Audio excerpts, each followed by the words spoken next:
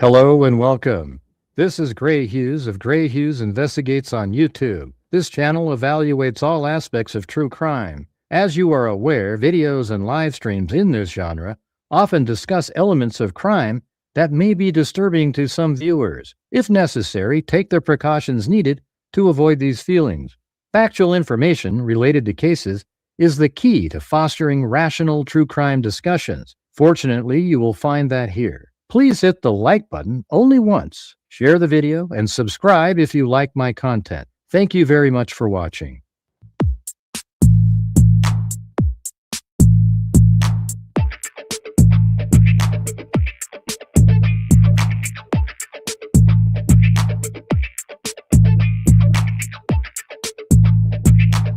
Stupid is being nice. Huh? It's a house! There's mosquitoes the size of bald eagles in that dadgum swamp.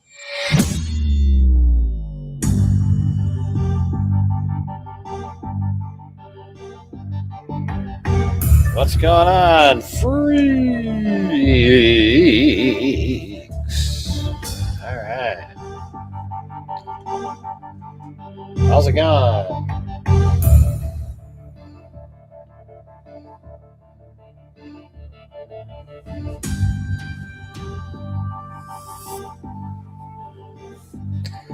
All right.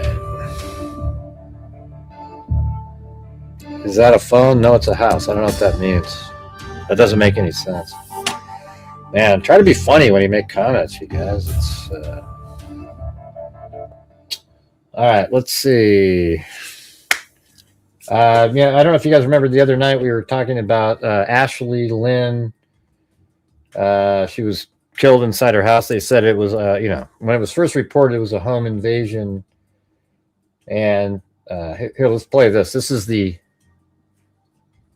scanner audio. Going to be at 932 Cunningham Court. Someone broke into the RP's house. Unknown if they're still there. Garage door is open. Reporting person. RP and juvenile daughter are locked in a bedroom. The Indiana, Edward Charles Boyce 728. Edward Charles Boyce 728, Indiana. 303, 311. Just a correction, the juveniles are going to be in their own rooms asleep currently. There was apparently a female shot in the head. Is not responding currently. Tipp City Medic 31. Tipp City Engine 32. Tipp City Car 32. Medical, Priority 1, Trauma. 932 Cunningham Court. Cross Street is Manchester Drive. 234. So inside that house, Stage squad was shot in the head. Upper room church, please. Dispatch to Tipp City Medic 31. Good. Dismissed. We have officers arriving on scene. They're requesting that you stage at the upper room church. Yeah, I mean, I don't know. We don't have to play that, but it just kind of goes on. I went out a couple days ago and got all that audio. And then it turns out that, remember when we were doing the show, the sheriff or somebody there said, now we don't feel like there's any, like anything to worry about in the public. It's like a targeted thing. And then I was like, okay, well, this is a domestic. He staged it to look like a homicide, or I mean, like somebody broke in, and that's exactly what it turned out to be. The guy was American. I guess it's an American Idol contestant back in 2013, and he's a pastor or some sort too. It's pretty crazy. But I thought you guys might be interested in this. We're just going to go over this really quick and then we'll switch over. All right. So if you're too impatient, bye. Okay. So this is the guy right here. I actually found him at newspapers.com. Caleb Flynn received a phone call of his dreams while eating dinner at Marion's Piazza one night. A guy at American Idol called and said, "Can you be in Chicago on Saturday?" recalled Flynn, 26, a worship arts pastor at the Living Word Church in Vandalia. Flynn, who lives with his wife, Ashley, appeared January 17th in an episode showing his performance in one of 7 audition cities. He then earned the golden ticket to go to Hollywood, though as of now, he has to remain mute on how well he fared, showcasing his talents in front of the judges. So whatever. I mean, it goes on and on and on. So this guy right here, he was a contestant. He was even married at the time he did that.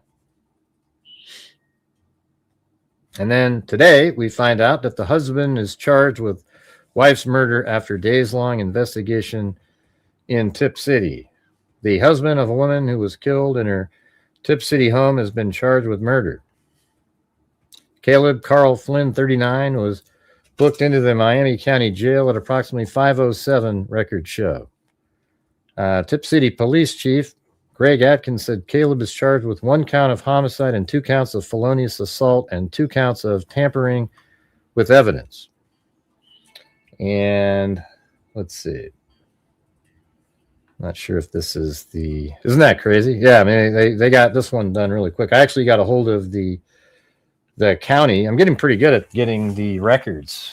Like I sucked before, but I'm getting way better at getting stuff. So I got on the phone, got a hold of the right person, and then down here at the bottom of this, it actually has a little bit of a description here, which is really what we try to look for on this channel, or things like this. All right. But by the way, while you guys are watching, if you guys could help support the channel as usual, that would be fantastic. We're currently at $0, I guess $2 before the show started. So if you have the ability to, that would be great. On Monday, February 16th, 2026, at approximately 2:40 a.m., I was contacted by Captain Smith regarding a homicide scene Sergeant Rissmiller was at. At this time, I contacted Sergeant Rissmiller, the night shift sergeant working. Sergeant Rissmiller informed me officers were dispatched to 932 Cunningham Court in the city of Tipp City, Miami County, Ohio. Sergeant Rissmiller stated the reporting party, that's the RP that they're referring to on the 911 call, informed dispatch that someone had broken into their home. Sergeant Rissmiller advised the reporting party, identified as Caleb Flynn, the American Idol person, told dispatch he did not know if the suspect was still at the residence. Caleb also reported to dispatch that the garage door was open and his wife was shot in the head and was not responding. Sergeant Rissmiller informed me once he arrived on the scene, he cleared the residence and located the female identified as, and it's Ashley. I'm not sure why I didn't put her name in there. It's, she's an adult, laying in bed with a gunshot wound to the head. Sergeant Rissmiller advised to have 1 medic enter the home to aid the victim and not contaminate the crime scene. Sergeant Rissmiller informed me as he entered the home, he observed the side door to the garage still open. Sergeant Rissmiller then went to the master bedroom in the northeast side of the home and informed me he observed a female, later identified as Ashley, in her bed, and it appeared she had been shot in the head. Sergeant Rissmiller informed me he believed this was a homicide due to his observation of 2 gun shell casings on the floor in the bedroom near the foot of the bed. Hey, thanks so much there, Dom C and Saint Jop. 357. All right, thank you. And by the way, we had one of the freaks created a song. I'll play it at the end of the show. His name is Keegan. That's the person who made a song. Keegan J, we'll call him. He made a song about the show, like the freaks. But it's like, AI. He wrote the script, and then, AI can do the rock and roll kind of stuff. It's pretty good. All right, then after responding to the scene, I spoke with the reporting party, Caleb Flynn, to see if we had permission to enter his home to observe the crime scene. Caleb signed a consent form to allow myself and other Tipp City Police Department employees to enter the home. At this time, Detective Klein and myself entered the home and did a walkthrough of the master bedroom where I observed 2 gun shell casings near the foot of the bed. We also observed the female, later identified as Ashley, laying in the bed with what appeared to be a gunshot wound to the head. As we exited this master bedroom, we walked to the garage where we observed a side door to the garage on the north side of the home that was open. As we were looking into the door, we noticed the door had a large fridge in front of it, and that would have had to be pushed to open the door. I mean, so from the inside, a refrigerator would have had to have been moved to then have that door open. It's almost funny because it's so stupid. I mean, you forgot about that when you were. So I guess that would be, maybe there's probably a door right over there. It's not the best 3D model of it, but.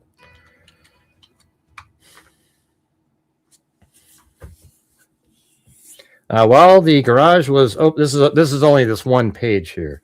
While the garage was observed, 2 vehicles, a 2024 Ford truck Ohio license plate KQQ4097 and a 2016 Chrysler Ohio license plate JAH959. After walking through this area, I was informed by Officer Linkhouse he observed the center console to the 2024 Ford truck was open. So the center console was open, and he was clearing the house, and clearing the house, and that is the location that Caleb told him his handgun was at. So now you have the center console open, meaning he grabbed his handgun out of there. I also discovered that the 2 children in the home had not woke up and was still in their bedroom throughout this incident. After Detective Klein and I walked the scene, I contacted BCI to request an evidence processing team. At this time, I met with Caleb and made arrangements with probably Ashley's mother to remove the juvenile children, and it has the name, but they're blacked out. Miami County victim witness was at the scene during this time of the children being removed from the home. After the children were removed from the home, I spoke with Caleb to see if he was willing to come to the Tipp City Police Department to speak with me voluntarily, and he informed me he would. At this time, I transferred Caleb to the Tipp City Police Department to speak with him at approximately 04:28 hours, and that says I will continue to document the case, blah, blah, blah, blah, blah. But anyways, he's been charged. He's in jail, and it seemed kind of obvious when we were going over it that it was going to be a domestic issue. You notice how, like a minute ago, we had 320 people, and it was getting more and more. But I dared to talk about another case for a couple of minutes, and they all just bailed. I mean, it's ridiculous. Okay. Like it's like, great, hurry up. Can you hurry up and do the Nancy? It's in my veins. It's can you give me a shot of Nancy? Great, okay, hurry up. You're doing something else. I gotta go. Somebody else is probably covering it right now. Hurry up. Can you just have some patience, for God's sakes? There's other cases in the world, you know? Yeah, it's frustrating. All right. Excellent. Good stuff. Wow. Yeah, we had like 310, 320. Oh, he's doing something. Okay, bye. Yeah, sick. Yeah. Hey, thanks, Allie Cake, and thank you. Yeah. Let's see, where is the... I think this might have it. Well, there's a picture of him out there now. There's a jail picture of him. I think I have it somewhere in here. Hold on. Yeah.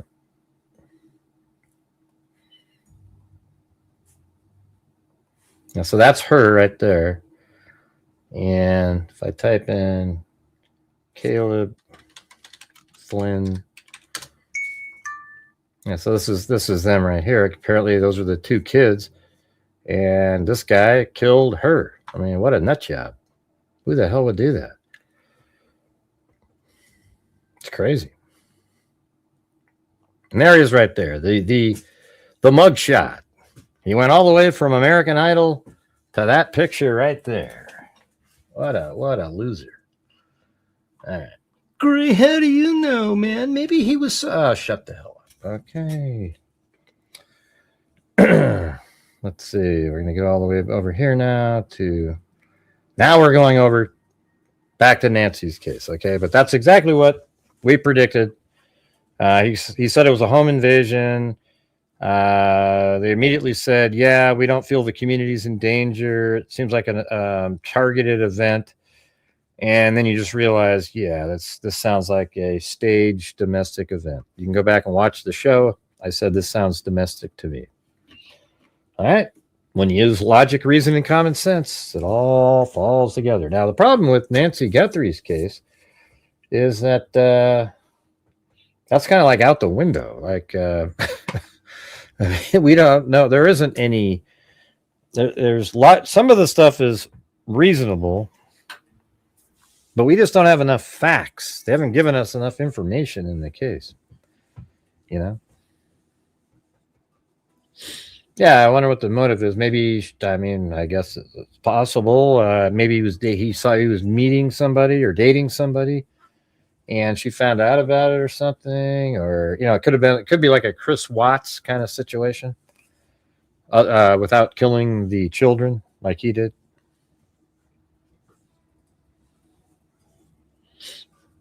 Yeah, it's cool. I'm glad you like hearing about other cases. See, now we're back up to 315 again. As soon as we went right off of that, right back to Nancy Guthrie's case. If I stayed on that other case for just another 10 minutes, we'd be about like 250. Isn't that just ridiculous? But it's true. I actually do experiments. I look at it and watch. It's crazy.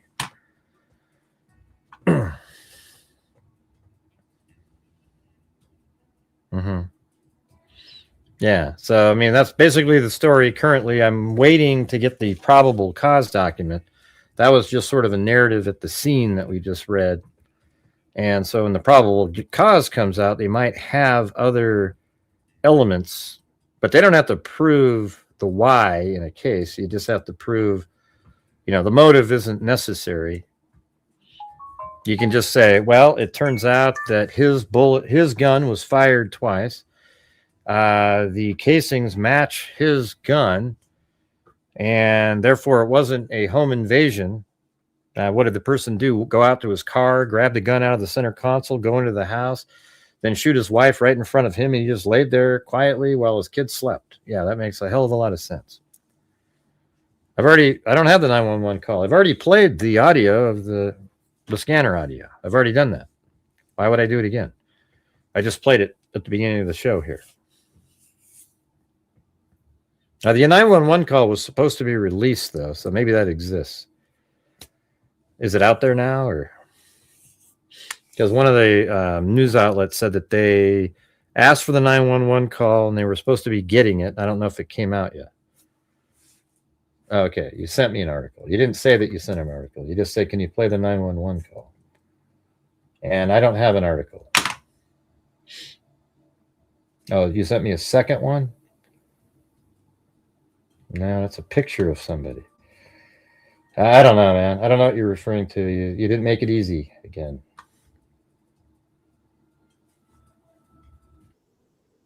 It's not there. It's not in that one. Okay, maybe here. Let's see.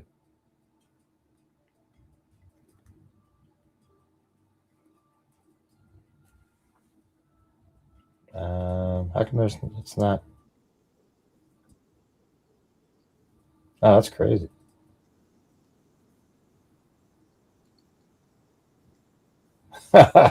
He's doing a little fake thing. Hey, thanks for sending it.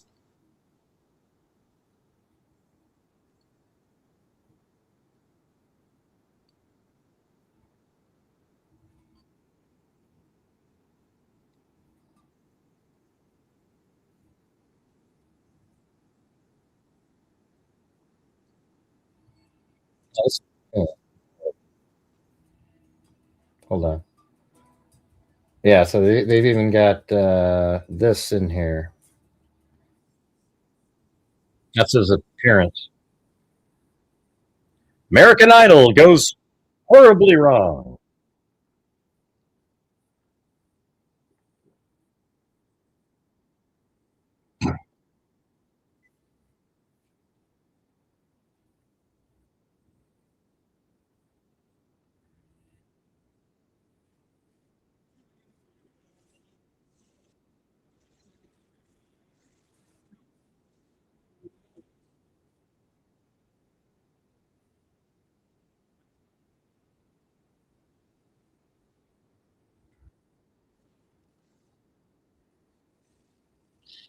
What are he's thinking about right now in his head?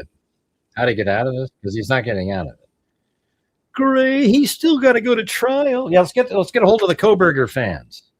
You know, they'll come up with something. Or the Tyler Robinson groupies, or the Luigi Mangione groupie nut job.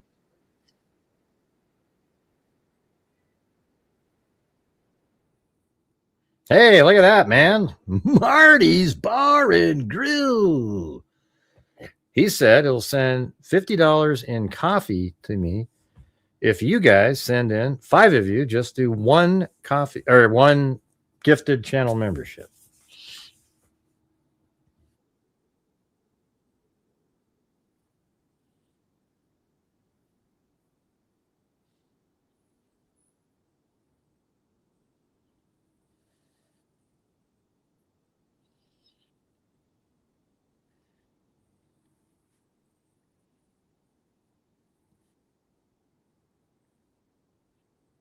Thanks, Marty.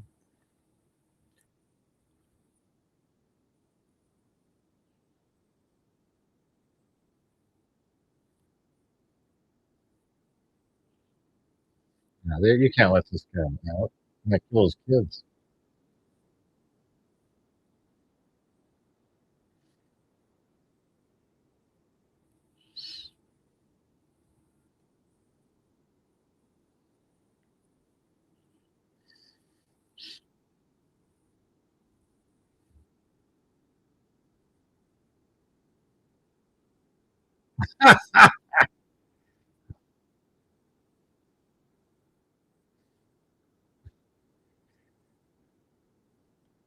He's gonna have to come up 200,000.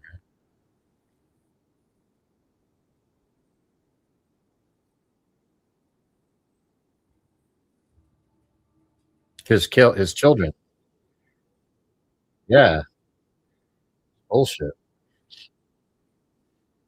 Why would you let him talk to the kids when you're there?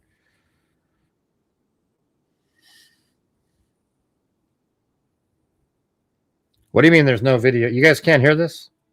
Are you not able to hear this? Yeah, there is audio. Oh, you can't hear it. This whole time you haven't heard this. Why didn't you say something, for God's sake? I know why, because the stupid I have it on echo cancellation again. God, that's what I hate about this stupid. God. Why don't you say something about that, for God's sakes, you guys? Hey, we're just supposed to be looking at this guy. I could have stopped it 5 minutes ago. You guys are ridiculous. Jesus. All right. Forget it. You guys are crazy people, honestly. Let's just do this now. The 911 call.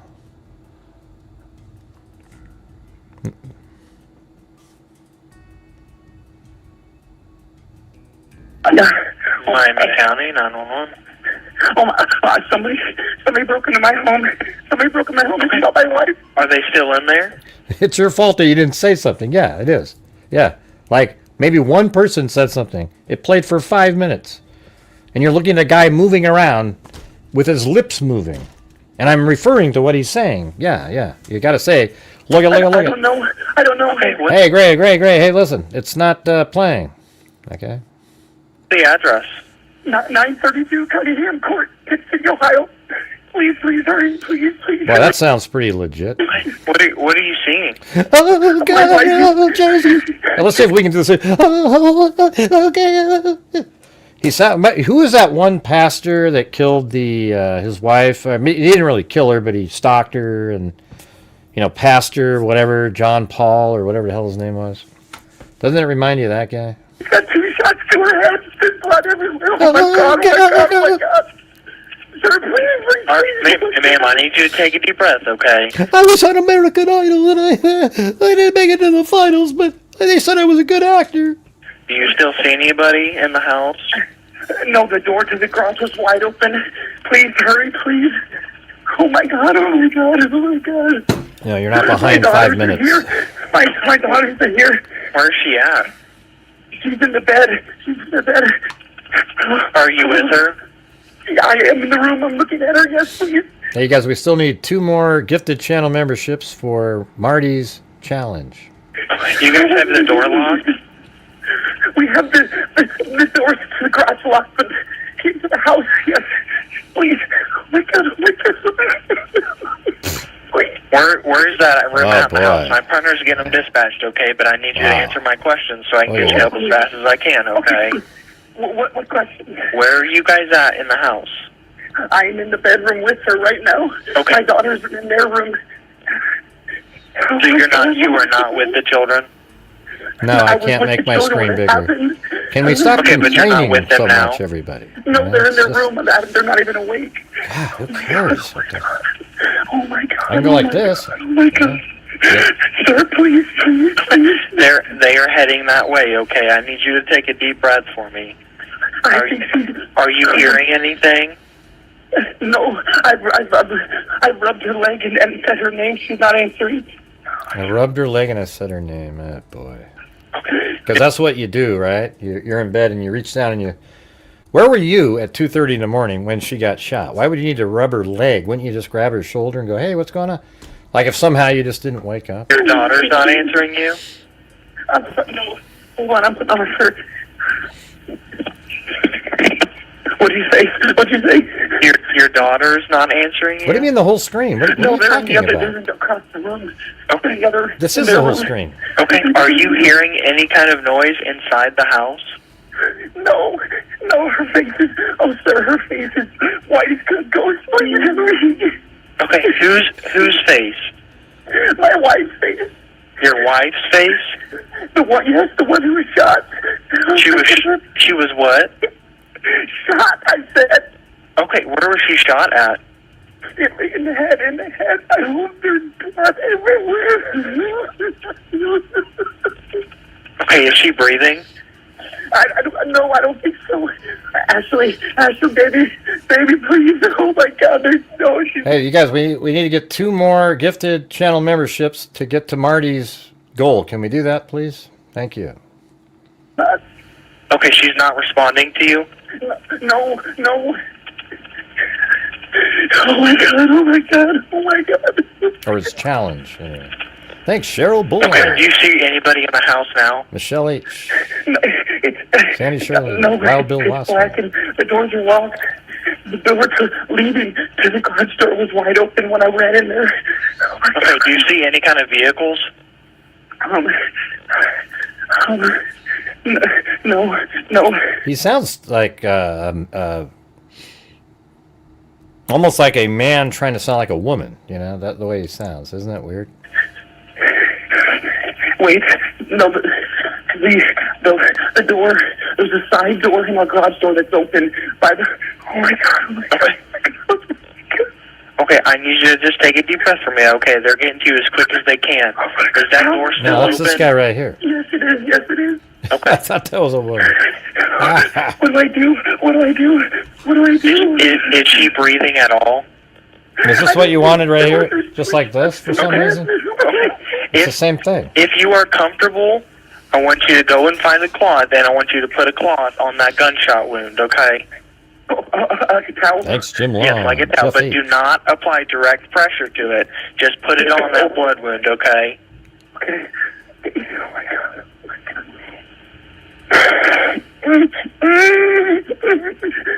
Okay. I need you to just take a deep breath for me, okay? Okay. Just get that cloth, and I want you to put it on that wound, but don't apply direct pressure to it, okay? They're coming to you. As quick as they can, okay? I just laid it on her head. Okay. Where are the juveniles? Are they okay? Have you checked on them? I haven't checked on them. Okay. Can you go check on the juveniles for me? This guy sounds crazy. The police is here. The police is here. Wait. This guy sounds like he's, I don't know, almost like trans or something. It's really pretty bizarre, isn't it? Can you go check on the juveniles for me? The cops just pulled. They just left. They just left. Okay. I need you to go check on the juveniles for me, okay? Yes, I'm filling the whole screen now. Yes. They're still sleeping. I'm filling the whole screen. You still see them breathing? You don't see any wounds on them? No. The cops just pulled away. Sir. The cop is here. Okay. I want you to... Okay, open the door for him so he can get into her, okay? Okay, he's coming to me. Sir! What? Yeah, well, I'm going to go back to the other one. I don't know. The door to the garage door was wide open. I'm her husband. No, I don't think so. Yes.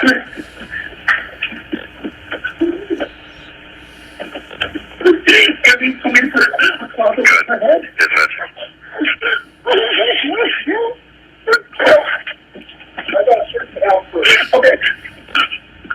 Hey, ma'am, do you still have me on the phone here? Wide open. Okay. Hey, Shelky, I made it full screen for you, but I didn't see you comment anymore, so I went back.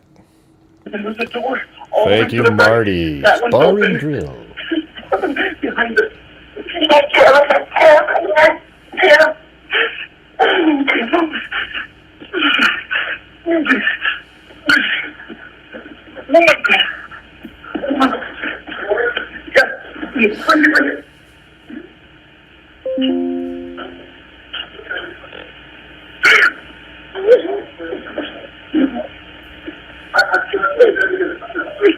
My daughters are in the bedroom over there. They're still asleep. Sure. Have you checked them? The 911, yes. No, every door. Oh my God.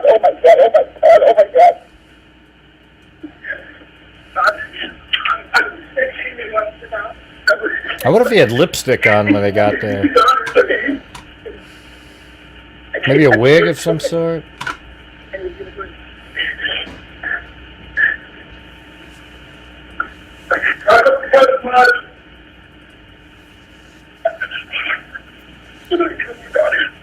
Was that in here? That sound?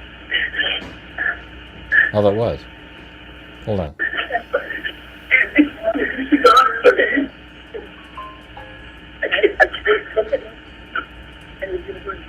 Yeah, hold on. Oh my God.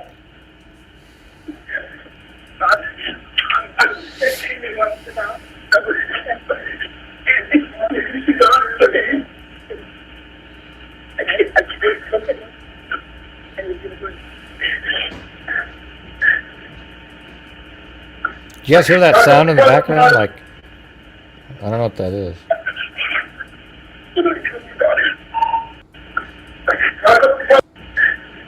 Okay, I thought that was outside or something. He's called her ma'am?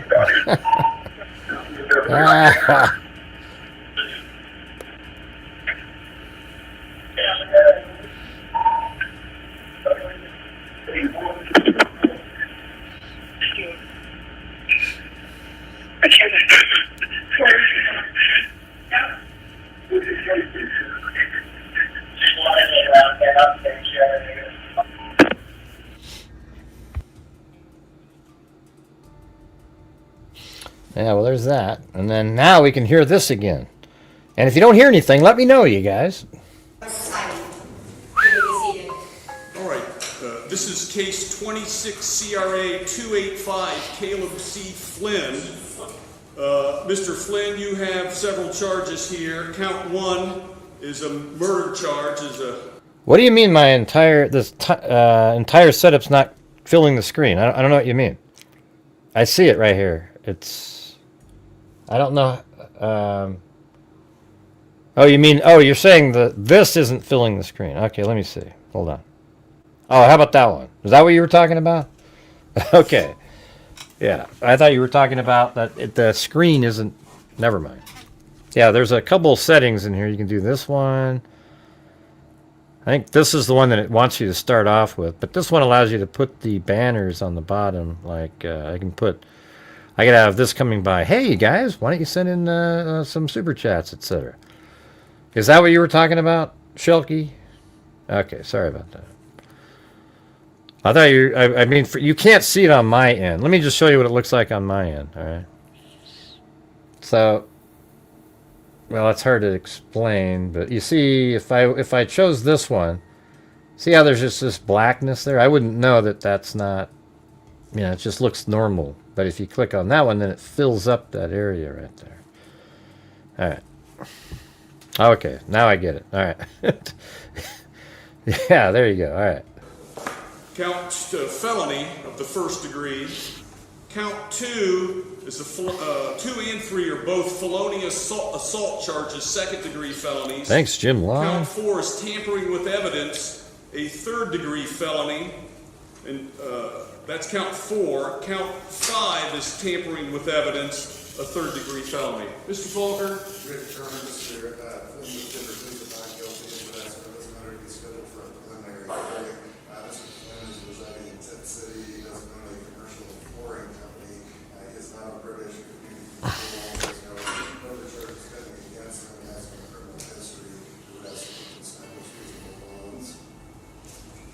Mr. Flynn, we're going to set your case for a preliminary hearing for next week on February 26th at 1 p.m.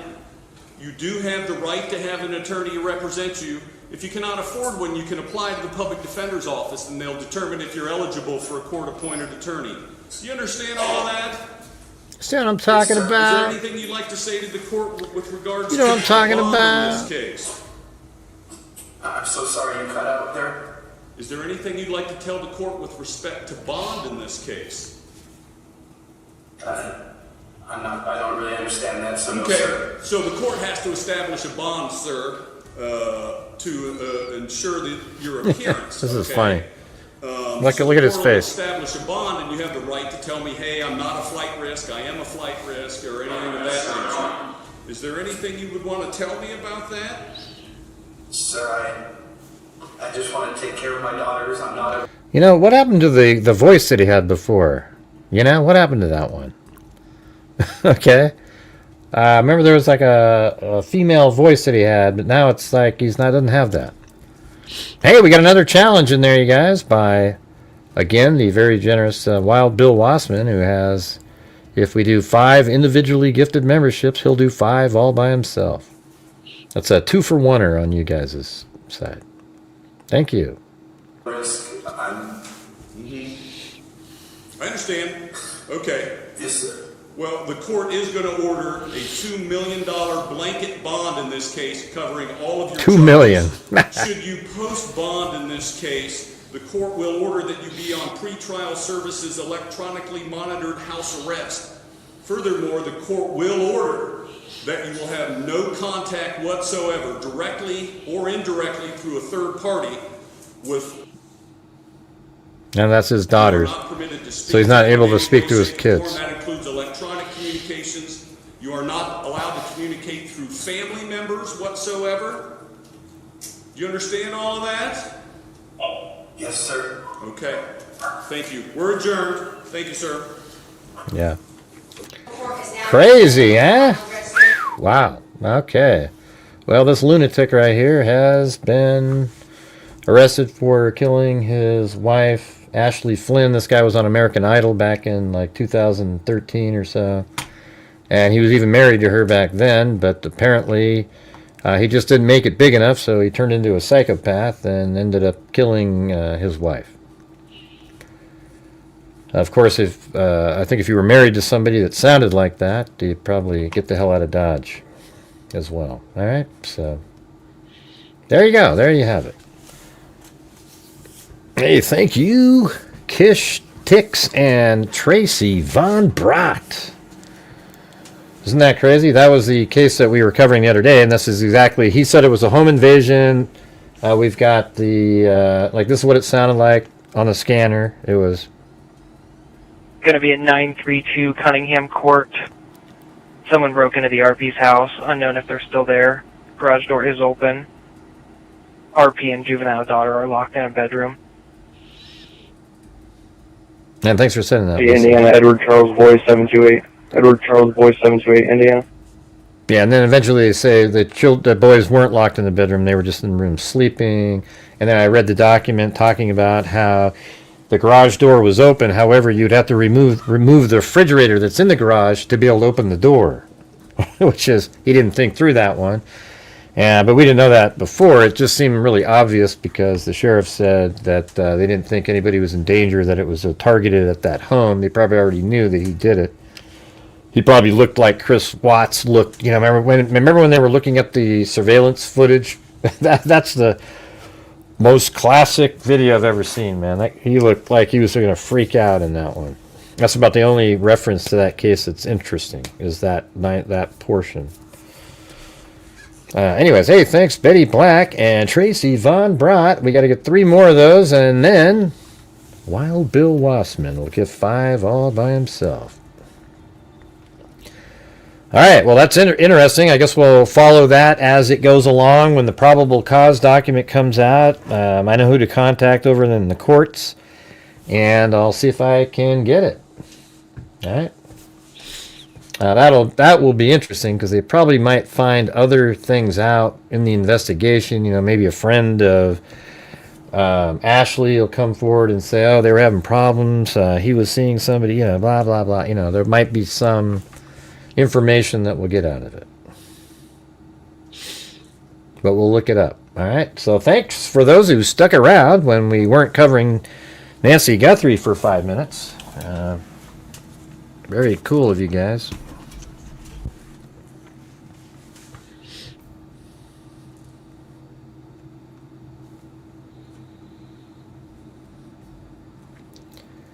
Yeah, so there's this new buzz out there, you guys, that, oh my God, you can see a cell phone. Everybody's buying into it. You guys, it's just crazy to me how when somebody makes a video, it all of a sudden becomes truth to the masses without any critical thinking, without any sort of just kind of, you know, let me look it up. You just believe what the person told you. Oh my God, look at it. It's a cell phone. It's a cell phone. It's a cell phone. Look at it. It's a cell phone. You know, and no, it's not. It's not a cell phone. 100% isn't a cell phone. In fact, it's actually the plant itself. All right, so let's look at what people are claiming. It's sort of interesting when you look at it. You know, you just originally look at it. But if you just have a few more moments of, like, an attempt to try to figure things out, that would be, you know, you'd come up with something different. But let's not let Wild Bill Wassman hang in there, you guys. We just need 3 more of those. 3 more gifted memberships, and he'll donate 5. So it's 2 to 1. Meaning if you just donate 1, you'll get another one to support the channel. And the reason we do this on this channel is it helps support the channel, sure. And then we also donate thousands of dollars every single month. We're at 283,000 or 84,000 something now. Since January, I think 284.6 since January of 2020, which is 284,000 more than, you know, somebody like JLR who makes, you know, tens of thousands a day on it has ever donated. All right, so if you guys could help support the channel, I would appreciate it. Thank you. Yeah, so in here, we got, so right there, see that thing on the right? This little light here, or whatever you want to call it. It's lit up. They go, oh my God, it's a silhouette, the guy standing right next to him. And it does sort of not match the movement of the hand, so it's kind of interesting. But you know what? It does match. It does match. It's absolutely match. See this plant right here? It's connected to that. Watch how it moves right with it. See that? Ding, ding, ding, ding. See, that's moving with that plant there. And believe it or not, I'm going to show you some other things in here where you just kind of know what you're looking at. I've done this kind of stuff a million times. Now, let's see. So he goes forward like there, and see that little space right there? I think that means that the grass is actually touching the lens of the camera. See how, and then it's right there. See that? And then it kind of, he pulls it off a little bit. And then I think there's even times where, like right here, see this? Those are where his hand is touching, you know, the plastic on the glove is touching the glass of the camera.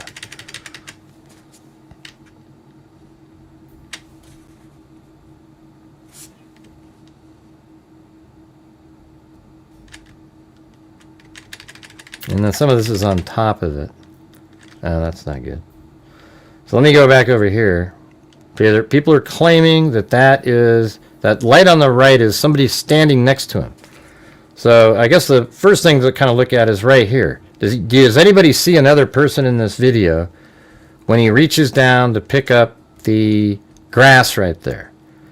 You'd have to believe then that somebody else ran in there right after he starts walking like that to help him with a light to see what he's doing there, even though he's got one in his mouth. Right, so he's got a light in his mouth. He doesn't need somebody standing next to him with a cell phone. And so it does move like that, but it's actually part of it. It looks really bright. That's because it's hard to imagine, but even the glove gets that bright. Watch this. See this? Look right here. What's this? See that's part of the weeds too. Look how bright it got, because it's right in front of the camera there with the, you know, the night vision hitting it. Do you see any difference between that brightness and that brightness? And the answer is no, right? And then we can move it even forward. I think way in here, there might be some, like right at the end of this. I can't remember where that was that I was looking at. So the glove gets just as bright as as this, but watch how it doesn't stay bright right there. See, they don't show you that in their little videos that they make. See, right there, it's light. It's just kind of the color of the branches now because it's not right up next to it. But see, right here, when it has that little black space there, that means it's touching the glass of the camera and it's moving with the grass above it. Why? I mean, it moves perfectly with it. It just kind of has, it's a different angle, right? So right there, it's closer to the grass, and then there, it's a little bit further. See that? I'm talking about right here, this portion and that light right there. Watch. See how they move together? And believe it or not, that's actually just a part of the plant. It's just bright because it's so close to the camera. And it's the same as in some of these other, if I go backwards a little bit,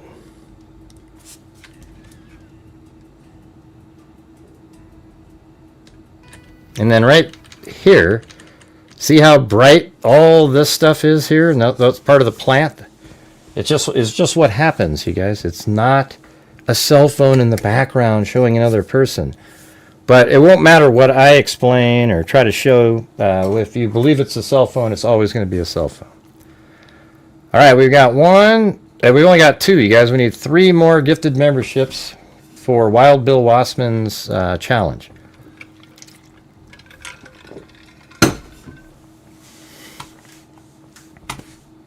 Thank you.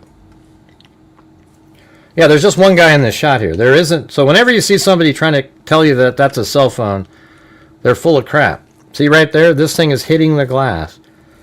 That's why you don't see it anymore. And then there's other times too where his glove touches it. Like right in here, look. Oh yeah, and this is what I was going to show you. See right here, his glove is hitting it. That's why you get that weird look, and then you'll see it. You'll see it here in a good. I have to go backwards here though. There it was, I think. Yeah, right there. See that little black hole? That's with the glove touching it. And then look at the how bright that is right there. Look, see that? How come it's so bright there? Is that a camera?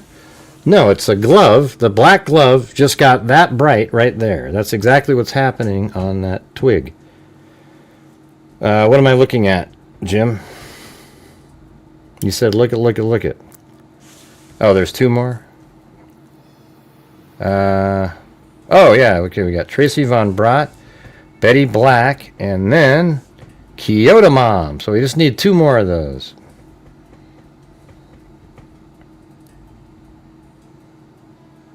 I know, Barrett. I've explained it already. You don't need to re-explain exactly what I just said.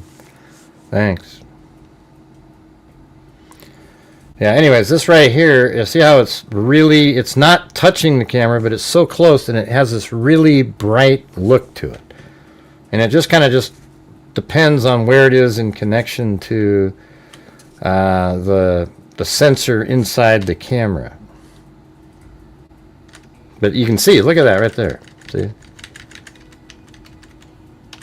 this part right here is it's starting to touch the camera itself, and it kind of slides off to the side. And then, but you can see right there, it's just as bright.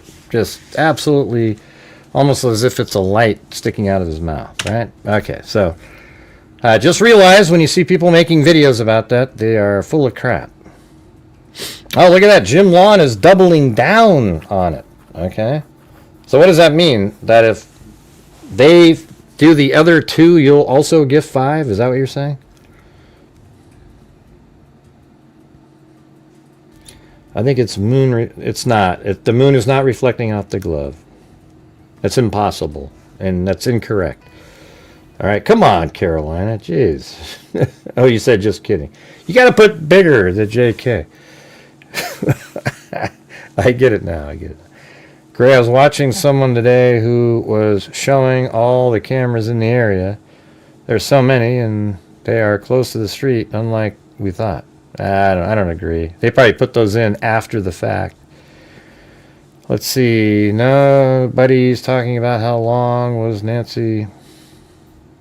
All right, guys. We just need 2 more gifted memberships. 1 more now, and then we'll have Jim Lawn and Wild Bill Wassman both do 5, so it's 3-1 on your end.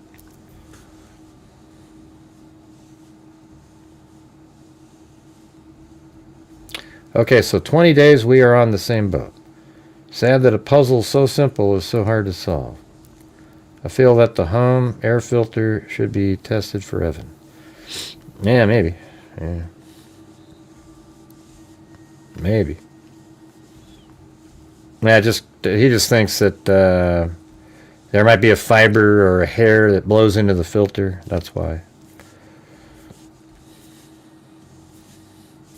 Something, just something connected to, everybody leaves something at a crime scene and everybody takes something away, and maybe he left something and somehow it got into the air. I think it's very unlikely to find something in the air filter.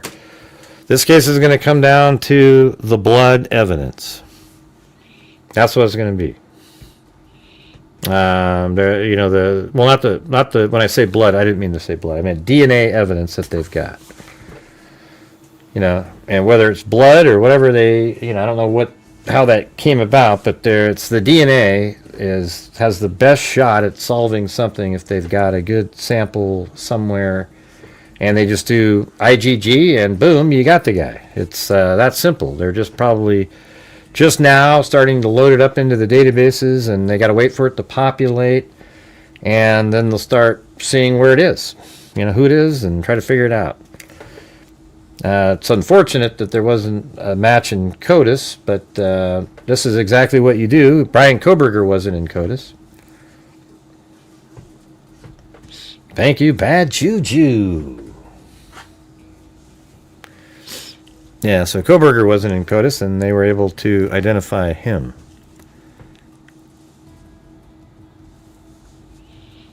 Using IgG. Like all of us, for a safe return. Hey, thanks, Jim Lawn. All right. I think so, too. The DNA and possibly the...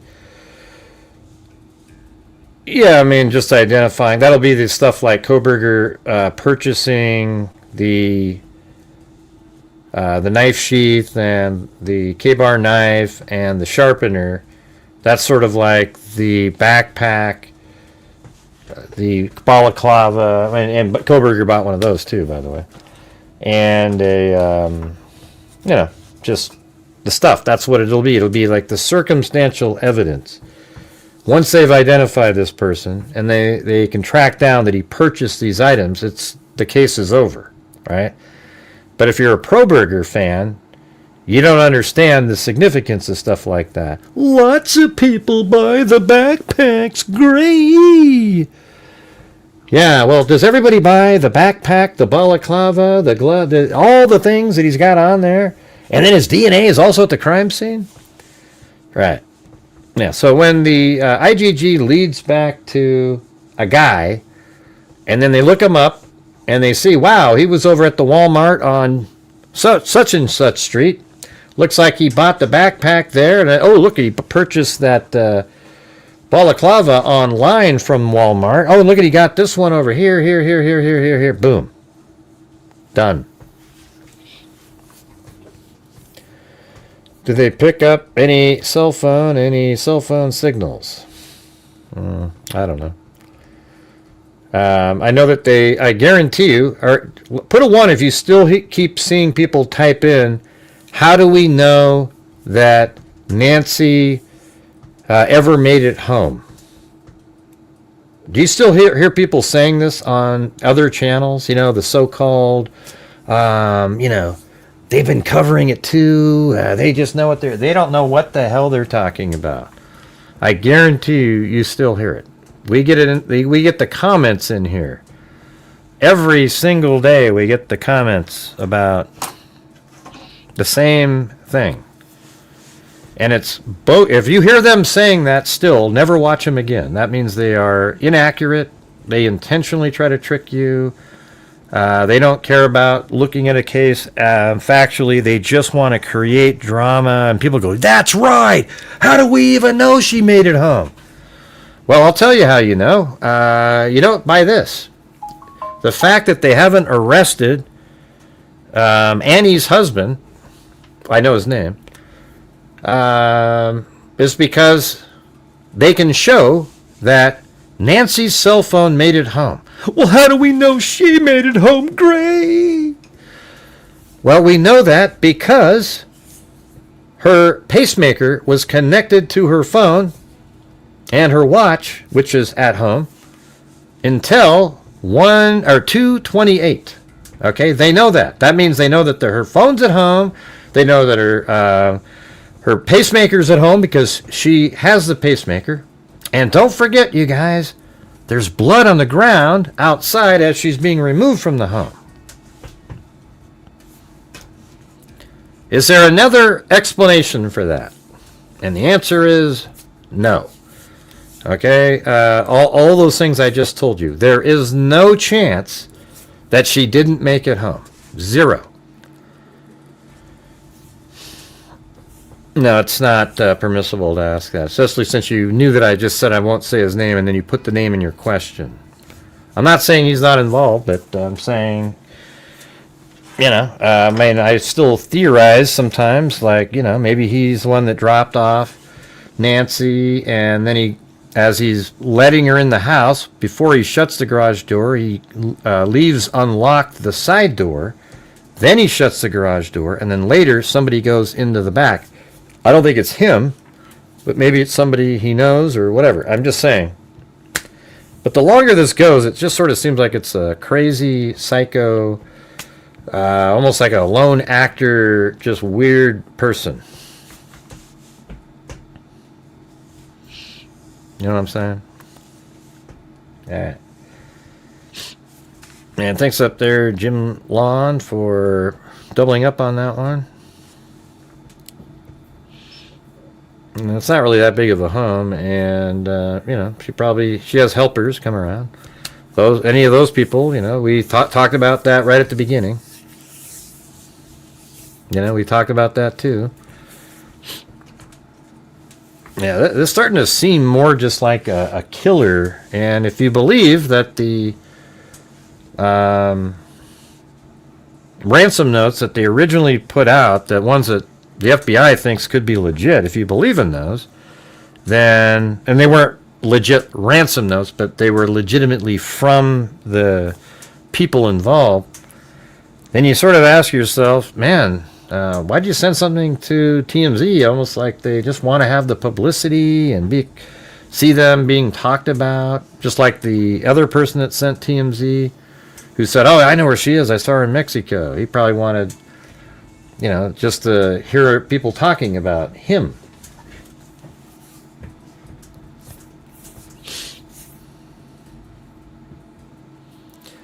You still need somebody. It's not really that tiny when you say it's a tiny yard. I mean, she can't mow it. She can barely walk. She needs people to come over. This is 36 feet that way, and then this direction is so about 36 by, so it's about 1,000 square foot yard. I mean, that's not tiny, It's like 900 and some odd square feet. Feet, not yards, I mean. So 900 square feet.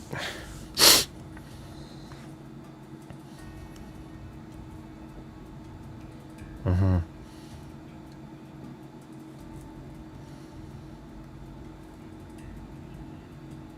Right. All right, guys, we're getting one of those lulls again. Lull. We're right now we're about, I don't know, 20-30% of last night. So let's see if we can. We got to try to end this month well. We're on the 20th. We got 8 days left after today, and I'd like to get back on track. Last year, this month we did really bad. So the month we still did 46,000 in donations last year, but it'd be cool to do better. We went down 3 years in a row, so it'd be nice to pick it up a little bit.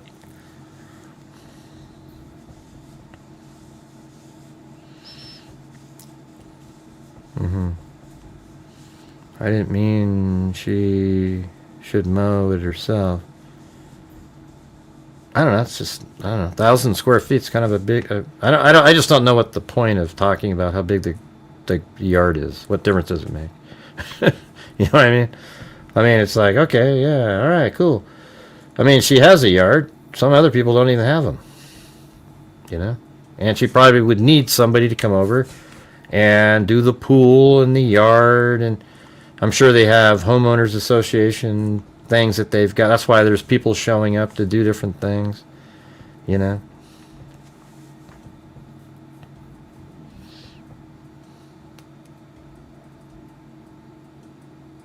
What's funny about that, Steve? Like, she needed "I've fallen and I can't get up" button. That just doesn't. There's no humor there. It doesn't seem funny. Hey, thanks, Chris O'Connell. Anyways, thank you. Oh, there, it does work now. Hey, look at that. It's Carolina T. Hey, where's the Clancy watercolor? I wanted to see that.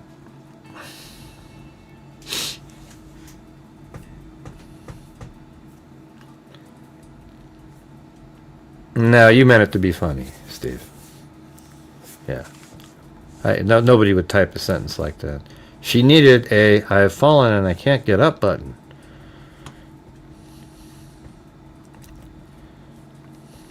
Oh, maybe you weren't. I don't know. Somebody else thought it was funny, though. It just seemed like it with the quotes on it. But yeah, I mean, maybe, sure, if she had that, she could have pressed it and set it off an alarm. All right, I'll buy that you didn't mean it to be funny. I see, yeah. It just came across like that. I was looking at it like, what? Didn't seem like something you would normally say.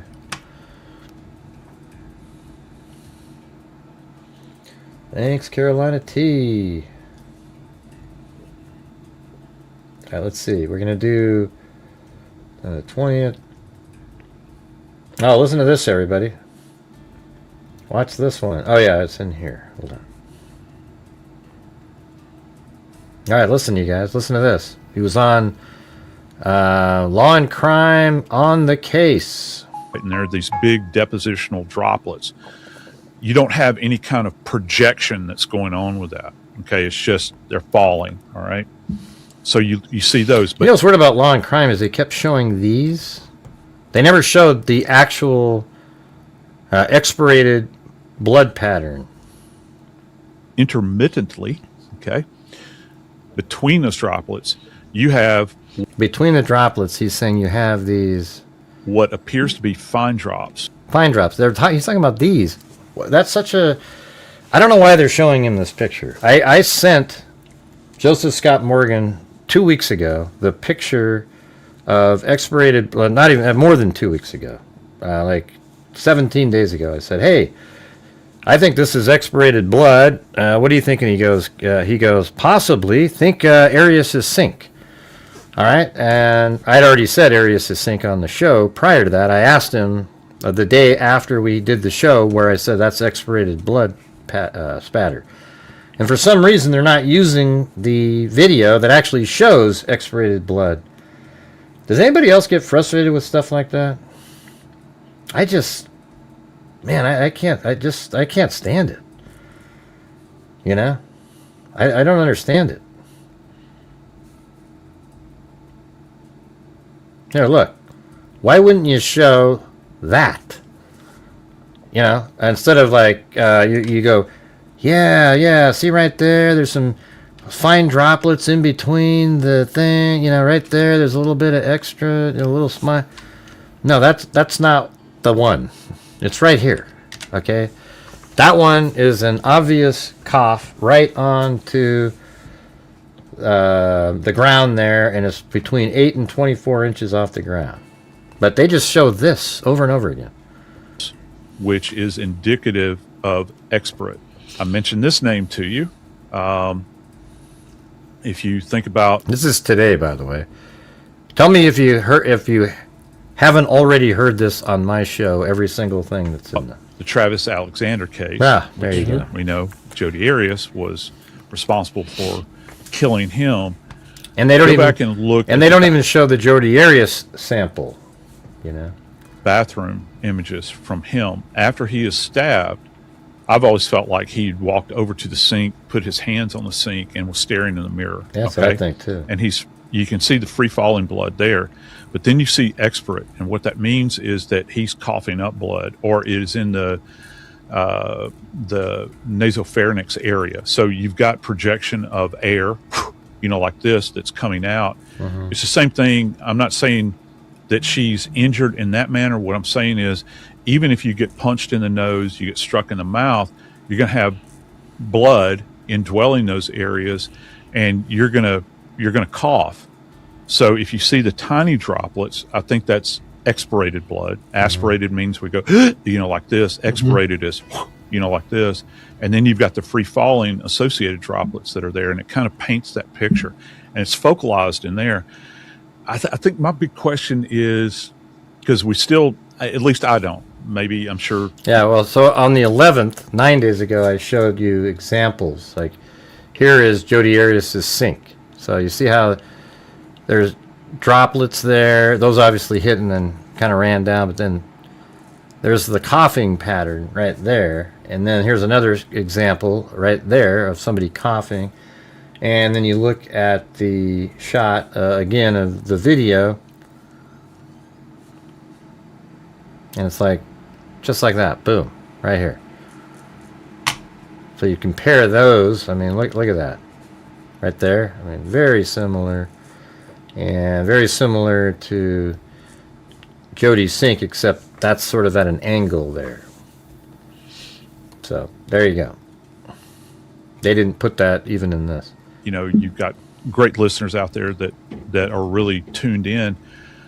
I want to know what else was deposited with. Maybe he's talking about me when I messaged him a long time ago. Did this maybe occur as a result of her coming to the door or being removed from the house? All right, that dynamic there. No, we already know that's when she's being removed from the home. So we already know that.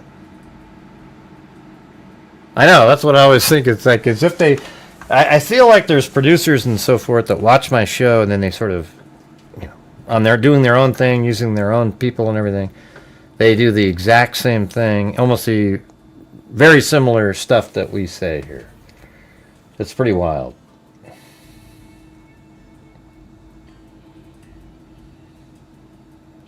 Let me see what day it was when I messaged him on February 3rd. I said, let's see. Hey, Joseph, does this look like expirated blood spatter? And this is on February 3rd at 8:10. And he said, possibly the finer droplets. Think Travis Alexander's sink. And I already said on the show prior to that, and I used the image of, on the show, I just went to Google and showed it. And then I made a more of a formal show on it a week later. But anyway, you'd think, people like that would remember that. Oh, yeah, this guy he sent to... It never happens, though. Never happens.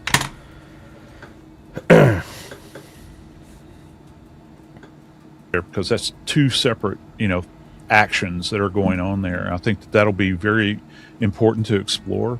And there are these big... Yeah, so anyways, that was cool. At least it sort of verifies that we know what the hell we're doing over here.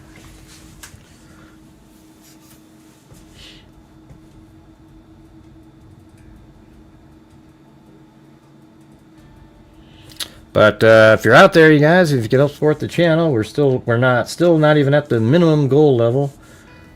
That'd be great. We're just trying to have, keep going, have a normal month, see what happens.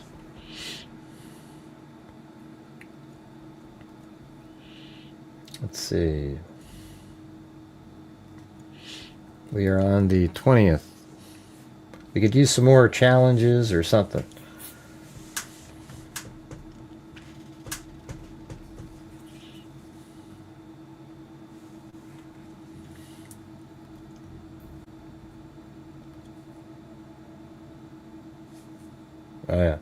Oh yeah, I was going to say Allison Galvani. Remember Nancy Galvani? Or Galvani, her mom? He was denied bail. That's pretty cool. That says, I'm relieved to share the news that Pat's motion for bail was denied. For those who are interested in the specific arguments made on each side, I've attached Pat's motion and the DA's opposition. That's awesome. Yeah. That is a case that it's absolutely shameful that never went anywhere back in the day. If you guys have ever followed my channel, we covered that one multiple times. It's one of the most obvious cases I've ever seen. It's just like Tyler Robinson level simplicity. And for some reason, the district attorney never did anything with it. But finally, after Allison has brought it back up again and has been trying to get it moving forward over the years, picked up some momentum, and I even made a video that she used to send to the prosecutor again, and then eventually they said, shit, let's do it, so it's good stuff. Hopefully I helped out on this one too, and I mean that case. We had another case a few years back that this is one of the ones I forgot the name of the actual case for some reason, but it was like I can't remember if it was the sister. Yeah, I think the sister of a victim that was shot, and he was shot in the face with a shotgun. Even though this other guy had the shotgun in his hand, and they called it and then the medical examiner said he took his own life because he should have been able to defend himself because he had a stimulant in his system. It's like, that's the dumbest thing. I literally made a video, and I made this like 6 minutes video that was so damning that just made that her and the whole thing look like fools. And I sent it to a detective and I think a prosecutor. And then I got a phone call one day, and he goes, "Hey, I just wanted to let you know that we are reopening the case. We've changed it to undetermined." Because they said it was he took his own life. It was the stupidest thing ever. He called me first. Then I called the sister up, and she hadn't even known yet. So it was strange that I sort of felt weird. I mean, you know, you don't have to call me first, but, you know, thank you.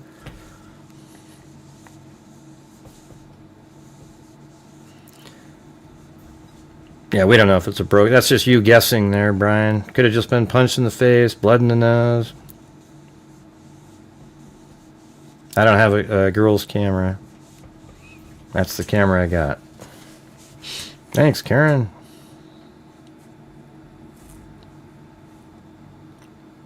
Man, Blazers are just getting smoked by the Nuggets tonight. I mean, it's like 24 plus 19. What is that? That's 43 points we're behind. Man, that's kind of creepy. He was, yeah, he was sort of thanking me. I just thought it was like, yeah,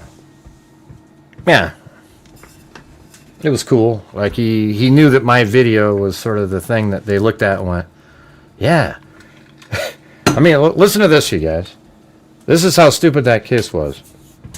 This guy, he said he got a shotgun out to scare the other guy, the guy that got killed, and then he held the shotgun to the guy's face. And then the guy's wife who got shot grabbed the guy holding the gun, and it said boom, and it shot him and killed him.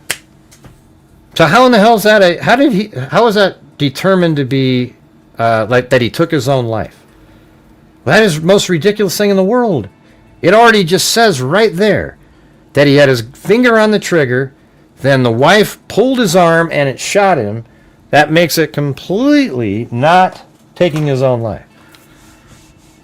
So, but I think it went way further than that. He got put in. He got charged with like manslaughter. I don't know what it was. Something much higher though. Wasn't really an accident. He went there. He was doing that to. Do you guys even care? How come there's no commenting again? It's just. It's so, I don't like it, man. Just absolutely dead as a doornail. Like Wild Bill Wassman, and then it's just dead. Hey, alright, cool. Do you get a fillet knife, or? Hey, cool, Steve, thanks. Man, it's like talking to a brick wall.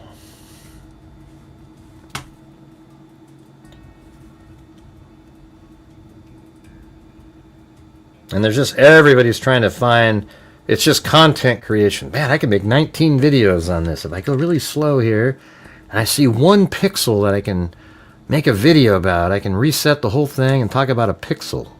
Oh yeah. See that pixel over there? I know you're listening, but have you ever noticed when people are actually interested, there's a lot of chatter going on? No, I will not be watching the Michigan Duke basketball game, but could you use your guys' support on the channel tonight? We were doing okay, and then we've turned into struggle mode because we're not even at a minimum goal still after an hour and 19 minutes. It's good to hit something early so we don't have to worry about it. All the mods' names. Yeah, but it's kind of hard now, isn't it? Yeah, try to get answers. Okay, I was listening to Megan Kelly Listen to this. Here's the former Pima County Chief Deputy Sheriff, Richard Carmona, who has spoken out now. You know the fact that I used Megan Kelly's. Remember her producer with the camera yesterday? Some absolutely just dumber than a box of rocks person goes, "Man, I can't believe you used Megan Kelly. She doesn't have any credibility at all." It's like, well, what? I understand you believing that, and I don't like 90, not 90, about 50% of what she does, but that's not what it was about. It was about the guy testing out the Nest camera. That has nothing to do with Megan Kelly, really. She just happened to be the one showing it. On behalf of not just himself, but it sounds like some other law enforcement out there in Pima County in SOT 53. Many of my colleagues in law enforcement here had some concerns with the way the sheriff was managing this, and especially his communication, or very poor communication to the public, making statements that were, well, quite frankly, just awful and incorrect, and taking actions that were incorrect as well. So a number of us decided we needed to say something about it because we did not want it to reflect on our community and the Sheriff's Department, which has been an extraordinary law enforcement agency that I worked with for 3 decades and had a national reputation. But this aberrancy hopefully will go away, and we'll get back to doing what we're supposed to do. But I speak for most law enforcement in southern Arizona, that we are very unhappy with the way this sheriff has conducted himself during this very important investigation. In asking what my colleagues feel, all of us have been very embarrassed with the way law enforcement has been represented here. Let me tell you something, Will. Yeah. I think I know why the sheriff's doing one-on-one interviews with the media now instead of a presser. Go on. No FBI. You don't have to worry about the FBI. It's just the Sheriff Nano show. Thanks. It is the sheriff show. That is absolutely so obvious. I mean, and the thing is it also is showing. I'm not saying she's not. I've seen her cover the Koberger case. She doesn't know what the hell she's talking about. Okay, so there's some cases she still calls him Coldberger still too. So it's like, man, get a name right. That he doesn't have the experience to be able to manage a case like this. I've managed some incidents which have been significant and undeterminable in the first instance, and it takes some time to actually pick it to pieces to determine and find out and establish what's actually happening or what has happened. And these are marathons. They're exhausting. You work on and operate on little sleep. And he fits the profile, the type of individual that, comes in very robust in the first instances, but cracks after a very short period of time. They have little puff inside them, and they are spanked within a very, very short period of time. This is endurance. And it's also something that we were talking about last week, Megan, which was you keep this information close and you're very cautious about what information you release, because inevitably, and particularly in these times of social media influencers, anything you say is going to be interpreted. It's going to be scientifically torn apart and forensically torn apart by analysts like ourselves, like Jonathan and me and your other panel members. I've already seen the story. And we're going to interpret it based on our own experiences. And to me, he's just showing that he is not strong enough. If he lost his brother recently, that's awfully sad, but he should be taking compassionate leave and move this entirely over to the FBI, second his team to them. They can crack on, do the actual work, and ensure that the messaging is accurate, but also limited. That's very important. Thank you, Chris O'Connell.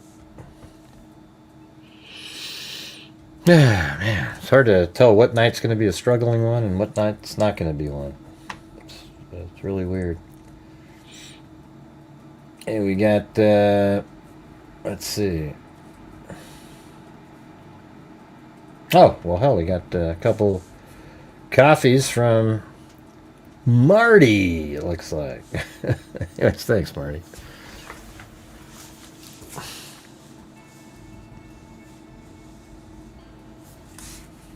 Yeah. What makes you so excited about that Bengal cat? I think it's just man, really. Maybe someday it'll be somehow connected, but all you have to know is, hey, she wrote a book that had something to do with kidnapping. It was her aunt or somebody who would abduct her and her sister for fun, and then Annie would go pick them up, and it's just total nothing burger. It doesn't have it. I just great. You know, they had something like that. I just don't see, you know, what did somebody read a book and then say, hey, I'll abduct the mom instead this time, and then we'll just, maybe it's something, but I guess we'll find out later. We all know the story, though.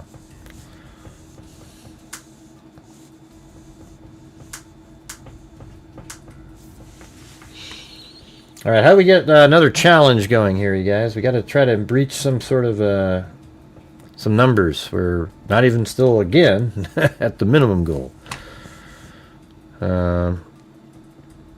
Debunk it. Yeah, but I can't debunk it. It's just, it is what it is. How do you debunk it? I can't debunk something like that. It's just sensationalistic stuff. Let's see what this one says. It says, private investigator believes cartel abducted Nancy. Right. I don't. Anyways, it says, Bill Garcia has been a private investigator for more than 35 years and is best known in Southern California for solving many difficult missing person cases. In 2002, he figured out where a little girl's body had been dumped after authorities had spent weeks looking for her without any success. Garcia also solved a mystery surrounding a Loomis armored truck driver who went missing along with $3 million in cash. He tracked the driver down to Cabo San Lucas luxury resort, partying and spending the money.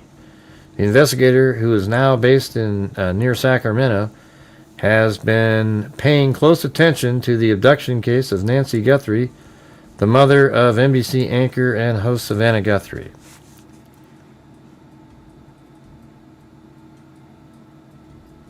Well, hey, Wild Bill Wasserman has a challenge. If somebody else does a challenge, he'll match that challenge. Well, there you go. That's a good one. That means it's already a 3-for-1er if we reach it. That'd be good. And thanks for the offer there, Wild Bill Wasserman.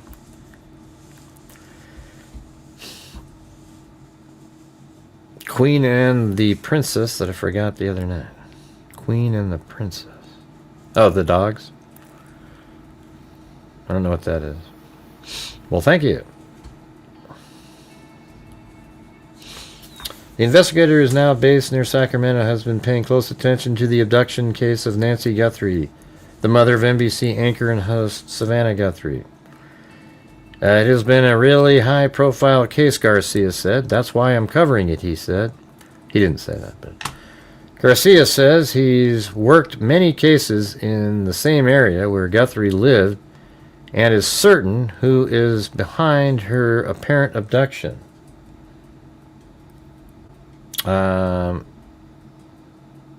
Let's see. Well, I guess that one you could do.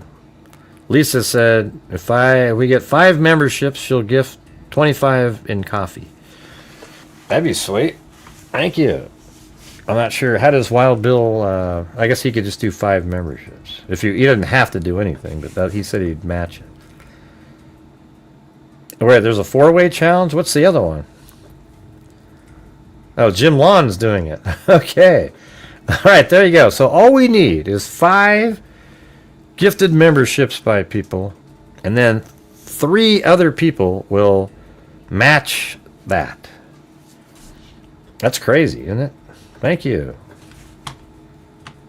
That'd make a big difference.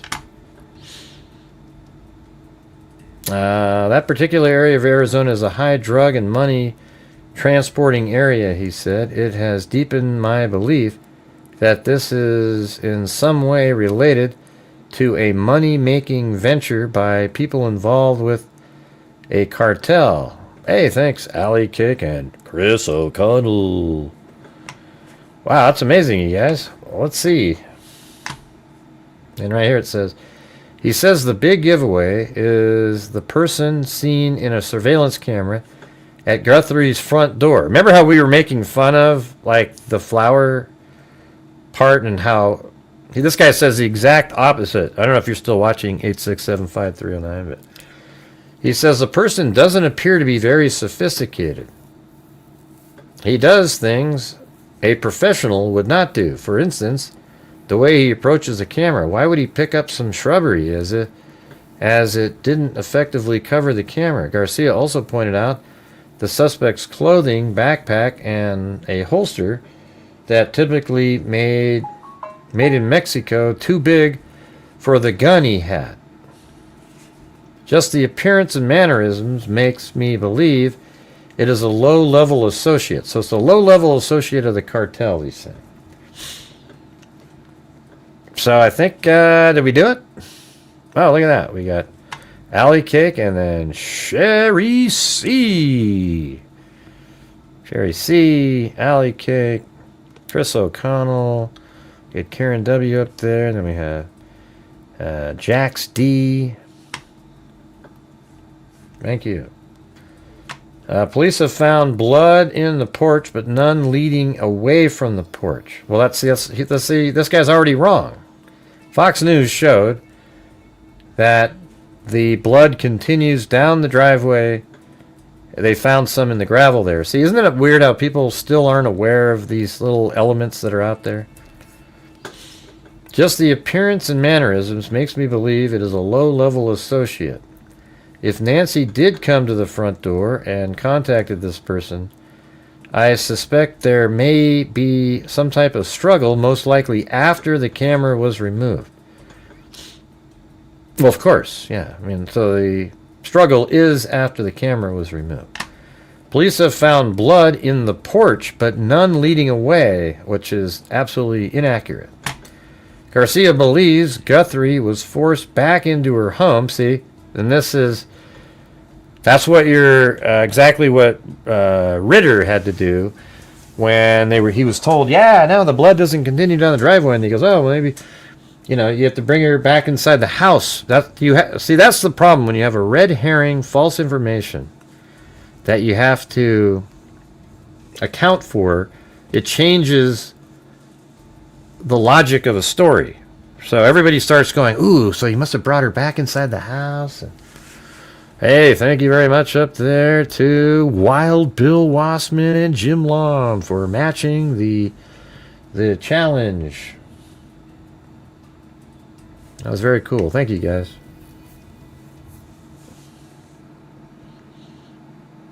Right, exactly. Craig from Craig. That's actually, I verified it, man. That is the Craig from Craigslist. I'm just kidding. Craigslist, there's a guy named Craig, right? That's him. Hey, thanks, Steve Hammontree.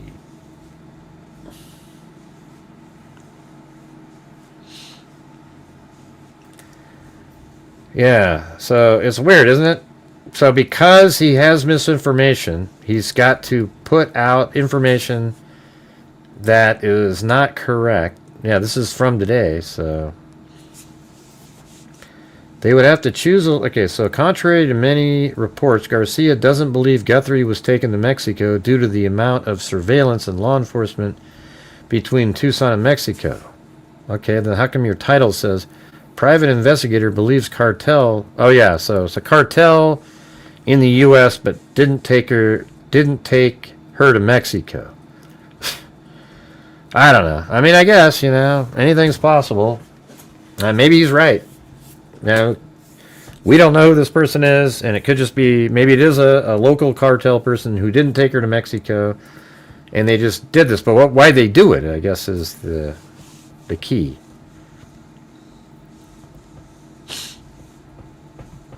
Hey, by the way, Marty's a funny person. I gotta admit, man. Yeah. Matter of fact, I'm still sitting on the side of the road, or I'm in an ambulance, and it was just a funny story, thing that he said. I don't feel the cartel has anything to do with this, right? I mean, it could just, if it is, maybe it's like what this guy's saying. It would make more sense than, like bring her to Mexico or something. She had to be taken out the back. It says, police have found blood in the porch, but none leading away from the door, which is false. Garcia believes Guthrie was forced back into her home where another kidnapper waited, which is totally logical if you believe that. But if you remember on this show, it was Brian Denton who said it was contained on the porch. And while he's a good reporter, I don't have faith that he really looked hard to see if there was blood anywhere on the gravel. So I absolutely ignored what he said, and it turned out later that Fox News said, oh yeah, there's blood right here. So he was wrong, and so his reporting created a situation where people were having to come up with theories to put her back in the home. Okay, other than that, I mean, he gets a lot of good information. I'm just saying that's what happens here. And sometimes when people say stuff, especially on something like that, claiming that there's no more blood anywhere else, when you know damn well that they didn't really get down low and look really closely to try to find something. And so on my channel, I just said, you know what? I'm going to ignore that. She was abducted out the front and put into a car. And it turned out to work. Contrary to many reports, Garcia doesn't believe Guthrie was taken to Mexico due to the amount of surveillance and law enforcement between Tucson and Mexico. They would have to choose a location that's safe, and they're less likely to be caught in the act. That's why I suspect she would be somewhat north of Tucson in that 100 to 130 mile area between Tucson and outside of Phoenix and Mesa, Arizona. To me, that would be a more logical place.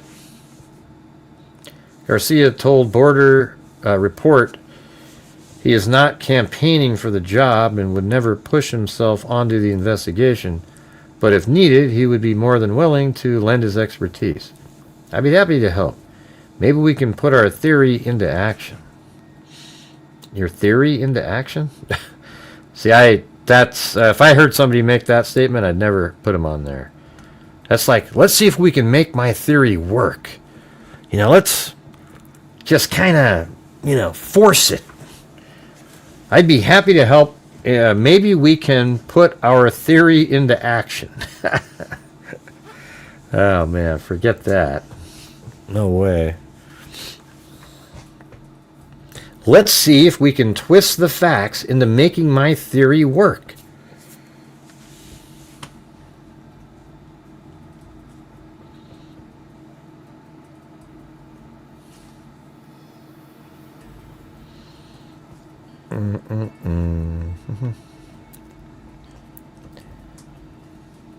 Yeah.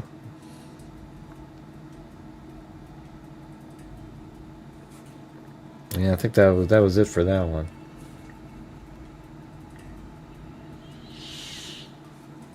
Now let's see what N's got for the newer reporting on the ground. Dog lover. That's something. Hold on, let me just click on this. Investigators are not ruling out the possibility that more than one person may be involved. And then, of course, that's why people go, oh, look, it's a flashlight or a cell phone, Hey, thanks in there to Lisa Valenzuela for the coffee. Z.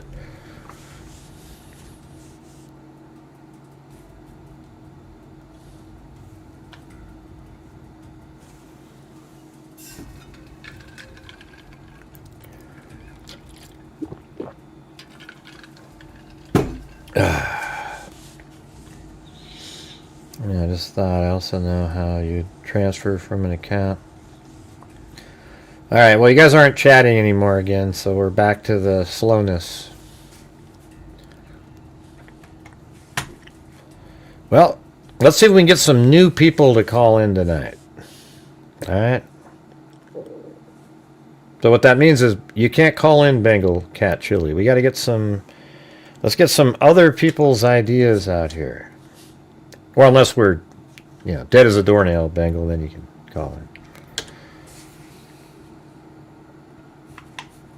All right, there it is. So let's, if you have some theories out there, call in. We can discuss those. Let's see if there's any other news out here.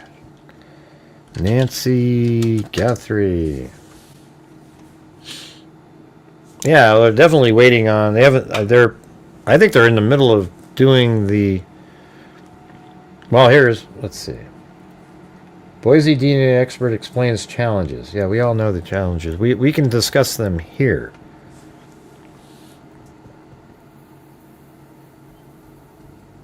Oh yeah, this is one I was going to talk about. So apparently there was this Tucson couple says they found glove near Nancy Guthrie's home. And there was actually, it looked like blood around it too. You promise.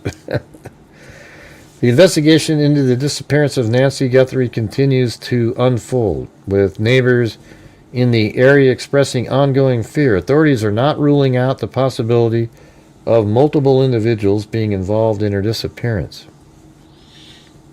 The FBI is actively fielding calls around the clock. And let's see. Come on. As the investigation into Nancy Guthrie's disappearance, Nancy Guthrie's location, or to the couple who wishes to remain anonymous, who tells me that they have found 2 gloves less than a mile away from Nancy Guthrie's house, one appearing to have blood on it. And we did speak with them exclusively. They kind of look like it in the picture. And to give you an idea, where they found it is, again, less than a mile away from here, as soon as you pull out of this neighborhood right on Campbell Avenue. All of this happening, they tell us, on Wednesday at 10 p.m. The couple tells me they felt compelled to help because they live in the area. They say they decided to drive slowly down Campbell Avenue, searching with a lot of people who were searching back then, shining a bright flashlight out the car window, and that's when they say they saw what looked like a black glove we've gone over on the many side cases. of the road. They say it did not look. Hey, Brody, we've already gone over many cases like that. We had one the other day she was like 76 years old. The guy came into her house. He was trying to force her into his car and take her, abduct her, and then he kicked him, and then her daughter just happened to show up outside, so he took off. Yeah, there's a whole bunch of cases like that. Ordinary. Sure enough, it was a black glove in the desert, and we found another black glove within, 10 feet of it. It also appeared to look like it had blood on it. And that would make sense if there was some blood on it. Yeah, because Nancy's bleeding. Now, if that blood is Nancy's blood, then that glove is a glove that person was wearing. 2 different colors, and the blood was more towards like the wrist side of the glove, and on the pointer finger it looked like it was ripped. And so I was like, okay. Yeah, I think I know it's Flynn. Maybe I always, whenever I do these shows and I try to get on, I put that in at the end. I know how her name is. We already said her name correctly on the show, but thanks for finding the spelling error again. Okay, well, I'll call the sheriff's department. Those are ridiculous. See what they do with it. Like I didn't know and what her same name thing. was. We're I've on only the phone said and it they're like, we 15 can't guarantee times. anybody will come out. You guys can go ahead and leave. We're like, oh my gosh, is this really happening? They're asking for help. We're helping. We're giving it. We're literally saying we found something and nobody's coming. So then we decided, well, let's just call 911. All right, so after calling at 911, the couple tells me within minutes, investigators were out there on Campbell Avenue helping them out there. And they said that happened at 10 p.m. They did not leave after that questioning with those investigators till 2 a.m. So in the meantime, we also did reach out to the FBI. We have not heard from them. What do you mean? No, they said there was 2 gloves. 2 of them.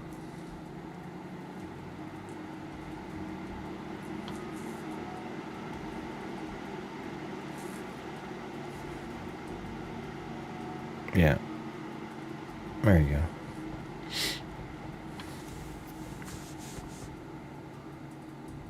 What do you mean, what about the rain the other day? What does that mean when people just type in stuff like that? All right, let's just see. regarding this, but we did just You mean like the rain affecting the blood on the glove? hear back or- from Sheriff Chris Nanos. I just spoke with him on the telephone about 10 minutes ago, and he Full tells me sentences, he can't please. Full confirm sentences. whether or not that those specific gloves did have blood on them and whether or not they are currently being reviewed as evidence. But he did say if it's something I don't know why I that typed in 911 was Finn. called out and the That's funny. investigator showed up and it was taken as evidence, he can't Not see even why close. not. Why, rather, it was not. They were not sent for evidence.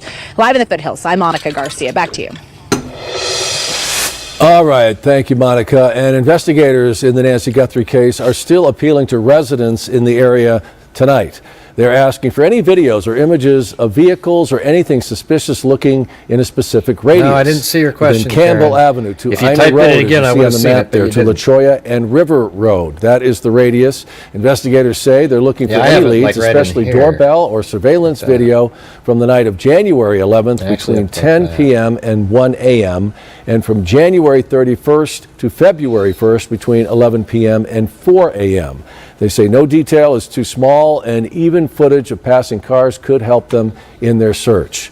We have a link on our website, kvoa.com, where you can submit your video. I don't know what you're talking about, Karen. You say, Gray, can we simplify this Bitcoin cryptocurrency thing to me? It's all foreign to me. It's Bitcoin to me. I just am so uninterested in talking about Bitcoin in here. I don't know what you're even... You mean for the ransom? Who cares, man? It's just not interesting. Hey, thanks, Jim Lawn. Let's see. God, unbelievable. Let's stop the show and start talking about cryptocurrency. Forget it. Go look it up. I'm not doing it. A couple who requested to remain anonymous reported finding suspicious items less than a mile from the neighborhood. Yeah, sure enough, it was a black glove in the desert. Appeared to have looked like it was ripped. It also appeared to look like it had blood on it. Yeah, I saw the pictures of it. It's pretty weird. Yeah. I bet there's not a soul in here that would be interested in looking up crypto other than you. It's just such a boring topic. It's just, you have these, there's a number associated with the crypto, like a Bitcoin, and if you lose the number, you've lost it forever. Now go look it up then, Songbird. I'm just not interested at all in it. God, it's just unbelievable. Like, it's just such a boring... God, you gotta be kidding me. Yeah, it's just a form of being paid digitally online. Okay, awesome. It's like it's a commodity. It gains value. It's not like a bank account where it just stays the same. I mean, I guess you get interest in a bank, but it never goes down unless, if you don't spend it. Crypto is like gold, it goes up and down, all sideways, all over the place. Oh, I thought, okay, not me. I see.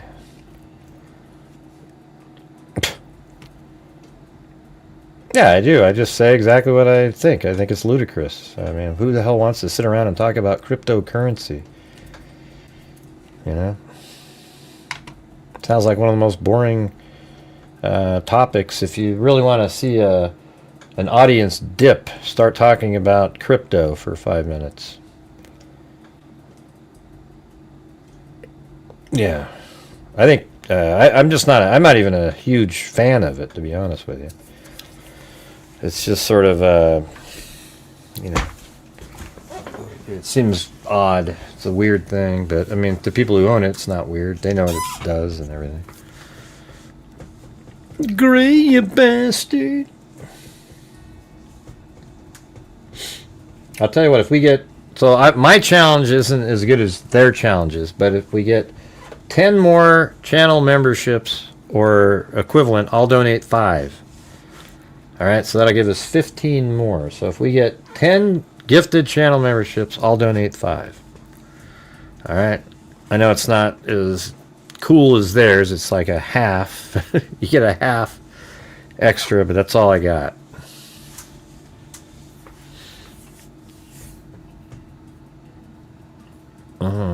This chapter, this caper not about money. Yeah, I think it just, yeah, it's sort of a weird one, you know. You know, some people think it's revenge. Some people think it's a stalker kind of situation where they were just trying to hurt Savannah.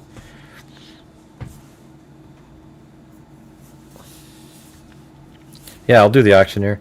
Hey, let's see. Hey, everybody, if we can help support the channel, we need 10 gifted memberships and I'll donate 5. If we get 10 gifted memberships, I'll donate 5. Thank you very much. 30 and 30 and 30, 25 I see it started at nobody. 25 of them, you're out. I'm 30, 30, now 5. I'm 35. Yeah. Yeah. I mean, what if it is just a crazy Koberger sort of psycho that this is what he's doing? You know, just this whole thing, and maybe he'll do it again.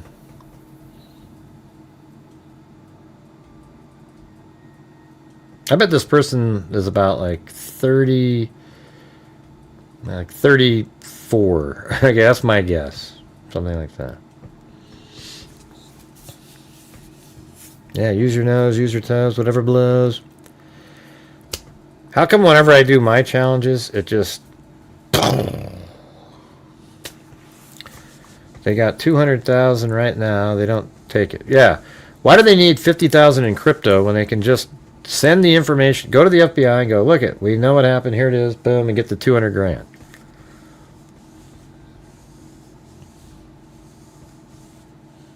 Mm-hmm.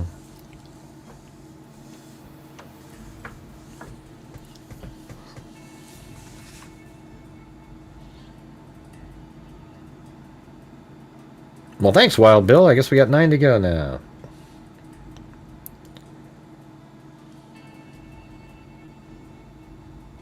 You know, people were talking about this one, how there's no shadow. And then I was looking at this one. I think it's... Hold on. I don't really see a shadow in that shot either.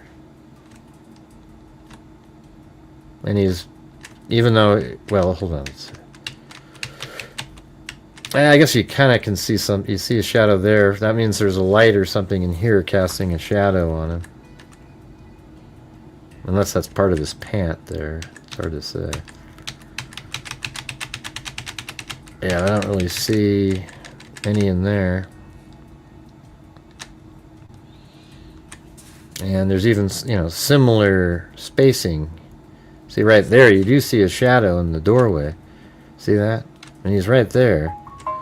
So wouldn't there, well, shouldn't there have been, well, it's just a little too far, but you'd think that foot over there, maybe, hold on. Yeah, I don't know. But this thing has to be right at the same time, right? So this one he does all this. Well, actually, we don't know when this one is, do we? This one doesn't have any connection to time.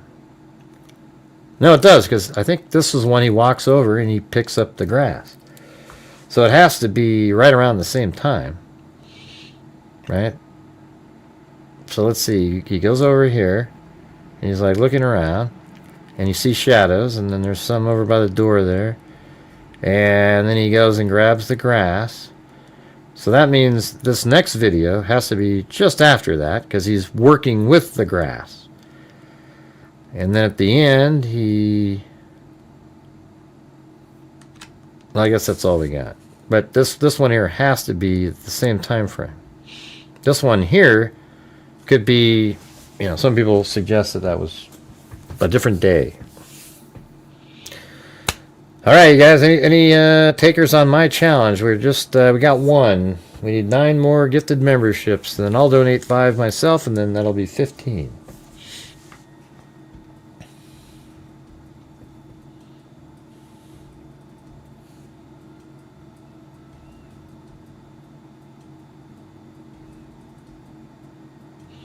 I think he's got, like, that's one of those really small sort of concealed carry pistols that I've seen. It's not, it doesn't look big at all. I mean, I know it's the wide angle lens, but even right there with his hand, see that? I mean, it's very small.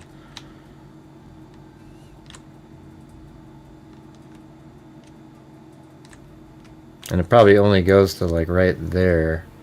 I think it's the wrong holster for that type of gun. Thanks, Jim Lawn.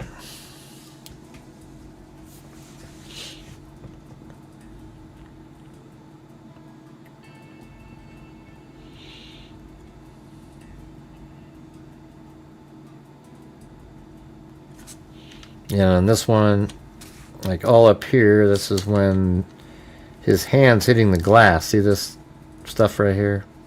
That's hitting the glass of the camera.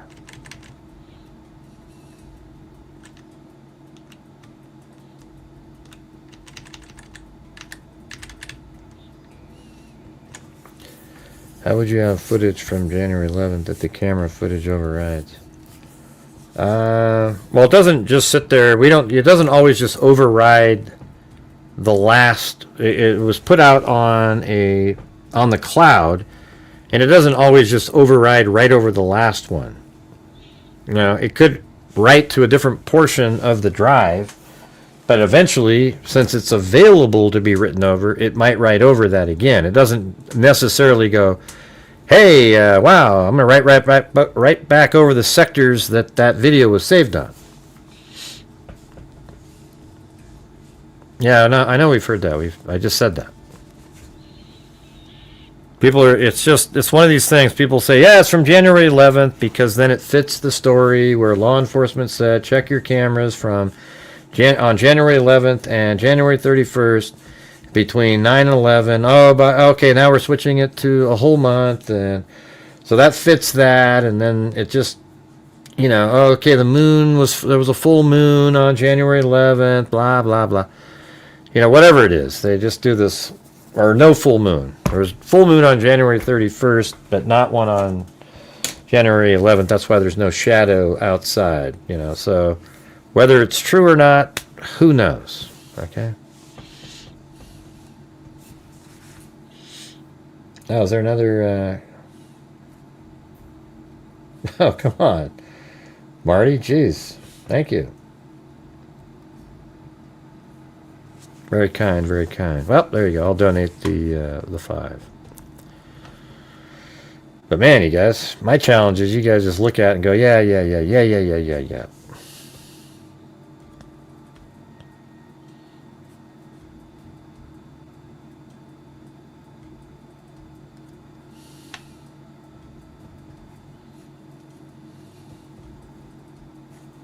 Here we go.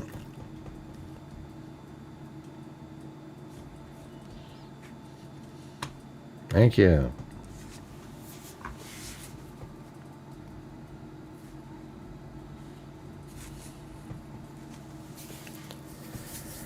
This cartel, would they be forcing the clumsy guy to do this? Well, they're saying it was it's a local, low-level guy. That's what the guy said in the article we read. You know, we lost by 54 points at home. 157 to 103. I'm just looking at the score. I mean, how is that even possible? That's just... wow. Let's see. We can effectively rule out there being 2 different nights, in my opinion. How's that? Oh, here we go. We got something here. Hey, is it Mountain Man? Oh, I gotta fix my audio. Hold on. You're gonna get echo if I don't. All right, there you go. You there, Mountain Man?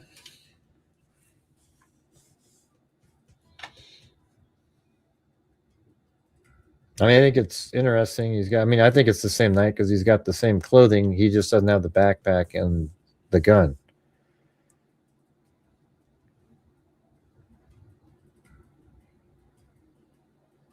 Well, how would he know? You said we can effectively rule out there being 2 different nights, you said, in my opinion. How? Hey, Mountain Man.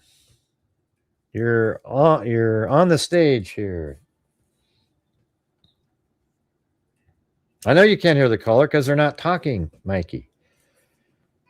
Can you tell that I'm still trying to get a hold of them? Maybe I should start making my lips move and not say anything.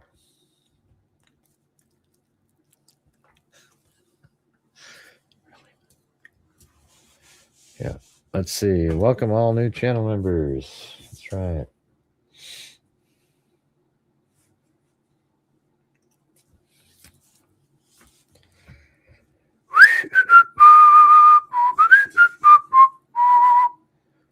I think they went on a break or something.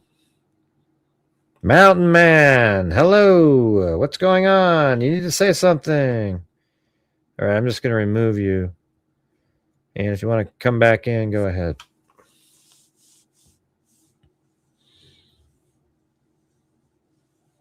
No, I didn't sound like I was answering a question they asked. I literally said, "Are you there? Are you there?" And then I'm responding to you guys in the chat.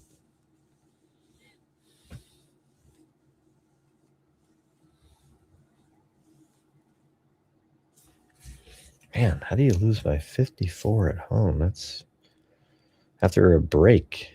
That's wild.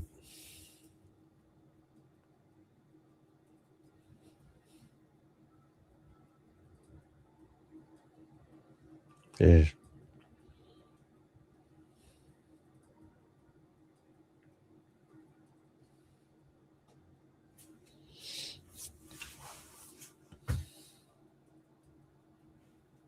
Yeah, I know he used to call in. I'm waiting. I removed him from the screen because he wasn't saying anything.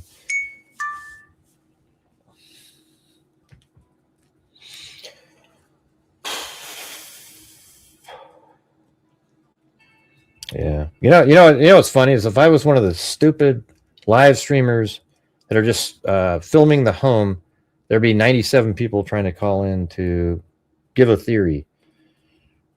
They would all be conspiracy theories, though. But if you have any thoughts on the case, call in. We can talk about it.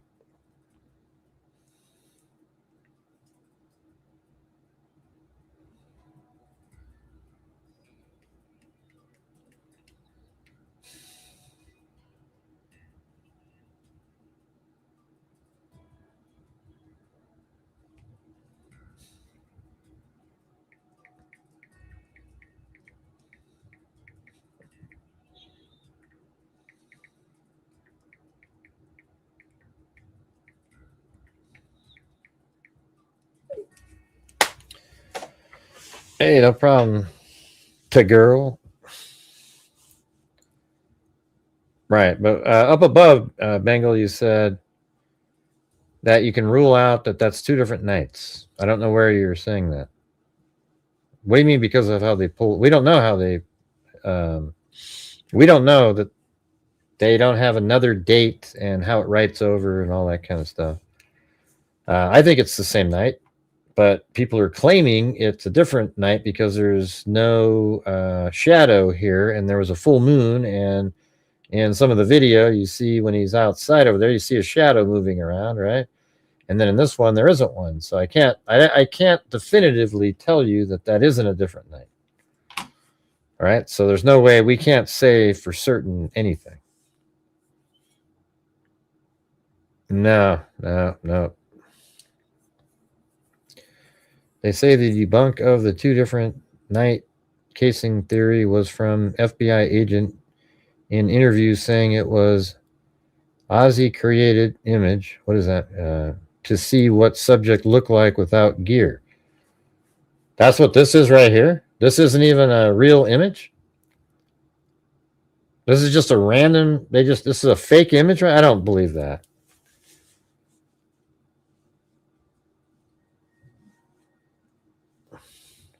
Oh, is it a former FBI agent or an FBI agent? A current FBI agent said that this is, I'm not even sure what, you mean AI, not Ozzy.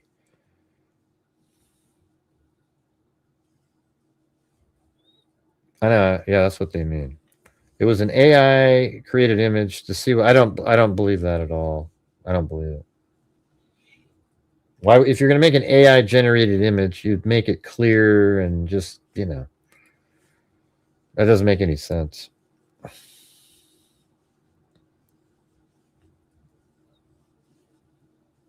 Yeah, I don't. Yeah, if it's the former FBI, forget it.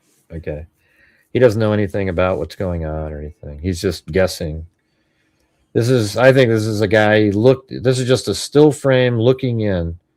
Why would you make an image without a backpack and without the gun and still make it really grainy and weird like that? Yeah, that just doesn't make any sense. Hey, let's do it ourselves. You want to do it? and by the way, let's just see how this would work. Let's see. Where's the picture? If it ends up looking the same, I'll believe it.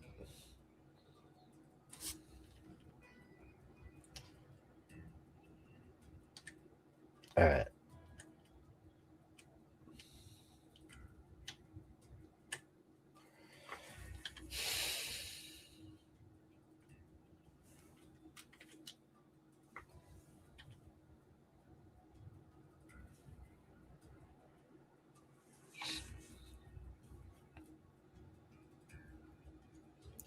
All right, you guys, we're going to do it.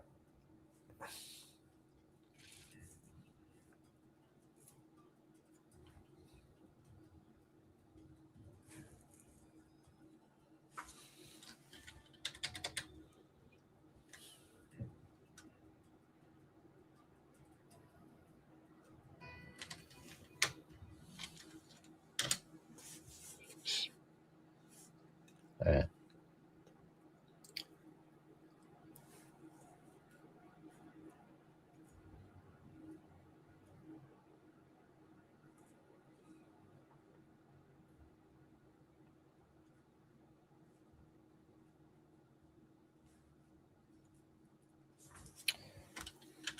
Can you take this image and place the individual outside the arch away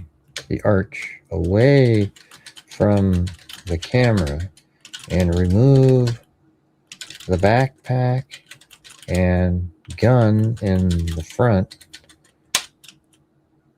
but keep the same grainy distortion in the image, effectively creating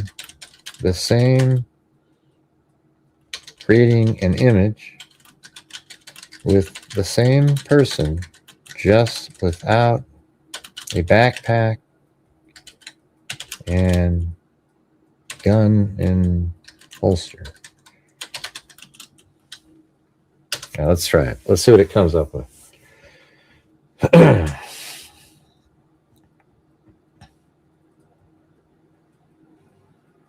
But hey guys, can you help support the channel? We're hitting one of those massive lulls again.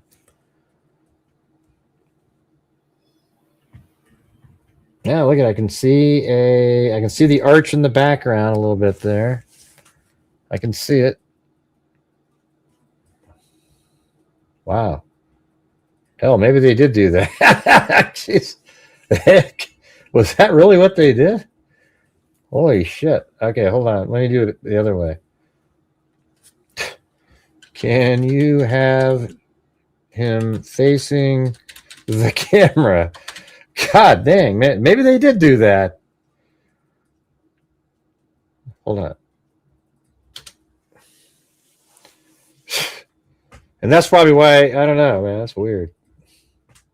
Okay. All right, man. That could be true. Let's see. Holy crap. That'd be one of those things where you just absolutely don't believe, but it was real.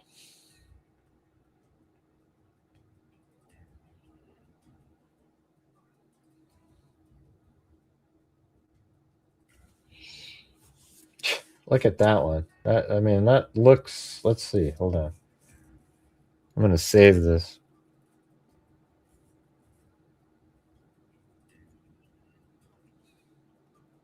God, maybe that is what they did. That's absolutely crazy. that debunks that it's even legit. And all we have is and even in the video I just made, I removed it. I said it's not significant because it was before anyway, so it doesn't mean anything. Let's see. Let me put that in here. And then I'm going to move this over. Put it right there. Let me put it above this one. And then move this to the side. Yeah, this one looks, it has more of the, but I mean, I could see it though, you know, being something slightly similar, you know. But why does this one have a pose and something in the pocket and everything? I don't know. Maybe they have a different AI system. Let's go back to what I got here. Let's see. There is a bulge in his right pocket, and also you seem to have missed the let's see. Let me look above, and I don't even know what the image looked like. You're missing. Oh, wait, gotta go back.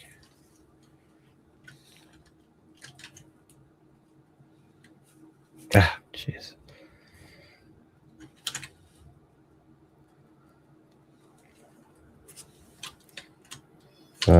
Zipper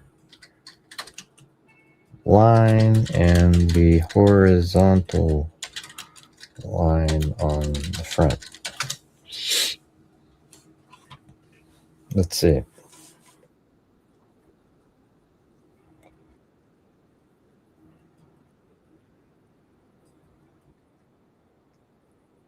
I didn't say no bold.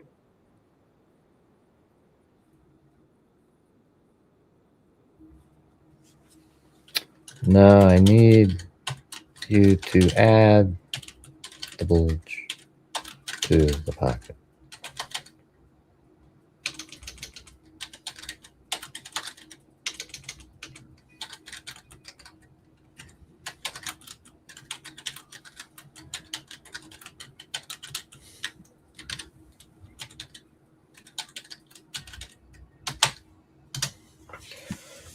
All right, let's see.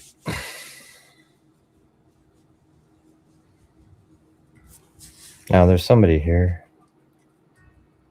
Oh, Nate. Hello, Nate. You there? Hello, yes. We can barely hear you. You gotta speak up. Oh, sorry. I mean, you sound like you'd be. I don't think anybody could hear you unless you speak right into your mic. All right, how about... I can't hear you still. How about now? It's a little bit better. Yeah. All right, what do you got? Oh, sorry. I joined in very late. Has anyone else presented their theories yet? No, not a soul. You're the first one, believe it or not. What do you got? I see. I don't think it was ever really a ransom. I think someone was just very, very obsessed with the family and was trying to get their reputation across the media. That's why they kept messaging TMZ. Uh-huh. You just wanted them. Yeah, they just wanted to. I mean, what kind of person do you think they are? Well, very mentally unstable and has a passion for violence. So you think this is more like for lack of a better term, like a serial killer kind of mentality, even if he hadn't killed other people, but that's just what he wants to do, right? Yeah, someone who's obsessed with violence and low empathy and just wants to be infamous. Mm-hmm. Yeah, I mean, we were kind of talking about that last night. You see him; he looks so casual, doesn't seem to care. Yeah, well, maybe kind of like a Koberger type, except in his case, he killed 4 college students. But maybe in this case, he just wants to create as much mayhem and watch the news. Maybe he's even responsible for the. Are you still there? Yes. Maybe he's even responsible for the original ransom demands that weren't really ransom demands, just because he wanted to see it on TMZ. But then why? I guess what you might ask is, why would you send it to the lesser papers if you're going to be sending it to TMZ anyways? Seems like a waste of time. Oh, sorry. Go ahead. Well, if he wanted people to believe he was still in the area, it would make sense to send it to the local stations around Tucson. Mm-hmm. But he might be in Nevada, California, like pretty much anywhere at this point. Right. So the local ones were just to make it appear. And maybe there's other things like the way he had the gun on. Maybe he's really left-handed, but he wanted to make it look like he was right-handed. Yeah. Hello? Yes, yes. Well, you're doing a lot of stuff going on, a lot of banging, pounding sounds on the phone. Oh, sorry. I think I just have a very poor microphone. Yeah. Okay. What other thoughts do you have? I just feel sad for the family, and I'm sure they probably hate all the accusations they've been getting over the last several weeks. Yeah. I don't know. I mean, why do you think? I think she was intended to be taken from the house the whole time. Like, that's why he turned off removed the camera in the front of the house, because he was going to be pulling his car up right in that driveway there, and either wanted to block the camera view. It's kind of weird that you would try to put a grass on it or whatever, a weed, because you can't see what the camera sees. So you might think, oh wow, I've got this thing nice and covered up with a branch, but you don't know what it's doing, so it's really risky. I mean, there could be a hole right in the spot where it would show the driveway, and then eventually removed it. Yeah, but as clumsy as he is, he still managed to take her, and the FBI still has no idea who he is. Yeah, well, that might have just been pure luck, because there's no homes around. I mean, the cameras are sort of back a ways from the street with all the different brush and so forth. So it just might have, I mean, maybe that was part of the plan, knowing it. What do you think? I've gone back and forth a lot on this case. I do believe, as you said, he just got lucky, but there's a part of me that thinks that he planned this for some time, maybe a month or two. Yeah. But I mean, he's gotten away with it, but so far. But I think a lot of it is just the circumstances. For example, not paying the bill at the house for the camera. You'd have multiple different clips. You wouldn't have to be digging around for them. The no street lights. Maybe that was part of the appeal for that location. Everybody's house is offset from the road. There's a lot of people close to each other, but you can't even see their homes really from where you are. So it's kind of, sort of interesting, just how seemingly lucky the person was, but maybe that was all part of the plan. You still there? Oh, yes. Just didn't want to. Okay. Well, yeah, but do you have anything else to say? I just hope the case is solved soon, and I hope Nancy's family can find peace.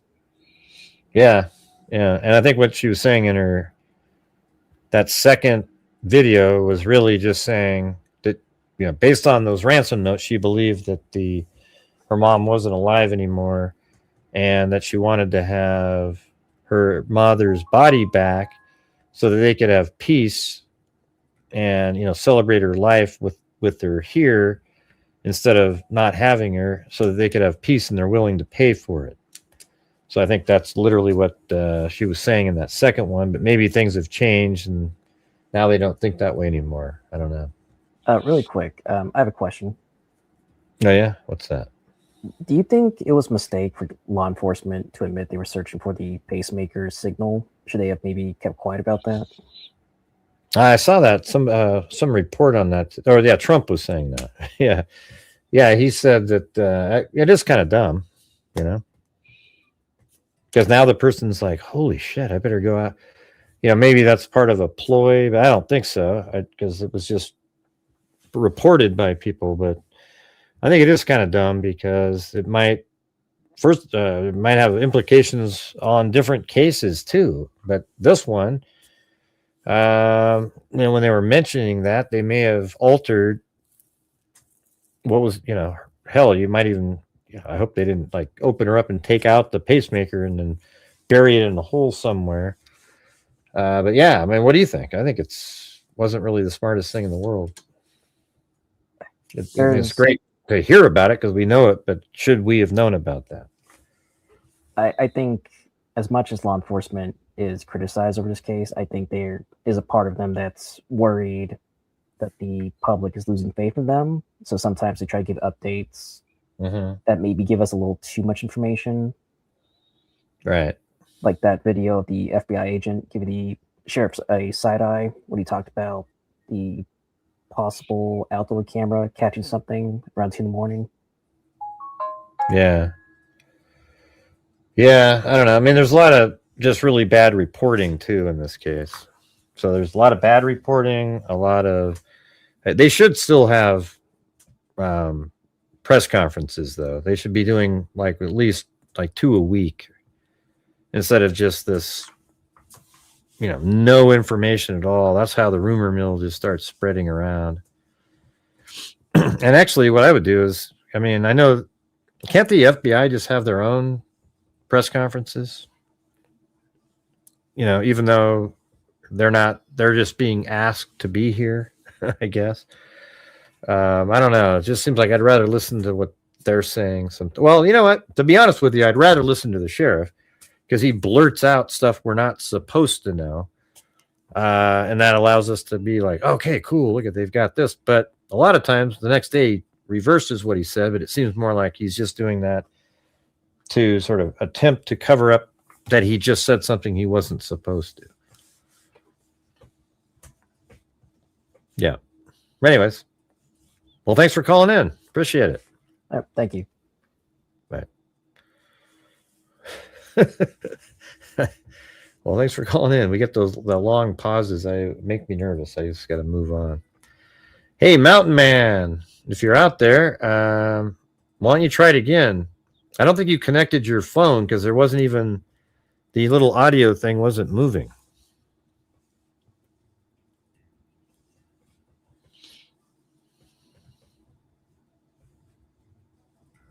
There isn't one. There isn't one. Zuma. There is no other person on the porch. I'm sorry for your confusion. All of you people that were watching these people trying to explain it. You're wrong. You're absolutely wrong. That's not a phone. There's no other person there. You're incorrect. All right. We're not going to have you spread it around here. We went over the whole thing earlier. It's not true. All right. Thank you. All right. Hey, we got James Cornelius back on again. Hey, what's up, Gray? Not much. What's going on with you? Oh, I just winding down my day and done caught up in everything new from the case and everything.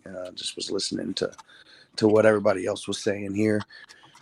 So I know you remember me calling last night about the fascination with how they got out of the neighborhood without being detected. So just from more a deeper dive into that, I've seen that, and coincidentally enough, the particular wash basin I'm talking about. Oh yeah, you've got it pulled up. Okay, great. So apparently the two gloves that were found today. The two new gloves that were found today. I don't think they're going to come out being connected. That's just just my opinion. But if you were to put them on the map, they're at the they were near the intersection of Camino Marival and Campbell. Okay, so if you let's see, did they mention on there where they were found, or? Yeah, so during the news broadcast, the Monica Garcia lady had said that the volunteers were walking down Campbell, and then she also, now I can't say she's, I'm pretty certain that she not only showed the sign for Camino Marival in one of her which one's Campbell? Where's Campbell? Campbell's going to be the curvy one to the east of the subdivision, the one that is you could let's see, where are you right now? This is Camino what was the term? Marival. Miraval right there. Right. North. Okay, so yeah, right there, and then but it also, once you get to the bottom where it it goes there. Yeah. So there's Campbell right there where it shows red. Right. And but it also continues over. That's going to be the East Camino Marival. But anyway, so over here then the gloves. So the gloves were found in that general area, according to the Monica Garcia KVOA report. But and that is, if no matter how you look at it, that is the quickest way to one of the I guess you call it a secondary road. So what I'm calling like Campbell, First, River, and Orange Grove or Skyline, the major roads that circle the hill, the neighborhood. That is that route, the Marival, the Camino Marival corridor is the quickest way to one of those roads from her house. Yeah, that's what I was pointing out on the show. Or it's actually I mean, you could go that way into there, but yes, I guess it is closer if you went up. I mean, it's the same distance probably if you drove here and took a right and then you go. I see. Okay. Yes. But down here you have the. What's funny is that other black glove was found right there. Okay, the one that was in the news like a week ago. And then the other one that was mentioned today is right here off the same road. I hope there isn't somebody just tossing gloves out to throw people off. I wouldn't. I mean, that's why I say that it's unlikely. It's not very likely that they're connected, but that is a road that does not have any stoplights or street lights the entire length. And so to the entire length from River to the north end of that corridor would be Skyline. But my point is the wash directly to the east of where the Marival and Campbell intersect. There, if you zoom in, if you zoom in, or even go to a street view, you'll see that it is used as a recreational dirt bike or an ATV playground. Yeah. So, and that's, I'd assume, is probably pretty common in the whole neighborhood. But if you can find a street view that is close to the, I don't know if that I don't think there's one right next to that. Right. Well, maybe over here. You could probably go over. Yeah. So somewhere over here. Here. So, but what I mean is that so, and then you connect it to the, it's just right down there. Yeah. So if you were to connect it to the way the, let's see, go to there, you can kind of. I'm just looking around. You just I don't want to follow. It's hard to follow around. I understand, but you see the tracks. Yeah. Yeah. So I mean, even maybe some sand bicycles, or you can tell that it's leisurely used or recreationally used outside of it being a flood plain. I would say if somebody was using some of those to get around, man, they're like from here, Yes. And I think they are from there. Yeah. But I was trying to kind of put the piece together with the video of the perp, and he has that Ozark trail backpack, and he's got it fully connected across the chest. Am I correct? You mean the strap of the backpack? Yes, across the chest. Yeah, let me look. It seems like it is, but there's also a line. I don't know if it is, because that line see that line you see right there? Oh, okay. So that's actually part of the fleece itself. That thing. Are we certain? Yeah, I am certain. Yeah. Okay. We went over that. We did a whole show when we were looking. All right. I haven't watched. Well, here, I'll show you. I'll actually prove it to you on the show, right? No, here. Dude, you've proven yourself to me. You don't. Right there.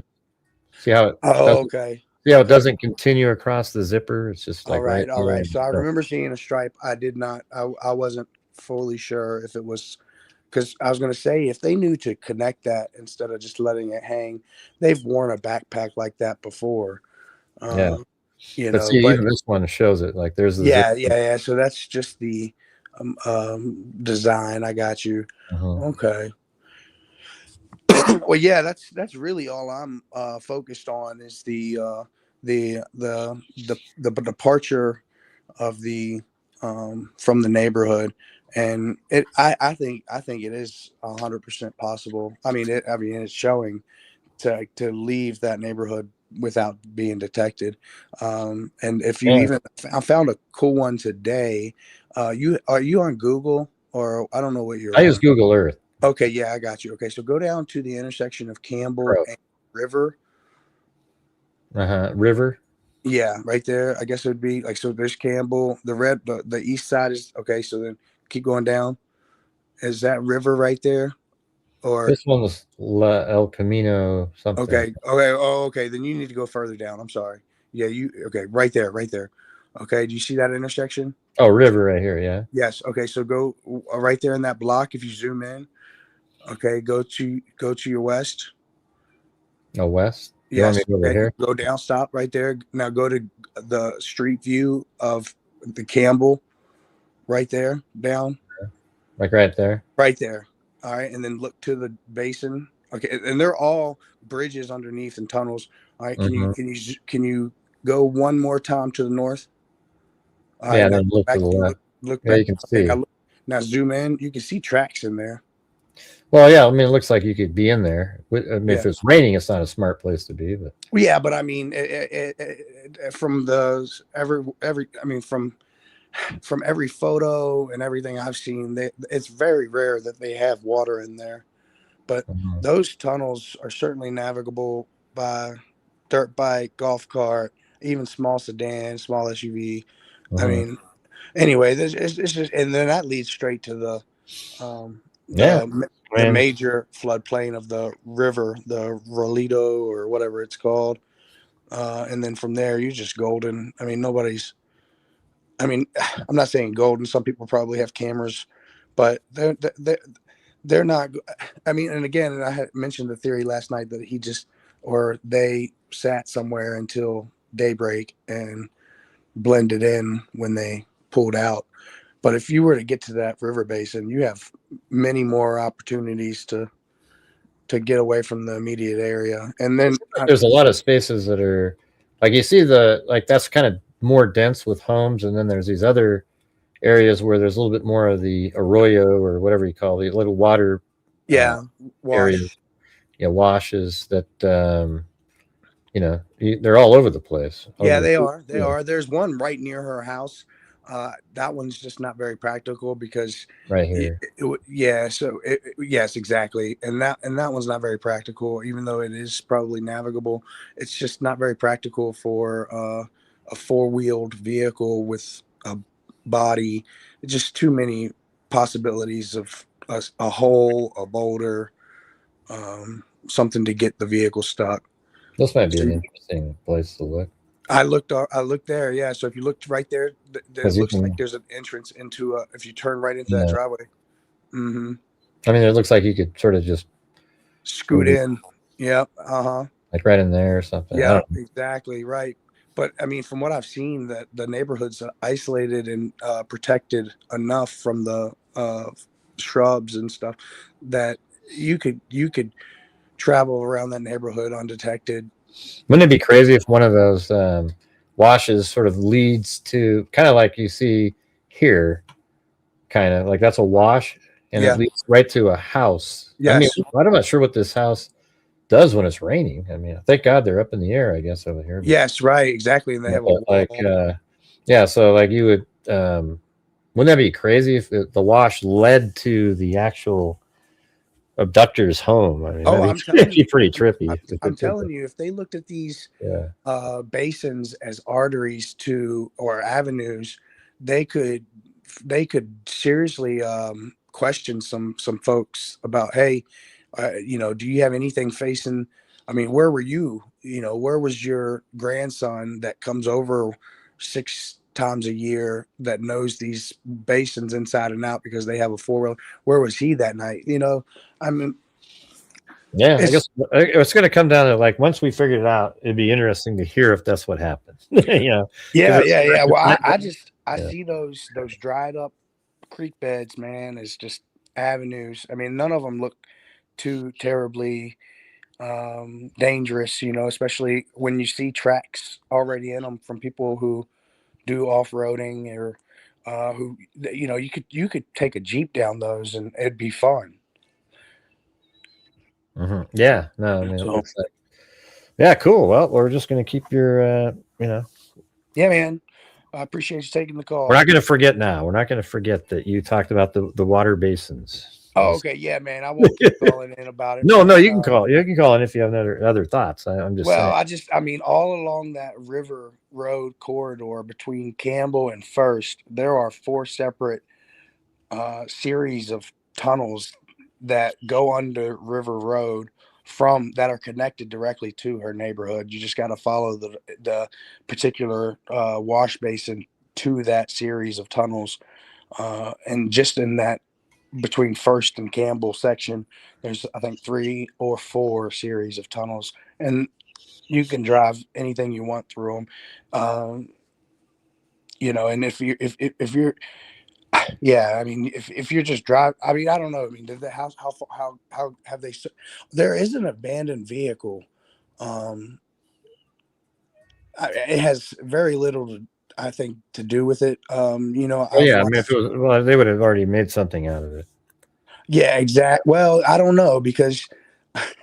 So, I mean, I'm not going to disrespect anybody or you or even, but I have watched many other streams and stuff, and I was with one of the streamers that when he was doing the interior of the abandoned golf course near the neighborhood.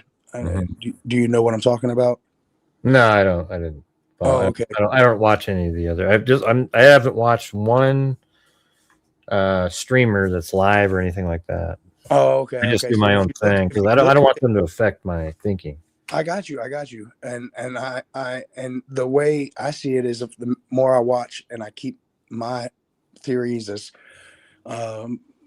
more rational than theirs, even, then I'll just watch theirs to debunk. Well, that's not hard though, to be more rational than theirs. Okay. Yeah. Well, I mean, yeah, it's not hard. Okay. Right. That's so, hard. but if you go to the west a little bit, there's an abandoned golf course right there. That's an abandoned golf course. Yep. Huh. Okay. So if you go back up again. Huh? I wonder why they let that go to hell. That seems like that would have been a cool place. Oh, it's been bought and it's going to be developed into a housing development. Oh, okay. Yeah. So if you go just to the parking lot go north. Okay. Keep going. So that's their clubhouse. And if you keep going to their parking lot. Okay. Yeah. Right there. That's their parking. Okay. Go down. Okay. Let's see. Go down. Well, I don't really want to. I don't want to keep following. Oh, okay. Yeah. Anyway, from different Google images, you can see that there was a car in that parking lot, and then when that streamer was there, that car was still there. They had not mentioned it. You can see it right. There's a car. Oh, there it is. Yes. Yeah. Yeah. So that car is still there to this day. So I mean, that doesn't mean anything, but. Yeah. Though I guess that's it right there, then, right? Yeah, that's it. Oh, that's a different car. That's one. Oh, okay. Well, you see it there. Yeah, right so there. That was still there the day he was there, yesterday or the day before. Well, it could also be that it's the. I mean, that's when you're basically jumping the shark at a certain point where you've. No, everything else. You go out to an abandoned golf course to film because there's nothing else to film. Well, no, he got permission. He did get. No, permission. I know. I'm not talking about the permission part. Oh. I don't think you need permission just to walk right here. This is just public parking. Yeah, I feel you. Yeah, it doesn't look like you'd have to. You could just no. So anyway, yeah. So Yeah, so he had gotten clues, and these independent people they'll go off of their chat really a lot, but they had said that the Luke Daly fella had ties to that golf course. Anyway, yeah, that's all I got, Gray. Yeah. All right. Well, hey, at least you're still actively thinking. That's yeah, good. man, just on the Google part of it, man, the Google Earth. I really want to know. Well, that's my favorite thing. Yeah, mine too, man. That's what I just want to know, their escape route, man. Yeah. All right, man. You have a good night. You too, man. Thanks for calling. Bye-bye. I was reading up there. Are you still here, Bengal cat? Oh, there you are. See how it spreads. There we do have, let's see.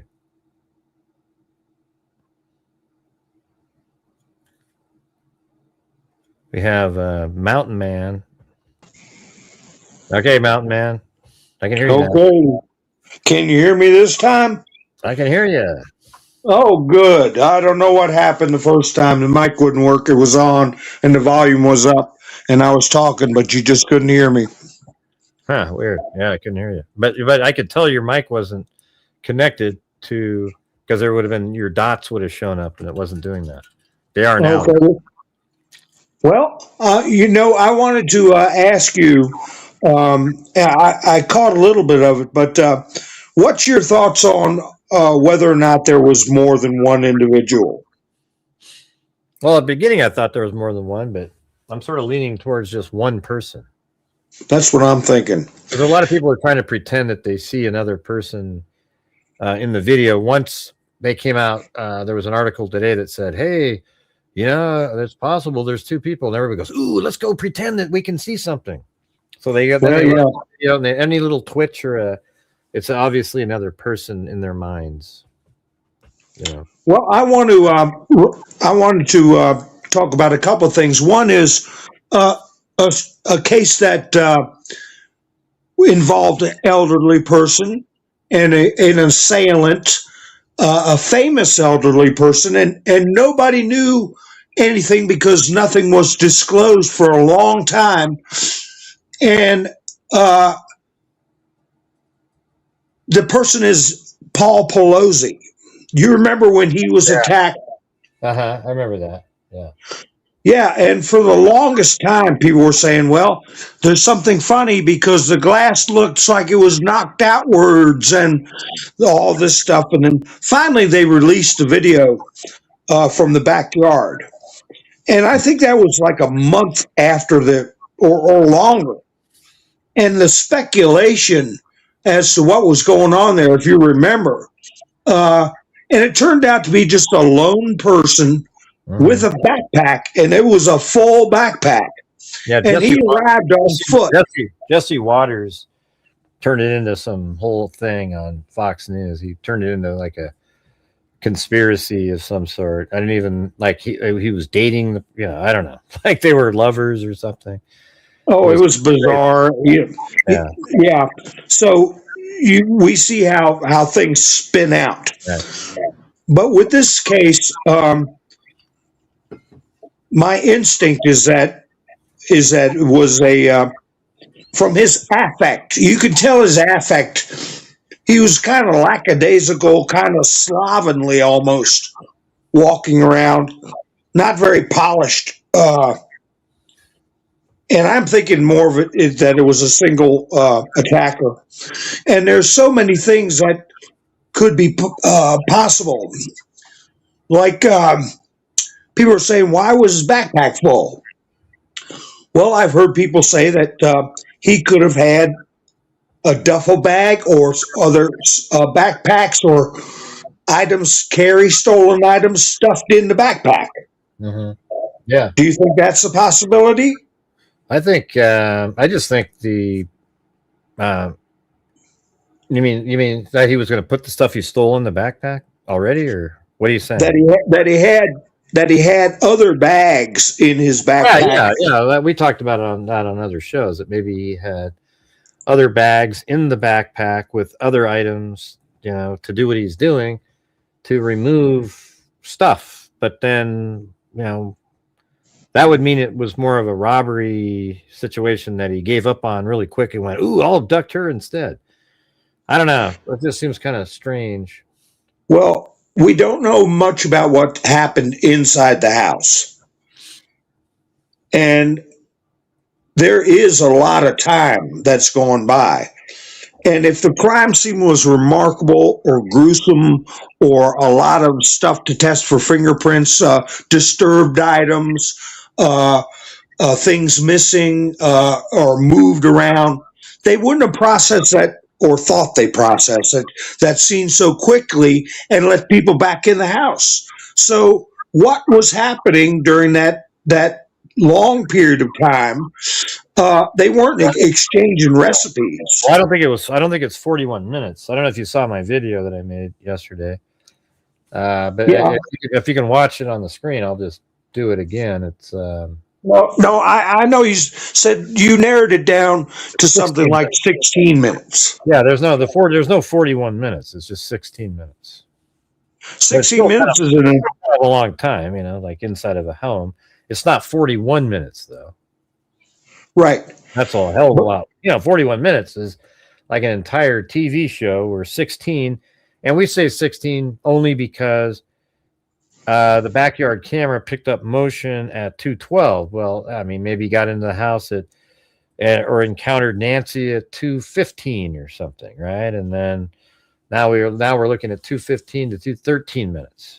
And we don't know exactly when he encountered Nancy after getting into the house. Maybe the door, wasn't loud getting in.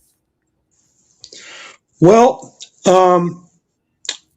they know exactly when her heart rate went up on the monitor and her, with the pacemaker. So they know exactly the moment in time that she confronted this person. Oh, I was going to ask you about that. Have they disclosed what the record is of her heart rate to the public? No, they just told us it disconnected at 2:28. That means they have the record of it before that. And so they're going to see for certain that as soon as she confronted this person, how your heart rate just starts climbing, and it's going to show immediately. It's going to be within 5 seconds of that time. Well, I am of a mind that he may have been in that house for a longer time, and the backyard camera could be where he went out back to destroy the floodlights, to look for a way to get out without being seen, and then he just discovered that it wasn't really feasible because of the fencing, and then went back in the house. I think he spent a longer time in there, and even with Koberger, they figured he was there how many minutes inside the house? Well, I have him only in the house for about 6 minutes. Yeah, and look what he did in 6 minutes. He took 4 lives. And he even, with the one girl that he was focusing on, he even positioned her, took the time to position her body in some macabre manner. So the motive is, up for speculation, but when you look at like BTK, all right, everybody's familiar with that guy, the BTK guy. He went to houses, he carried stuff with him. He carried ropes, he carried cameras, he carried his mask he liked to put on people, and he filmed things. Are you there, Greg? Yeah, I'm here. Somebody typed in, and they always do this one. If they're just really rude to callers, so I was trying to take care of their shit first. Oh, okay. So go ahead. So, Say that last part again. Go ahead. yeah, because I don't have my headphone in, so I can't tell if I'm talking over you. If I do, I apologize. But what I was saying, like let me try to put my headphone in.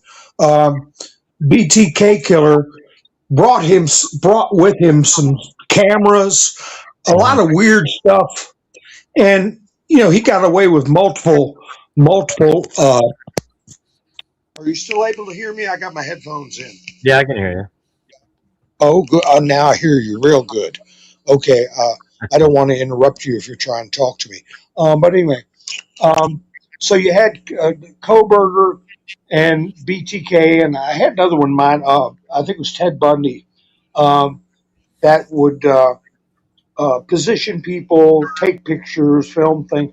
And there's a sad reality that I'm not trying to be shocking, and I'm not going to be. I'm going to introduce this as maturely as I can. There is a market for videos of people in distress. I mean, yeah, you have to think of cartel connections. You have to think of a lot of things especially in that area. And it seemed to me like that person was very comfortable prowling. As I said, his affect. They're like, hey, let me go see if there's a plant that might work. He was back there. Yeah, he was casual. He was slovenly, and Nancy had been living there for 50 years. Everybody knew she was elderly and alone. I mean, for years. And even her neighbor said she was a sitting duck. Everybody knew she was a sitting duck. And that kind of talk gets around. And the boyfriend, Tommaso, he hung out with a crowd. His band members were, one of them was convicted of being a burglar and some other felonies involved. Not saying they did it, but people talk. And they're in a band going around the bars. And, I'm so worried about grandma. And they say, what's he talking about? Oh, he's worried about his grandmother lives by herself. That family's loaded. They got so much money. And it gets around to the wrong set of ears. And next thing you know, she's a target. I don't think it was somebody from far away. I don't think they're far away. I don't think Nancy is far away. Sadly, I don't think she survived this. And I think it was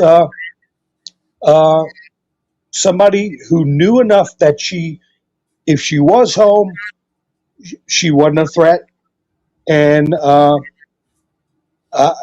think it was a attack that, hey, it may have been where somebody knew that the house was very vulnerable and isolated.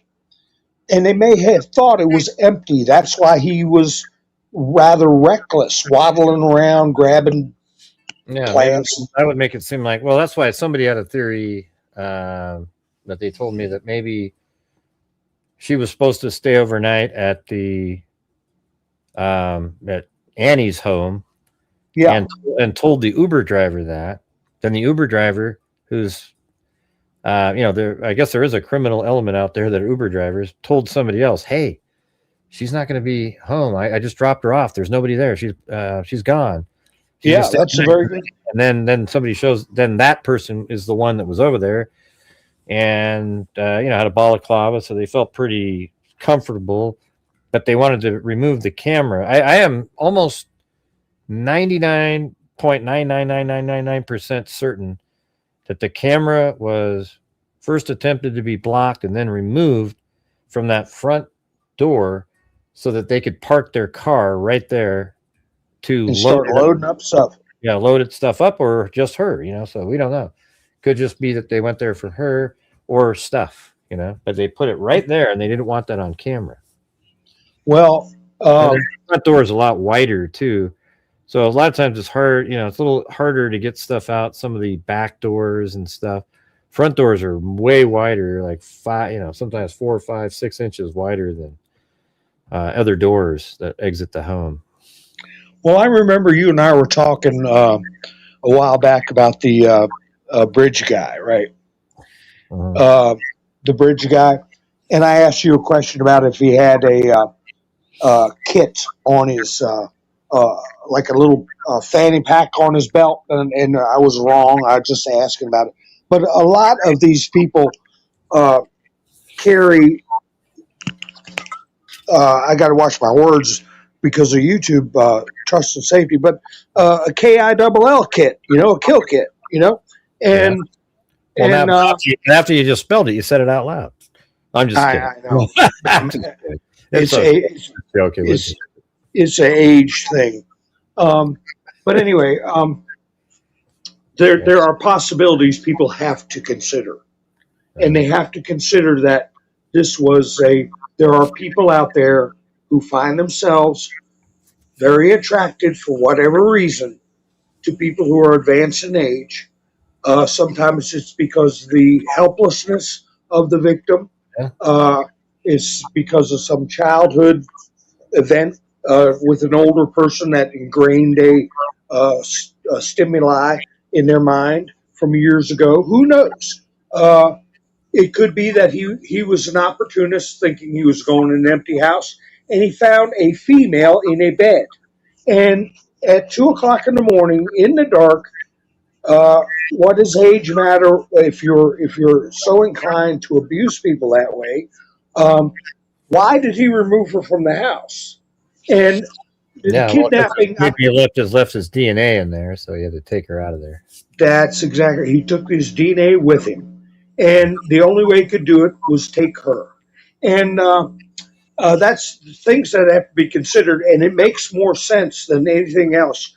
Especially, I would say the kidnapping is down the list. Or he went there, didn't know if she was going to be there, or even if he did, but maybe it's somebody she knows who he is too. So that's another. If he's in there and he's burglarizing the place, and it's somebody that's been to the house before, and she saw him, like maybe when he went inside, he took off the balaclava because he didn't think there was any cameras inside the house. And then she saw him and was like, "What are you doing here, Jim?" or whatever. And then, oh shit! Then now he's got to take her out. So that's an option in there. Yeah, I respectfully, I don't see where he would ever take his balaclava off. Yeah, he might not, but I mean, you're inside a home. Maybe it's just kind of hot, and you're just like, screw it, I heard one case. I wouldn't think so either. I'm just saying it's one case where a guy did something horrific, and he was just a bum with a shopping cart, and he put the woman in the shopping cart and covered her up with a tarp and took off down the street. And I don't know how far he got, 1 mile, 2 miles, with her in a shopping cart. So there's all kinds of oddball things, especially when you're dealing with a bum criminal, just who's used to, and they get away with. There's break-ins every foggy day, and that area is very corrupt and very well known for cartel activity, drug addicts, and if they could have got the tip from an Uber driver or somebody just bragging that they know this rich family and worried about the mother being alone, and it gets to the wrong set of ears. And I think my inclination is that it's somebody who is a itinerant criminal, just wandering around. They may have a vehicle, a pre-2005 vehicle or something, because most vehicles now have some kind of communication with the internet, cell towers, Wi-Fi,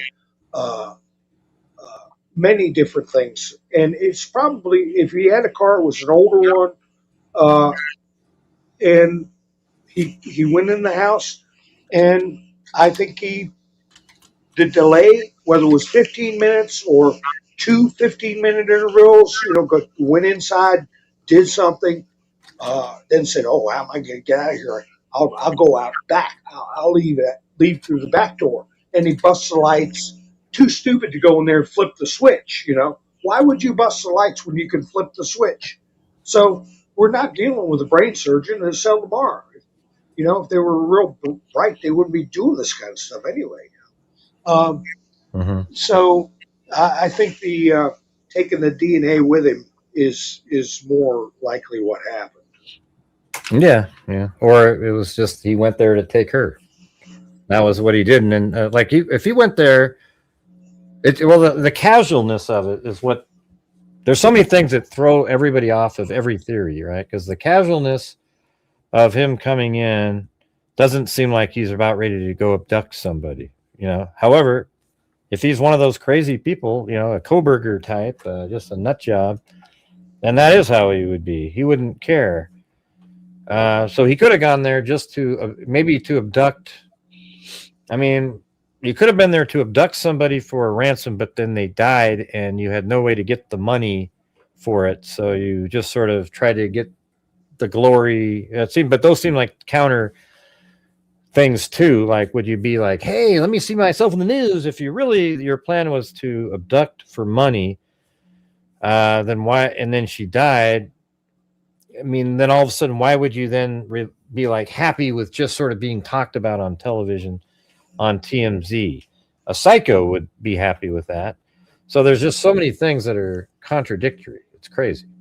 It's weird. Well, for him to spend so much time either on the property or in the house, both, you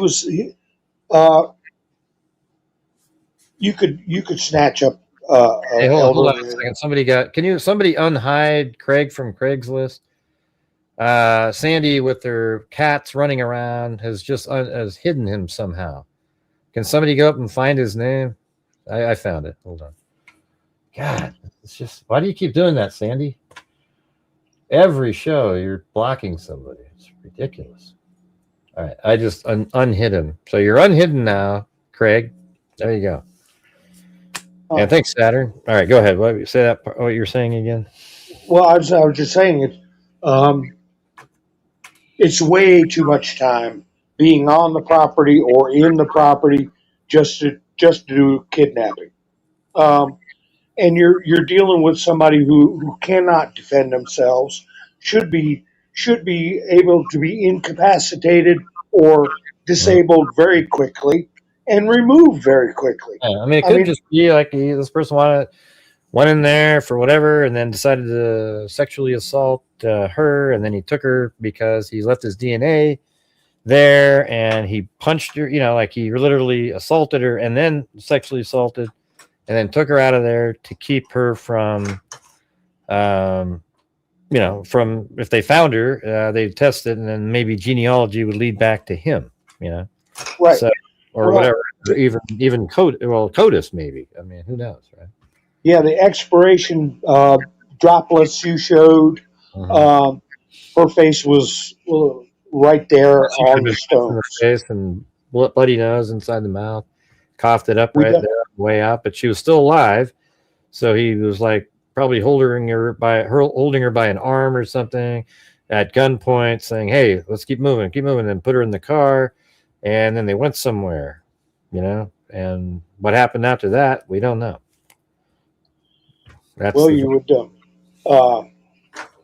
You would think there would be some kind of blood trail. Well, there was a blood trail all the way from the door to where the car would be parked on the driveway. Oh, really? As I said before, Brian Enton he made a mistake that everybody keeps repeating over and over and over and over again, and even throwing it into their theories about how she must have had to go back inside the home. But there was blood on the pad. You see, it was this. Freaks. Do you see why I get frustrated when there's bad reporting like that? Because this is like the 70th time that we're dealing with it. Yeah, so there was blood on the patio, and then Fox News went down and filmed blood on the little gravel driveway portion of it. And so that means she actually was moved all the way down to right where the car would be on the dirt there. And so I get really frustrated. People go, "Oh, great, it's just not." No, it's a big deal to make claims when you didn't really go look. He didn't look. I guarantee you. He looked, he walked, and it stopped right there. Yeah, it stopped right there. He didn't look because the blood was obviously right there in the gravel. And it's just caused a lot of people to theorize incorrectly. So that's when she was being removed. It was right out when that blood's there. That's when she's being, in my opinion anyways, she's being removed from the home right at that time. Right. And one thing I can prove too, if you look at these videos right here, yeah, this area right there, that's not the best one. You could probably use something like that. This tile right there is the one that has the expirated blood on it. There's nothing on this tile in this video. So that means that happened after this. But of course, the people that tell all these different stories out there never bring this kind of stuff up because they don't know what the hell they're looking at. That's the truth. This right here is the tile that has the big splotch of expirated blood, and it's not there. I think she hit the ground there. Later, it's after this. This is 147. Right. And that means probably right around 228 when she's being removed is when that was put there. I could really get you fired up. Yeah, what's that? What if somebody planted a bug? Oh God, no! Don't say that, man. We've already had that on here. We've already had that. I was looking at that bottle you were just taking a drink out of. We've already had the planted stuff. That's I already said it the other day. What did they do? Put blood in their mouth and then cough it up there on purpose?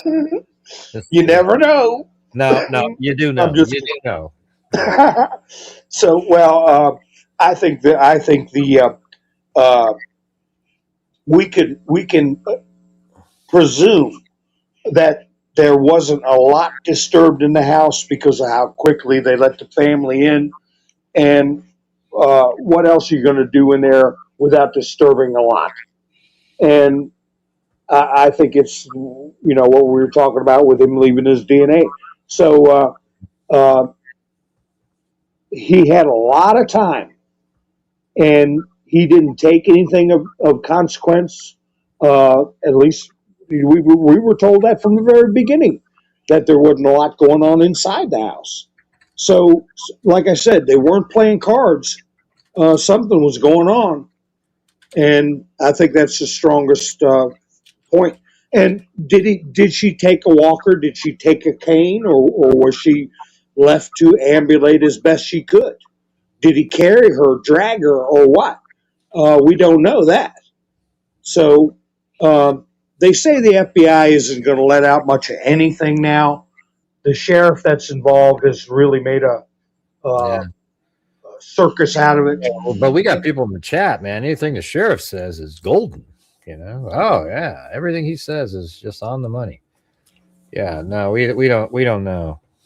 Well, he's not very competent. I mean, that's universally, when you listen to other people that are involved in law enforcement, they're cautious what they're saying, but in so many words, they all say they're unimpressed with that sheriff.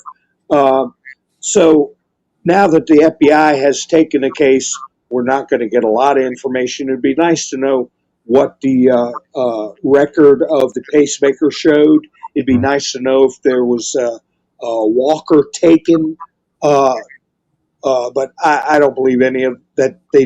I think she was drug carried or forced to walk as best she could, and she probably fell because that expiration stain or whatever you want to call it. Her face would have to be very close for that close of a grouping of the splatter. It's like her mouth was right there at that patio stone. Yeah, that's what I was saying. Her mouth was actually about 8 inches to 2 feet off the ground. Yeah, that's what she caught there. We already worked that all out. We used ChatGPT even took out the tile. I said that those tiles are 1 foot, and then it's the expirated, and it sort of knew exactly where the pattern was.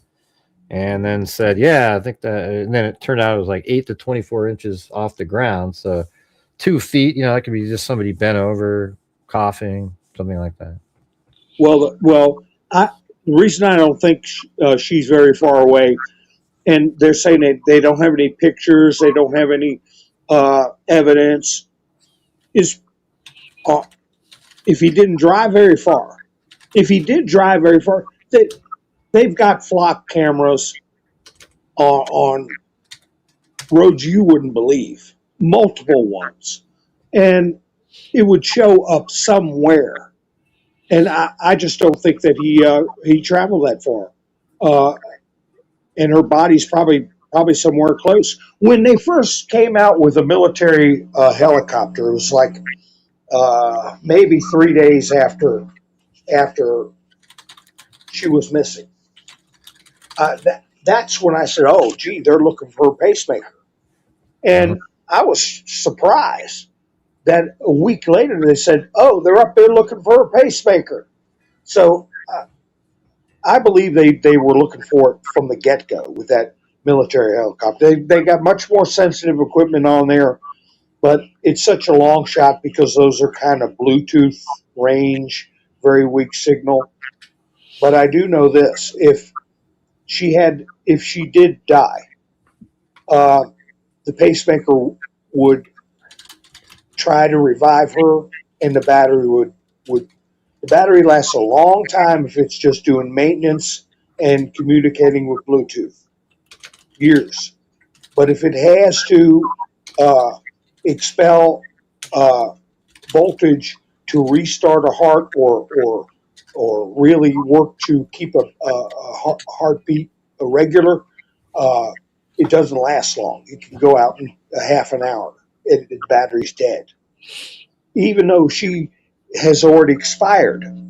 I talked about that very early in the case of a friend of mine who passed away. And this is an older pacemaker, like 20 years ago.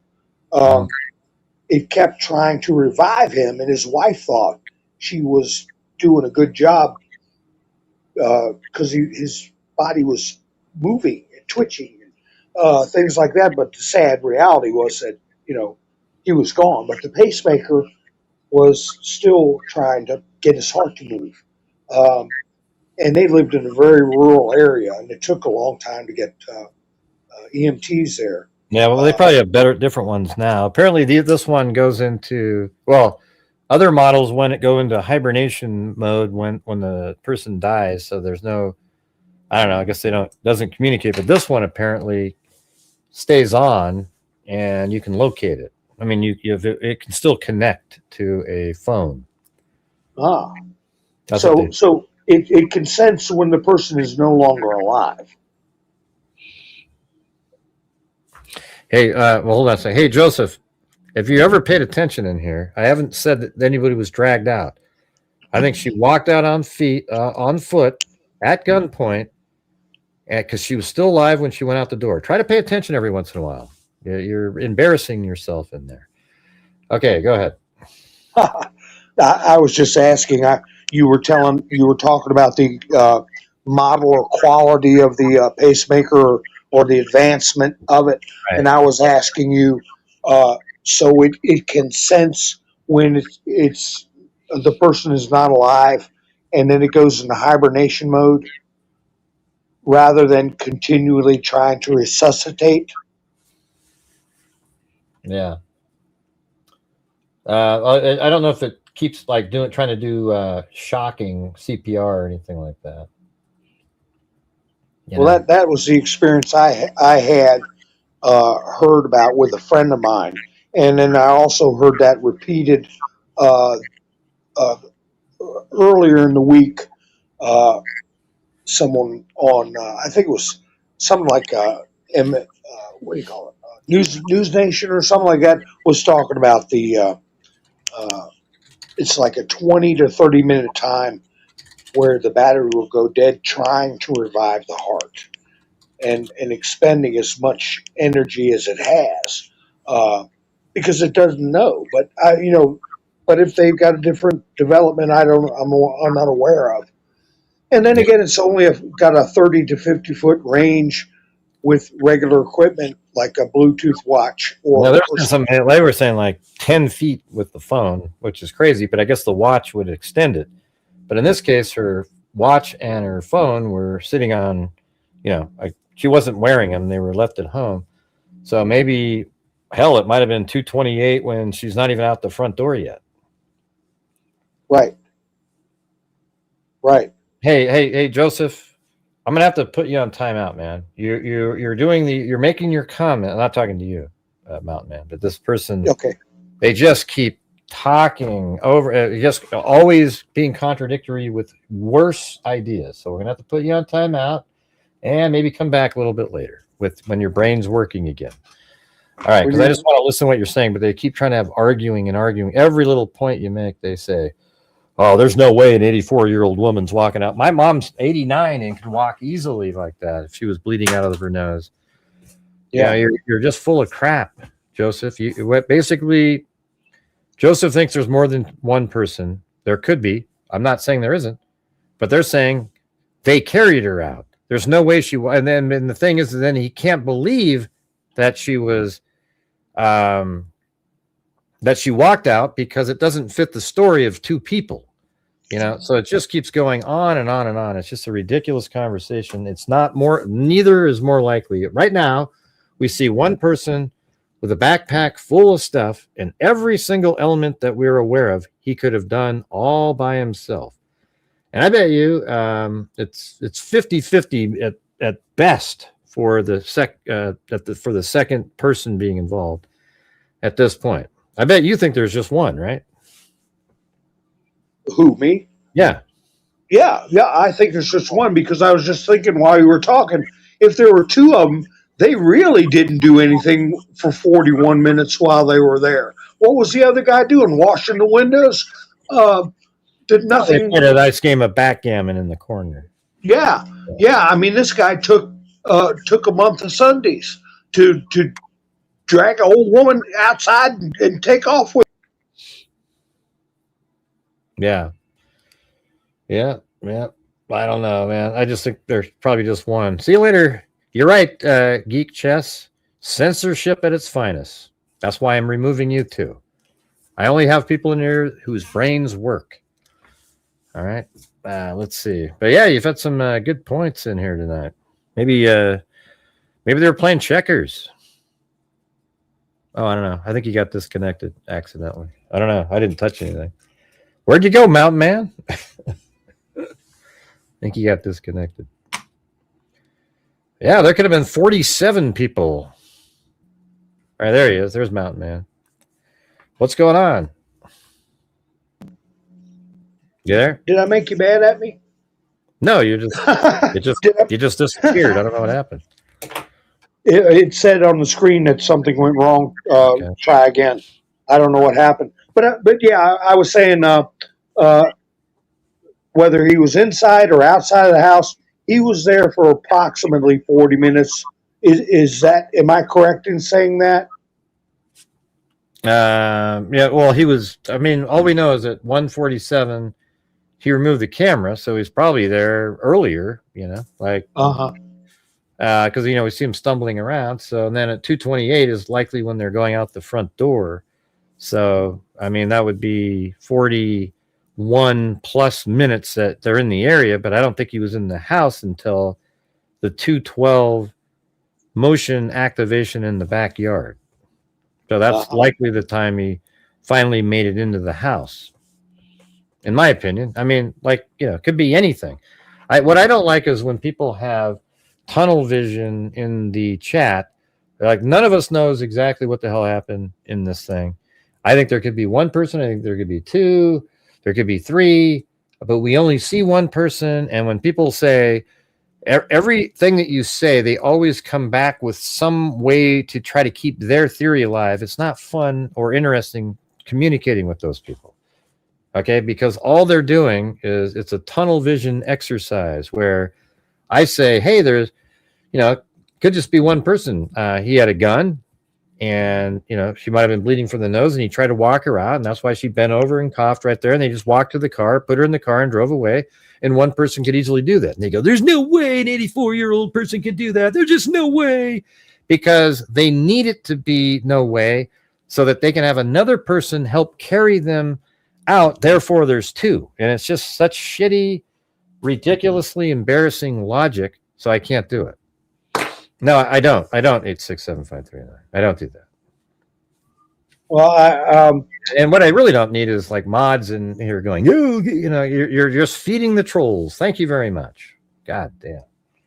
Well, that's the thing about broadcasting is anybody could come in your chats. I wouldn't get upset over it. I'm sitting here thinking while you're talking. Trolls 8675309 for feeding the trolls. I'm sitting here thinking while you're talking. So if he was in the house for what you're thinking, 13 to 16 minutes or something like that, right? Well, yeah, like 16 minutes. Yeah. Yeah. So that's almost a half an hour of poking around outside, or 20 minutes to a half an hour. What the hell was he doing? Maybe he peed up against the side of the house or something. Who knows? Yeah. So what I do when I cover cases is I take the thing that's more possible and then work from there. But when somebody comes back with something less possible as their argument, that's where it gets frustrated. Yeah. Because the thing is like, I think it's more likely in this case, since she's alive going out the front door, that she's walking and bent over and coughed, and it's at gunpoint, made to go to a vehicle that's parked there. Now, it could be all kinds of things. An alien space craft could have came in and beamed her body over there. But, there's a difference, a different kind of... I do it the other way around. So like when somebody, I argue my point because it's already been thought out what's the most logical thing. And then when somebody says today, when they go, well, no, there's no way an 84-year-old could have walked out there. Well, that's just a shitty, crappy argument. Okay. It's not accurate nor true, but it's said to make sure that your theory is still intact with two people carrying him out. You can't make a statement like that. Right. You just can't do it. You can't say, well, an 84-year-old person couldn't walk out if their nose was bleeding.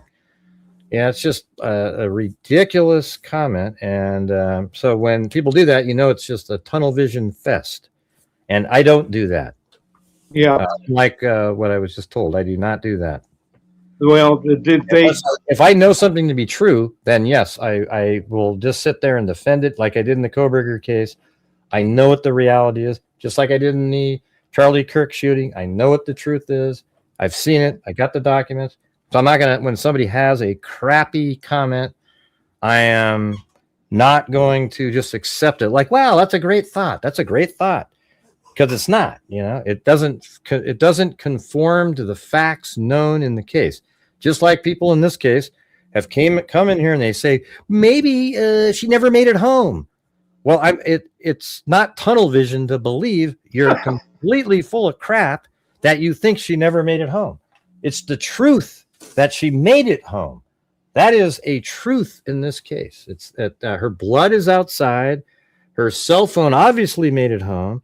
And so we get people like that all the time. And I literally, that's what I defend, is what is most likely and logical. And if somebody says something that they say, and it's kind of like right there too, that makes sense, I'll go, that's an interesting element. And we add it as something that's possible. Yeah. Rather than flights of fancy. I don't know what possesses people to go on flights of fancy. When you see facts, and then, maybe that fact is, some supernatural thing, I don't know. Well, but they're everywhere. They're everywhere. My brain keeps dwelling on this expanse of time. If he was someone that was given information about her and the house, he wouldn't have been so shocked with the camera. He wouldn't have taken 20 minutes to a half an hour to poke around doing whatever he was doing. I believe he got in the front door. A lot of people leave their front door unlocked. They don't mean to, but you're there 50 damn years. You come in, say you came in the garage entrance and you forgot. You say to yourself, the front door's unlocked. I don't feel like toddling over there. I mean, I had a period in my life when I had difficulty ambulating. And where 20 feet seems like a mile. And you just say, I'll lock it in the morning. Yeah, and you go to bed. You know, if you live somewhere for half a century and you get comfortable, you can leave your front door unlocked. And it happens, especially with old school people. You know, I never used to lock my car. I would go in a restaurant and eat and leave my keys in the car. I mean, but I'm from a different generation. And so I'm thinking he came in the front door, did something terrible, and he thought to escape around back and didn't want people to see him, and that's why he busted the lights. And he is too stupid to say to himself, oh, I can cut the lights off inside, because he's already proven that he's slovenly in his thinking and actions. He could have been hopped up on goofballs for all we know. So it's just that an expanse of time with so little left behind showing that he did anything other than walk around the house like a dope for 20 minutes or a half an hour, which I don't believe. I heard you say something about being in the backyard. It was inconvenient for him to go over a fence or a wall to get to the front or where the car was parked. Well, there's a gate right here where it was probably locked.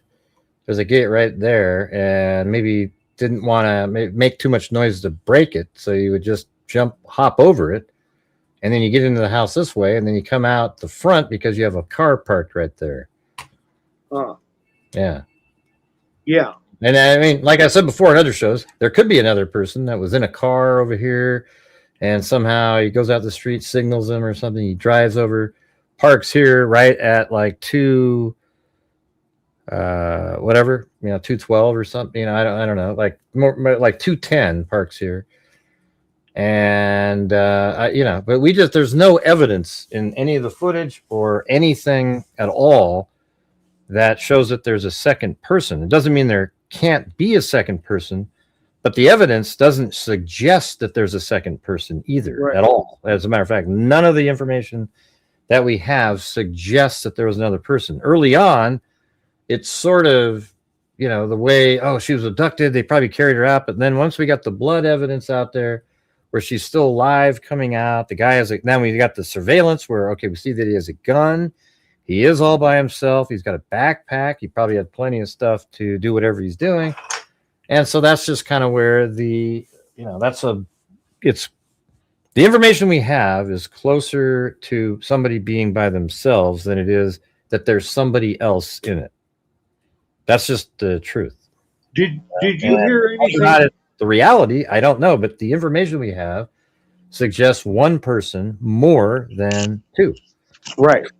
Yeah. It would have been two people doing a whole lot of nothing for 40 minutes instead of one. So that I find hard to believe.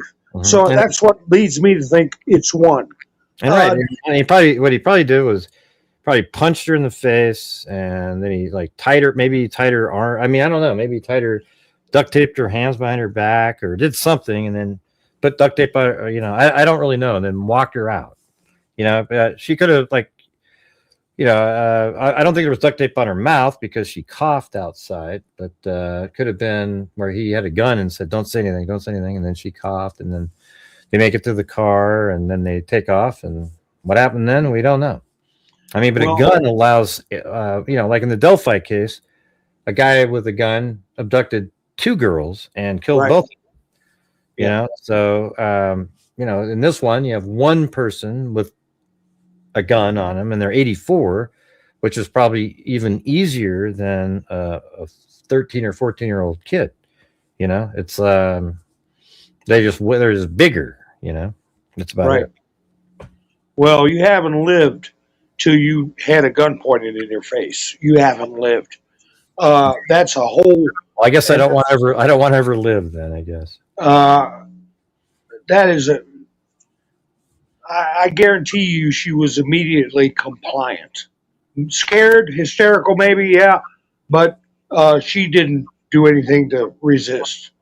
That's when you find out why they have the term blood running cold. You actually feel like there's ice in your veins. It is but was there anything definitive about blood inside the house? They haven't said anything. He originally said that there was blood in the house, but then he backtracked on that. But I think there obviously is. If she's bleeding coming out the door, then that's, there was probably some in the house too, I would imagine. Yeah, it'd be interesting to. But it could have been. See, that's the thing with the sheriff. It could have been a huge amount. I mean, because they wouldn't let the crime scene go that quick, and the tepid response as far as a sense of urgency of finding her and saying, "Oh, no, there's no way she just wandered off. She was really alert. If there was a lot of blood in the house, plus the blood on the stoop, who would be stupid enough to say, "Oh, do you think she just wandered off?" You know, so people were saying that at the beginning, like these, you see the blood there, and they go, "Man, maybe she just wandered off." Like, how in the hell can you say that? It's just she couldn't walk. It said more than 50, 100 feet, whatever the hell it was, or 50 yards or something. And it's what she walked out, and where is she then? She should just be right down the street, just sitting there, and then we see a video where there's a guy there. Well, of course, now we know that she didn't walk away. And but the people who said that she walked away before, and they saw the blood there, how come now she can't walk to a car that's right there? So the same people that said, "Oh, well, she must have walked away because of the blood there," and then now she can't walk 50 feet to a car that's parked with somebody even maybe holding her arm and having a gun on her. Well, another thing I want to ask you about was Savannah Guthrie's, I think it was her last Instagram message to everybody. They said her message to the suspect or the actual perpetrator, when she said, "We're with you, you're not alone." What do you make of that? About which part? I was trying to respond to somebody. Go ahead. What was the part? Where she was communicating with the perpetrator. Oh, Savannah? Where she said, "You're not alone." And well, that was weird because it seemed like she was kind of referring to somebody that seemed to, like, she knew that person felt a certain way. Well, I've got a theory on that. And I'm sure you may remember an incident where a couple was sitting on a bench in New York, and it was on film. And it was like 2 a.m. The guy had a suit on and glasses. He looked kind of like Dwight Schrute from The Office.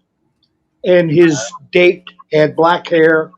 And a person walked past them. And it was black and white footage. Walked past them up the sidewalk, and then it started bashing a car. And the guy in the suit was sitting with his girlfriend on a bench, stood up and went to correct him, say, "Hey, don't do that. Why are you doing that?" And the person pulled out a knife. Do you remember that? It was a big story. Yeah, I don't know.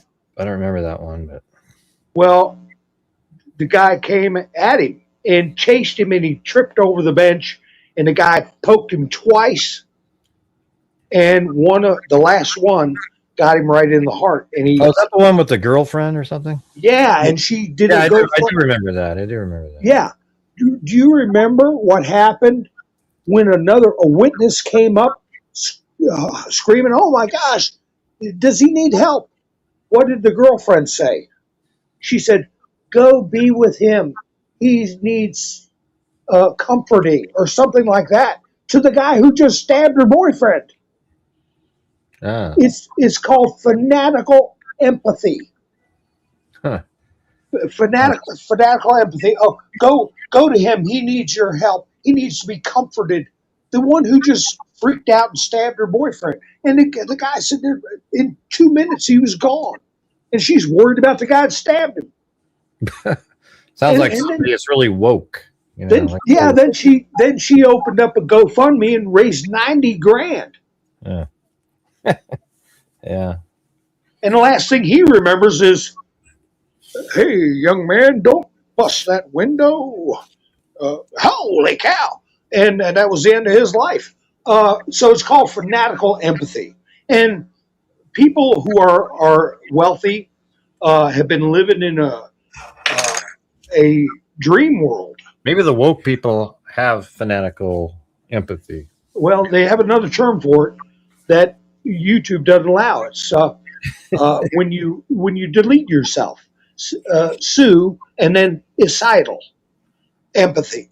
That's what they call it. That's the term. I call it fanatical empathy, where they're so entrenched in their belief that all people are good, and the people that do bad acts just need to be cared about more, and it's somebody else's fault as to why they're evil. And, yeah, I don't know. I'm not sure what you call that. I'm not sure if it's fanatical empathy. That just seems like, you know, something, this classical bullshit that our society has been going through for bullshit empathy. 15 years or so now. Really crazy shit. Well, you know, my dad used to say about sympathy. Yeah. You can find it in the dictionary, right between shit and syphilis. But these people ooze it. That's why they're called bleeding heart liberals. For century, that's what they've been, or more. So anyway, it was her. I don't want to say radical, but I don't have any sympathy for the bad people. I always hate when people like Law and Order is really the only way to have a civil society. And when you have, I don't give a shit that somebody like that. You know, the girl that was on that Ukrainian girl that was stabbed in the neck. Yeah, like, yeah. I mean, like, why would anybody give a shit about the guy? You know, the guy that did it. Like, I have no sympathy whatsoever for the guy who did it. I don't give a shit if he's got schizophrenia. I don't care if he's got anything. I wish somebody had just blown him away right at he needs a long drop with a short rope. It's sick. A long drop with a short rope. And anybody that would do that, it's just so disgusting. It's blood curdling just to, you know, we could go on because we see so many of these same kind of cases, and that's what we're dealing with here is an evil that you cannot reason with, and it's an evil that you cannot touch their heart. And she believes with her personality, her power, her wealth, her imagine all the people attitude in life that she can reach through iron curtain. Hey, he just disconnected again. Well, he just disconnected again. Anyways, it's all right. I was just sitting here and I heard it go, and then I looked over there and you're not there. It must have a weak connection over there. But anyways, I think that'll probably be it anyways. We've been on here. You back again? I was about ready to get out of here. Okay, that's okay. I'm just saying she believes she has some kind of ethereal power to change evil. And forget it. You can't. And but you sprinkle a little bit of, what do they call it, Stockholm syndrome, where people try to empathize with their captor. She's psychologically captured by the people that committed this crime. And she, a lot of times when people are in that position, they try to empathize with their captor. And so it's a combination of the two things, this fanatical empathy and Stockholm syndrome. So I don't think my point though, I brought it up was because people were saying she must know the perpetrator. That's why she's taken such a personal take with them, trying to speak directly to them. But no, that doesn't mean that. Right. So anyway, I'm gonna let you go. All right. Well, and I thanks. appreciate Yeah, you. thanks for I calling in. appreciate you listening to me all this time, and I appreciate all your listeners Fun. listening to this. Yeah, it was interesting. Thank you. Fortunately, I missed some stuff because I got to deal with the chat. The crazy. I don't have to. I guess. I guess what I should just do is just enjoy the conversation we're having. Yeah, and also just ignore the chat. But I noticed that a lot of times comments are left on the screen, where then I have to be the moderator and remove them. There's a lot of comments that shouldn't stay there, and so that's the problem. I want to just be able to ignore it, but I've noticed that they miss stuff, so I gotta go. Well, we're on the lively conversation train. If they want to miss a ride, let them miss a ride. All right. Well, thanks, Mountain Man. Okay, Appreciate buddy. it. All right. You all have a great evening, and I thank you so too. much. We'll call again sometime. Next time. Oh, okay. Bye-bye. Bye. Mountain Man. Wasn't it Mountain Man 71 before? Wasn't that what it was? Wasn't it Mountain Man 71? Now that name pops back into my head after all that time. It was like Mountain Man 71. You guys remember that? Yeah.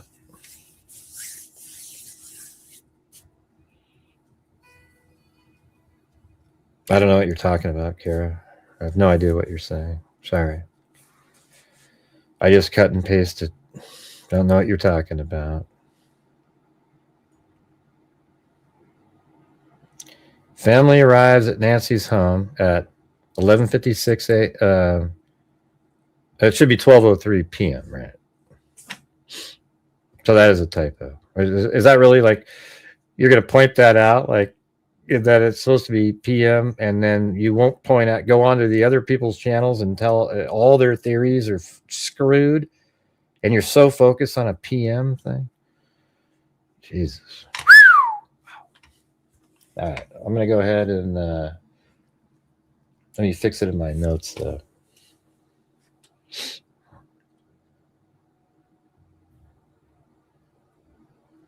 Yeah, I was just cutting and pasting. All right, got that in there, and then that was it. There's nothing else after that. Yeah, so it's 7 minutes, not 12 hours and 7 minutes.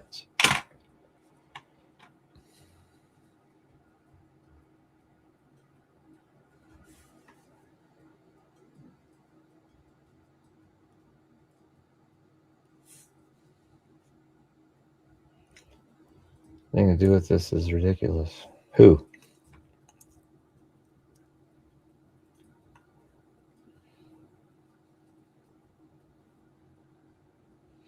Yeah, I'm just not interested in the kidnapping games. We've all talked about that. It just seems, we've brought it up. We've talked about it.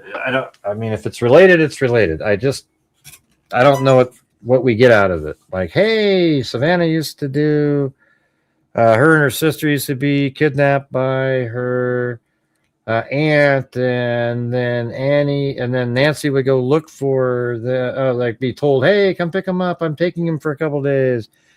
And just because it said the word kidnapping in her book, then all of a sudden it's this big issue related to this case, It could be, maybe some psycho reader saw it, but, once we know about it, there's nothing to get from it. There's no details in there that are going to help us figure something out. They're really, this case, they haven't given us a lot of information. I mean, we have decent timeline information of what happened that night, but we don't have any really detailed stuff. And it was kind of like the Koberger case was very similar. Thanks, Mama, for coffee. The Koberger case was really similar, where we had stuff. We had the probable cause document, though. That was huge. But before that came out, we didn't really have anything. And then the probable cause came out, and that had everything that you would ever want. And I would imagine this case would have something very similar. It's like once they find somebody and then put all the pieces of the puzzle together in the arrest warrant or probable cause, it'll have all kinds of information. But currently, we have more information now than we had in the Koberger case before he was arrested. I remember that we had nothing in that one. Basically, we knew sort of what time they were over at Grub Truck and like maybe when they were dropped off, and that's about it. And then, well, I mean, we were sort of lucky too, right? Because not too long, a month and a half or so in, we got the probable cause document. So for years, we had that document, which was already so damning for Koberger, he had no shot. And it just got worse and worse and worse over the years.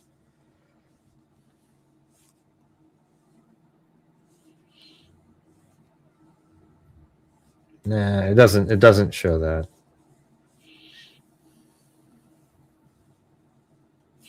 I mean, this fence is just a regular size fence. You just hop over this fence right there. I mean, hell, he could have walked around the house and jumped over here. And then as he was walking by right there, this camera picks him up. And then he goes into the house. But we don't, we've talked about this. We don't know how he got into the house. We don't know anymore if there was forced entry or not, because they said that there seemed to be forced entry, and then that sort of disappeared after a while too.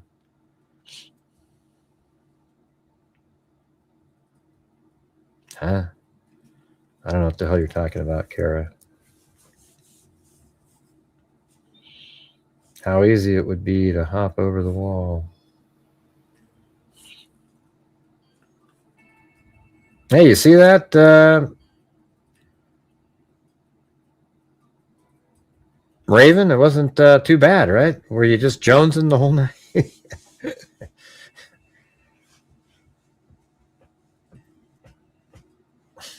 Yeah, I guess 2:28 to 11 o'clock. I mean, it's a long time. 11:50 something. So over probably like 9+ hours.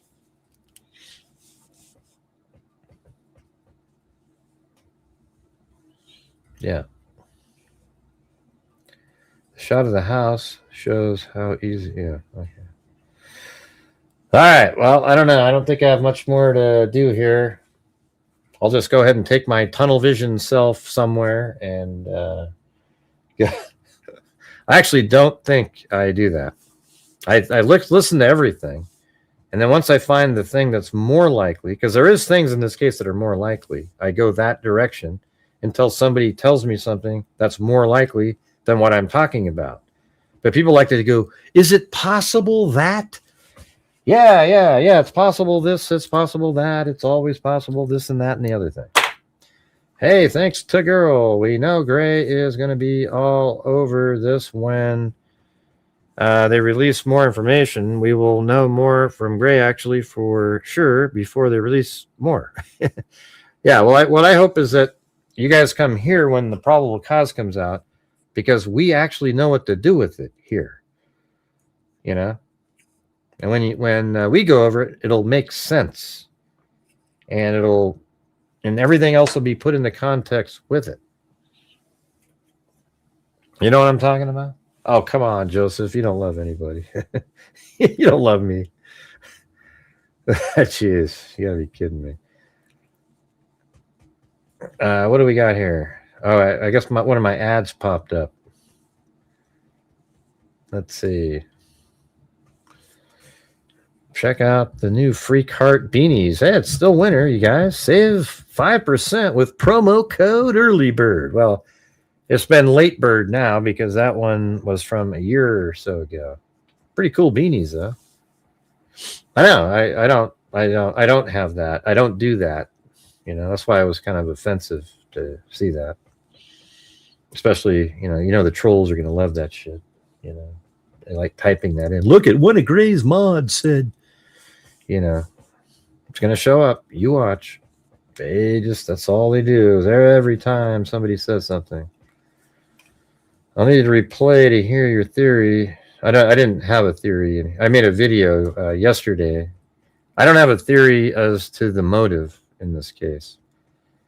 That's the weird part. Like when Koberger's case, you could always tell I was probably some incel that hated the women, and then Ethan was just a byproduct, just happened to be there, right? I actually think Xana and Ethan weren't going to be killed, and I don't even know if he was going to go kill more than one person that night, but there just happened to be two in the bed, and so those were killed, and then that made noise for Xana to come up, and then Xana goes to the room, and then he kills Ethan too.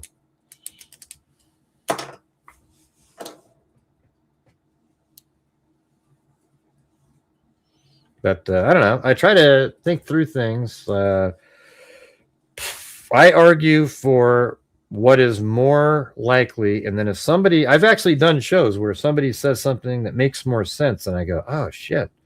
And then I completely remove my thought forever and add that one in there. Now that's my thought too. Like that's what I think now. That makes more sense. I've done that. That's just how it works. If you don't do that and you're just always open to every Tom, Dick, and Harry, thought that's not even close to as likely, then you're going to never be able to narrow anything down. And that's kind of what we do here. This case is difficult because of how the information, like 86753 and I was talking about, comes out, and then they reverse something. Like just the other day, he said, hey, we've cleared all the...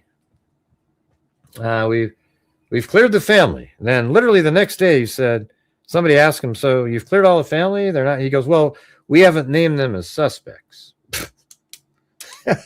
Okay, well, now it's like you completely changed that, Yeah.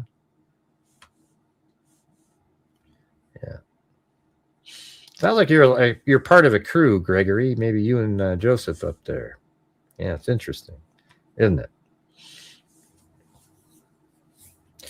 I wish they would tell us the timestamp on the video and the still picture. Yeah, it'd be cool. I'm pretty certain that the video is right around 147. It seems like he's in the process of getting rid of that camera, right? Can we all agree with that? So isn't it sort of likely that's around 147? We know that, let's say it's exactly 147 when it disconnects. We know for sure that, almost for certain that those when he's grabbing the plant is like 145, 146, something of that nature, right? Because just moments later, the camera's disconnected, probably just ripped it off. But that seems logical. I guess it's possible though that it's not that, but I don't want to do. That's what I'm saying. This is where I do how we do it here, and it works. Now, some cases it doesn't work, but 99% of the time it does, because it's like Occam's razor, right? So we can sit here and say, oh, well, maybe he tried to put the plan on there and then he walked away for an hour and then he came back. Yep. That's possible, right? And then, we go down. Once you get into a place where everything is on, you're not narrowing anything down, and everything is it possible that you just don't make any progress at all? It's just sitting there, and you don't make it anywhere. I don't know how to explain it. I've been doing this for 8 years now, and like every single day. So I've probably done 3,000 plus shows for sure, because we've done sometimes 2 shows and videos, and just all probably 6,000 different elements of content out here. And that's just how I, over the years, have done it more like that. I've done it over the years, I think at the beginning I was more open to just any willy-nilly thought. But over time, when you've done a lot of cases, you can sort of weed out the nonsense. Like when people are saying, "Hey, Gray, have you seen the sketch of the guy at Nancy's door? The sketch artist drew it. It's amazing." I'll just go, "That's complete garbage." Because isn't it just common sense that if somebody's wearing a balaclava, that you can't draw an accurate face of that person? Literally. Like you just couldn't do it. Now, can you come up with somebody that's in the ballpark? Just, oh, he's got dark hair. Yeah. Sure. And that doesn't mean a damn thing, though. It doesn't. Okay, he's got dark goatee. This guy in this video could be bald. He could have a tattoo on his forehead. He could have all kinds of things. Yeah, but lots of people have goatees, so it's not helpful at all. Yeah, there's no helpful. It's just, 20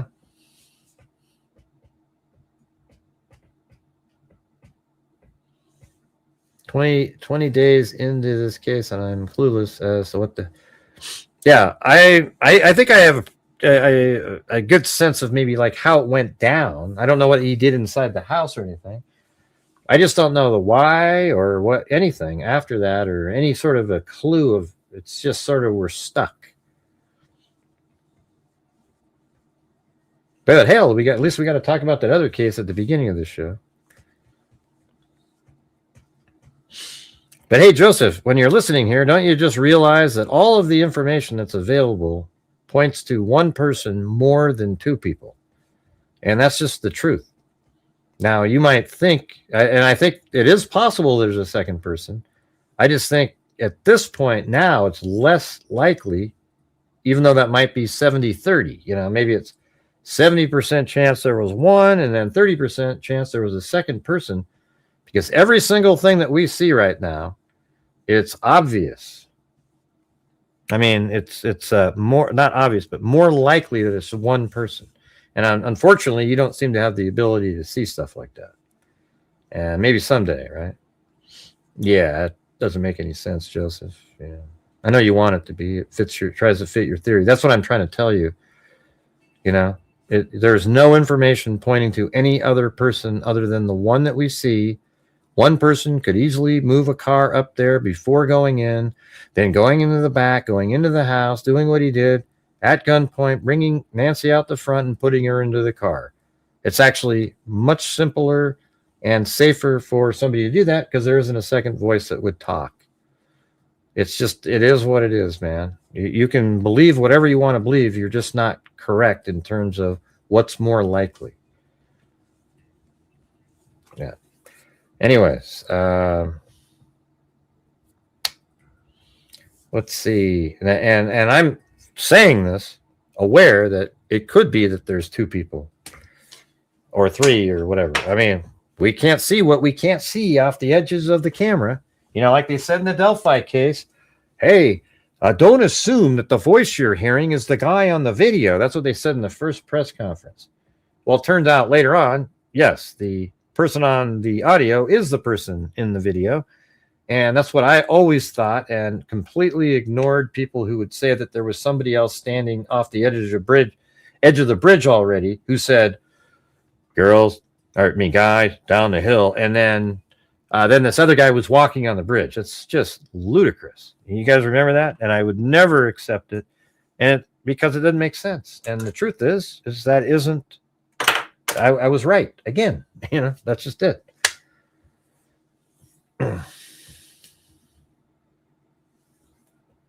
What do you mean they need another guy? Like I said, what do you mean? I think it was planned kidnapping. Sure. I think it could be a planned kidnapping for ransom that went awry, but it was one person. That makes more sense. No, it wouldn't take more than one. See, the thing is when you say the words like would, you're wrong, okay? It would take more than one to get it done. You're wrong, okay? You're just absolutely wrong. You know, it doesn't take, you don't have to have more than one person. Hey, what was the one? Somebody sent me something earlier. This happens to be in my area, so maybe it is interesting. So this is from somebody, great grandmother kidnapping victim speaks. And this happens to be, this is Ken Body in Portland here from 10 years ago. Let's see what it says.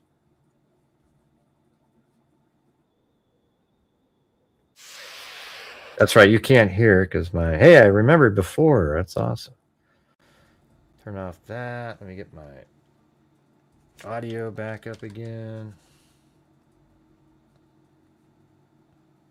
Down to 33. It needs to be at 97 or so. All right. Now everything should be good. Kennewick, Washington.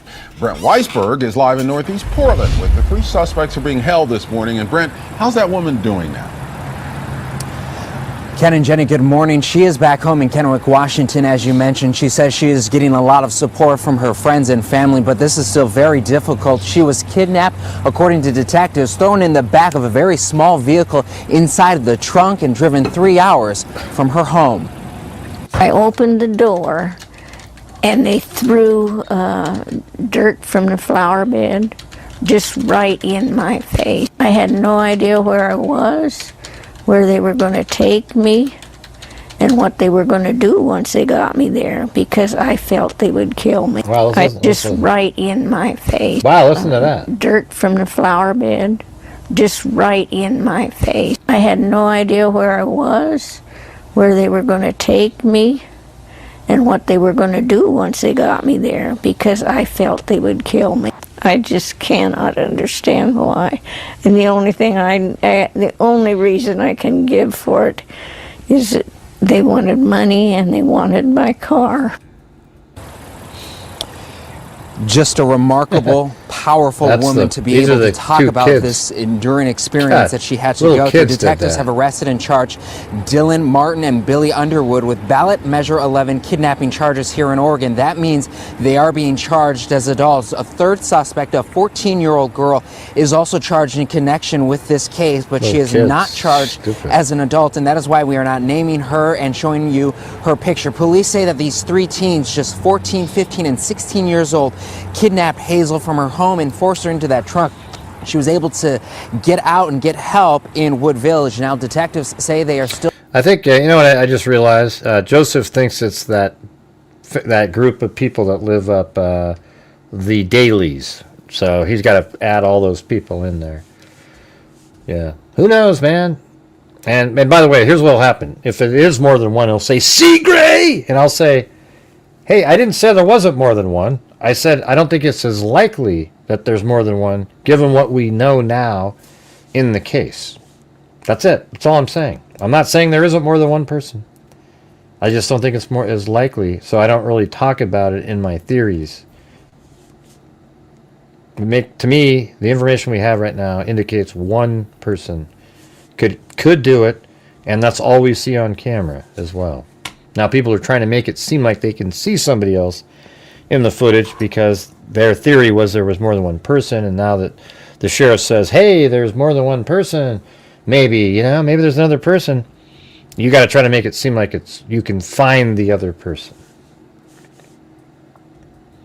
All right, I knew that's what that's why you want to say that there was all these different people involved. Could be, you never know. Still trying to figure out the motive to all of this. I knew it. I just realized Hazel told the Oregonian newspaper I can think that people it. keep asking her if she is okay, and she told the newspaper that no, she is not. She is struggling to try to come to terms to this and trying to figure out why all of this had to happen. Back to you. Yeah, and back the fact to you, that the Jim. Suspects are so young as well makes this even sadder. Glad she's okay though. Thanks, Brent. Yeah. Huh. Crazy, huh? That was Ken Body right there. Ken Body.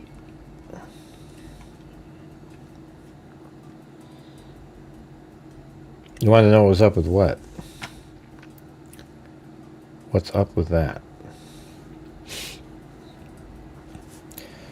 All right, you guys, I'm tired now. It's been a stressful night. Shouldn't have been. Turned into one. Let's see. The masked guy wouldn't need help. Free people is exponentially harder. Yeah. Didn't someone make you... oh, yeah, the song. Yeah, I was going to do it at the end. Ah, jeez. Good boy. Alright, you guys don't deserve a song. Maybe next time.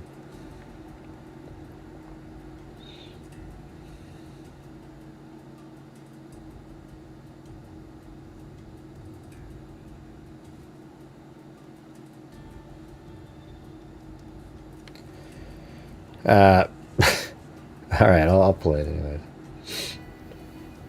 Maybe it should be just like, well, let's just play it right here. Let's see.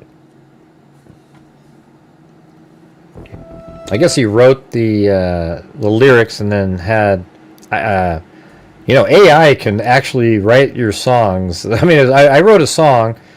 It was called, well, I'm not even going to say it. It was kind of cool, though. And it sang it. It did it exactly how I thought it would do it.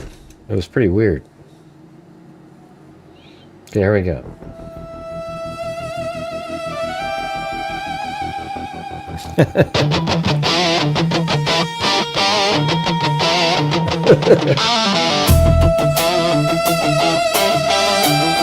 The AI version.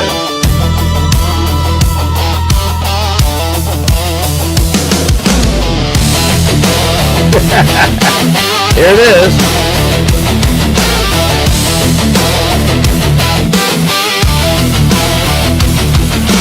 Late night.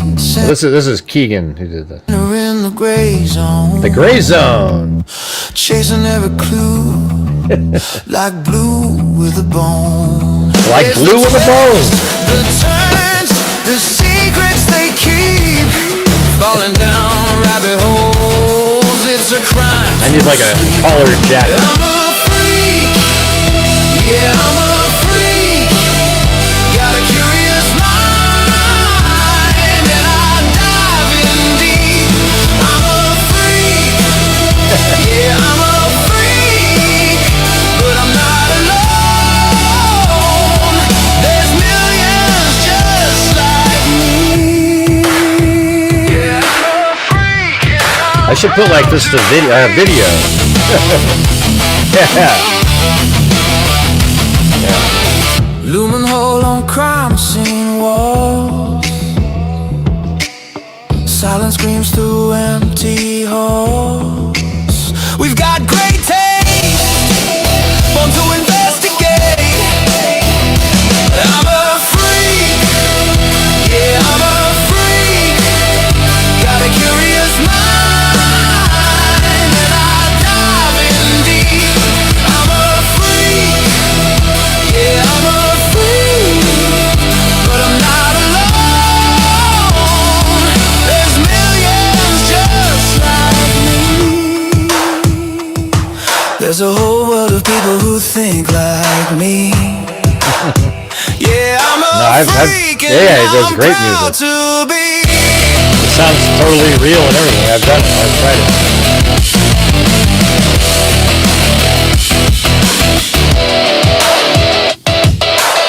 Call us strange, call us obsessed.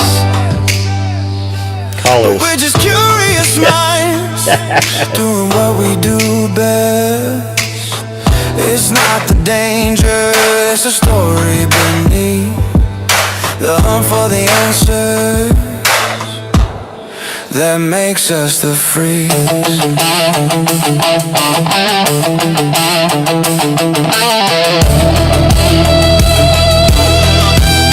What do you mean you want to keep it? I'm a freak.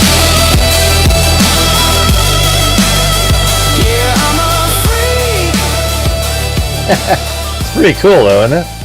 Maybe that could be at the end, but what about my old rap one? Maybe it's time to can the rap after all these years. Although, what would... I don't know. Some people would be upset if we didn't have that. Yeah, it's pretty good. There was a longer version too. Let me see.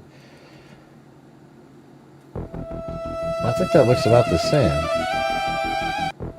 Yeah, they're only like 20 seconds different. I don't know. Looks the same. But I like this one too, this music here.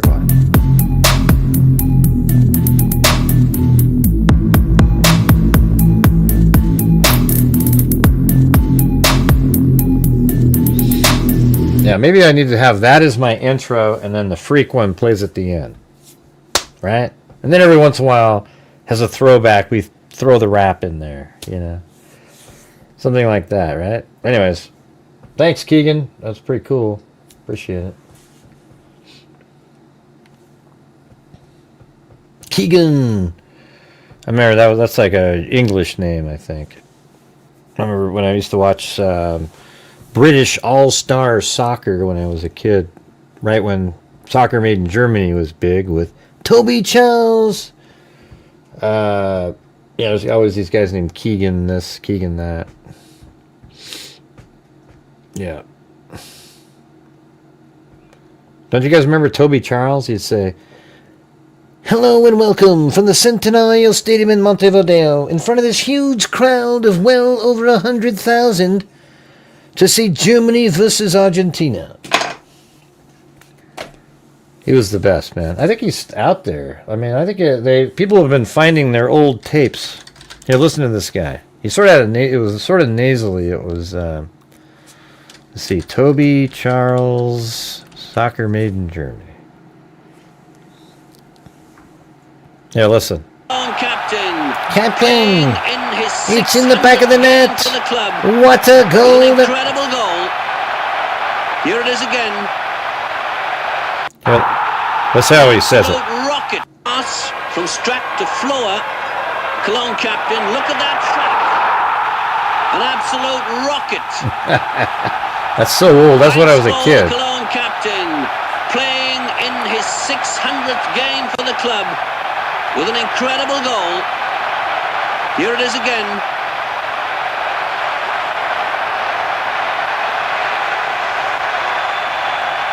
Unstoppable into the top corner of the net, making it 1-0 pretty good shot, for though, isn't it? Cologne, which was also the half-time score. But gradually Cologne started. I mean, everybody watched this. When we were kids, everybody watched that thing.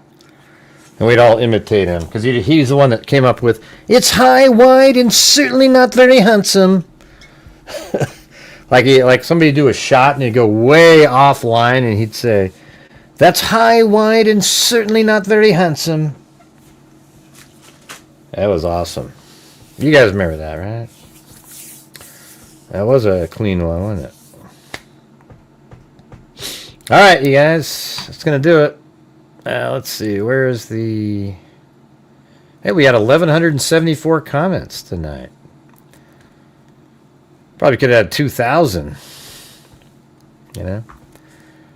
All right, thanks to KMTX, St. Jop. But before I do that, we'll go over here and make sure we got Marty with 3 coffees and Lisa Valenzuela with a coffee. All right, there we go. Then over here, St. Jop. Then Domsey gifted 5. Then we had Tracy Von Brott gift 1, and Wild Bill Wassman. And then Alley Cake, as in I'll eat cake. Then Boggle Queen, Marcy Fiat, then Kyoto Mom, then Wild Bill Wassman, Sandy Shirley, Michelle H, Cheryl Bullock, Jeff H, Jim Lawn, Butterfly Girl, Jim Lawn, Kishdi K, then Tracy Von Brott, then Betty Black, 50 Yards to the Outhouse by Betty Won't. No, wait, no. 50 Yards to the Outhouse by the author Willie Make It. Illustrated by Betty Won't. Yeah, there you go. Remember that? So we got that one, Betty Black, and then we've got Michelle. We had Michelle H. 31 months, thank you. And Kyoto Mom 1. Alley Kick gifted 1. Bad Juju gifted 1. Wild Bill Wassman gifted 5. Then we had Jim Lawn gifted 5. That's our 3-for-1er. And Chris O'Connell. And Chris O'Connell, I think, is the one that just landed that one right away. And then we had Carolina T. Thank you very much. And then Karen W7. Jim Lawn. Wild Bill Wassman gifted one. Then Chris O'Connell. Karen W. Wild Bill Wassman probably went to bed a while ago, didn't he? And then Chris O'Connell gifted 5 again. And then Alley Cake, Sherry C. Jax D gifted 1. Then Wild Bill Wassman gifted 5. Another challenge. Jim Lawn, also the same. Then we had Steve Hammondtree. Then Jim Lawn. I'm not sure if you're still here, Jim, but we can play this one. Where is that? 1.21. This one. 1.21 gigawatts. What the hell is a gigawatt? That's right. Get yourself a Dr. Pepper. I did have a Dr. Pepper diet one today. Get yourself a Dr. Pepper fish for a bass. Don't know what that means. But thanks, Wild Bill Wassman again. Then Jim Lawn. Then I gifted 5. And then we had Tagirl, 7 months. And Tagirl. And then we had Saturn Dreaming of Mercury. Then Saturn Dreaming of Mercury gifted 5. Then 5 again. And then we had Violet. You're turning Violet, Violet. And then Violet gifted a membership again. Then Tagirl and Wild Bill Wassman gifted a membership. Then Saturn Dreaming of Mercury super chat. Then Saturn Dreaming of Mercury gifted 5 again. And then Tagirl. Then Mama for Coffee. Then Tagirl. And then right at the end there, Joseph Edwards. Joseph. It's a verb. I felt like I was Joseph tonight. Yeah, man. Well, anyways, I hope I don't do tunnel vision in here. I try not to do tunnel vision. I just go with what's most likely given when I look at the facts of a case. If it turns out that there's something more likely, I go with that. But I don't feel like I do that. I mean, I'm aware of what it means and everything. I just, like I said, I just choose to go with what's more likely.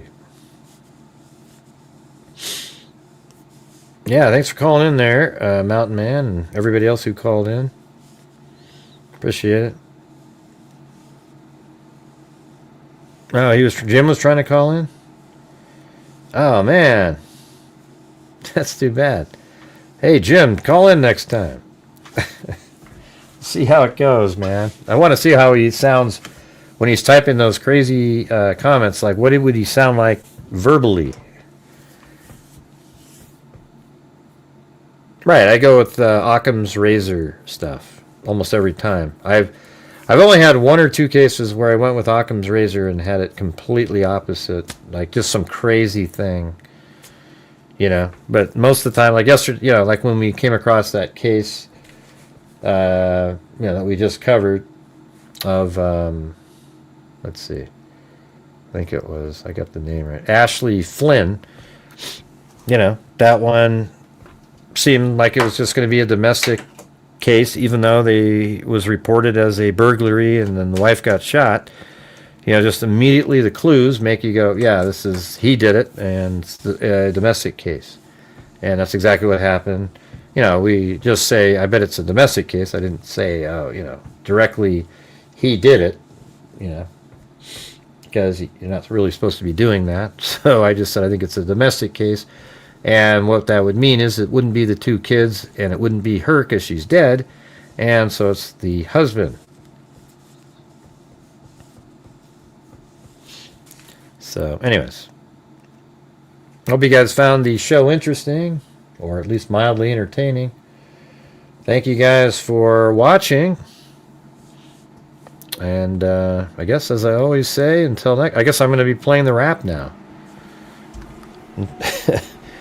And as I always say, until next time, be safe out there.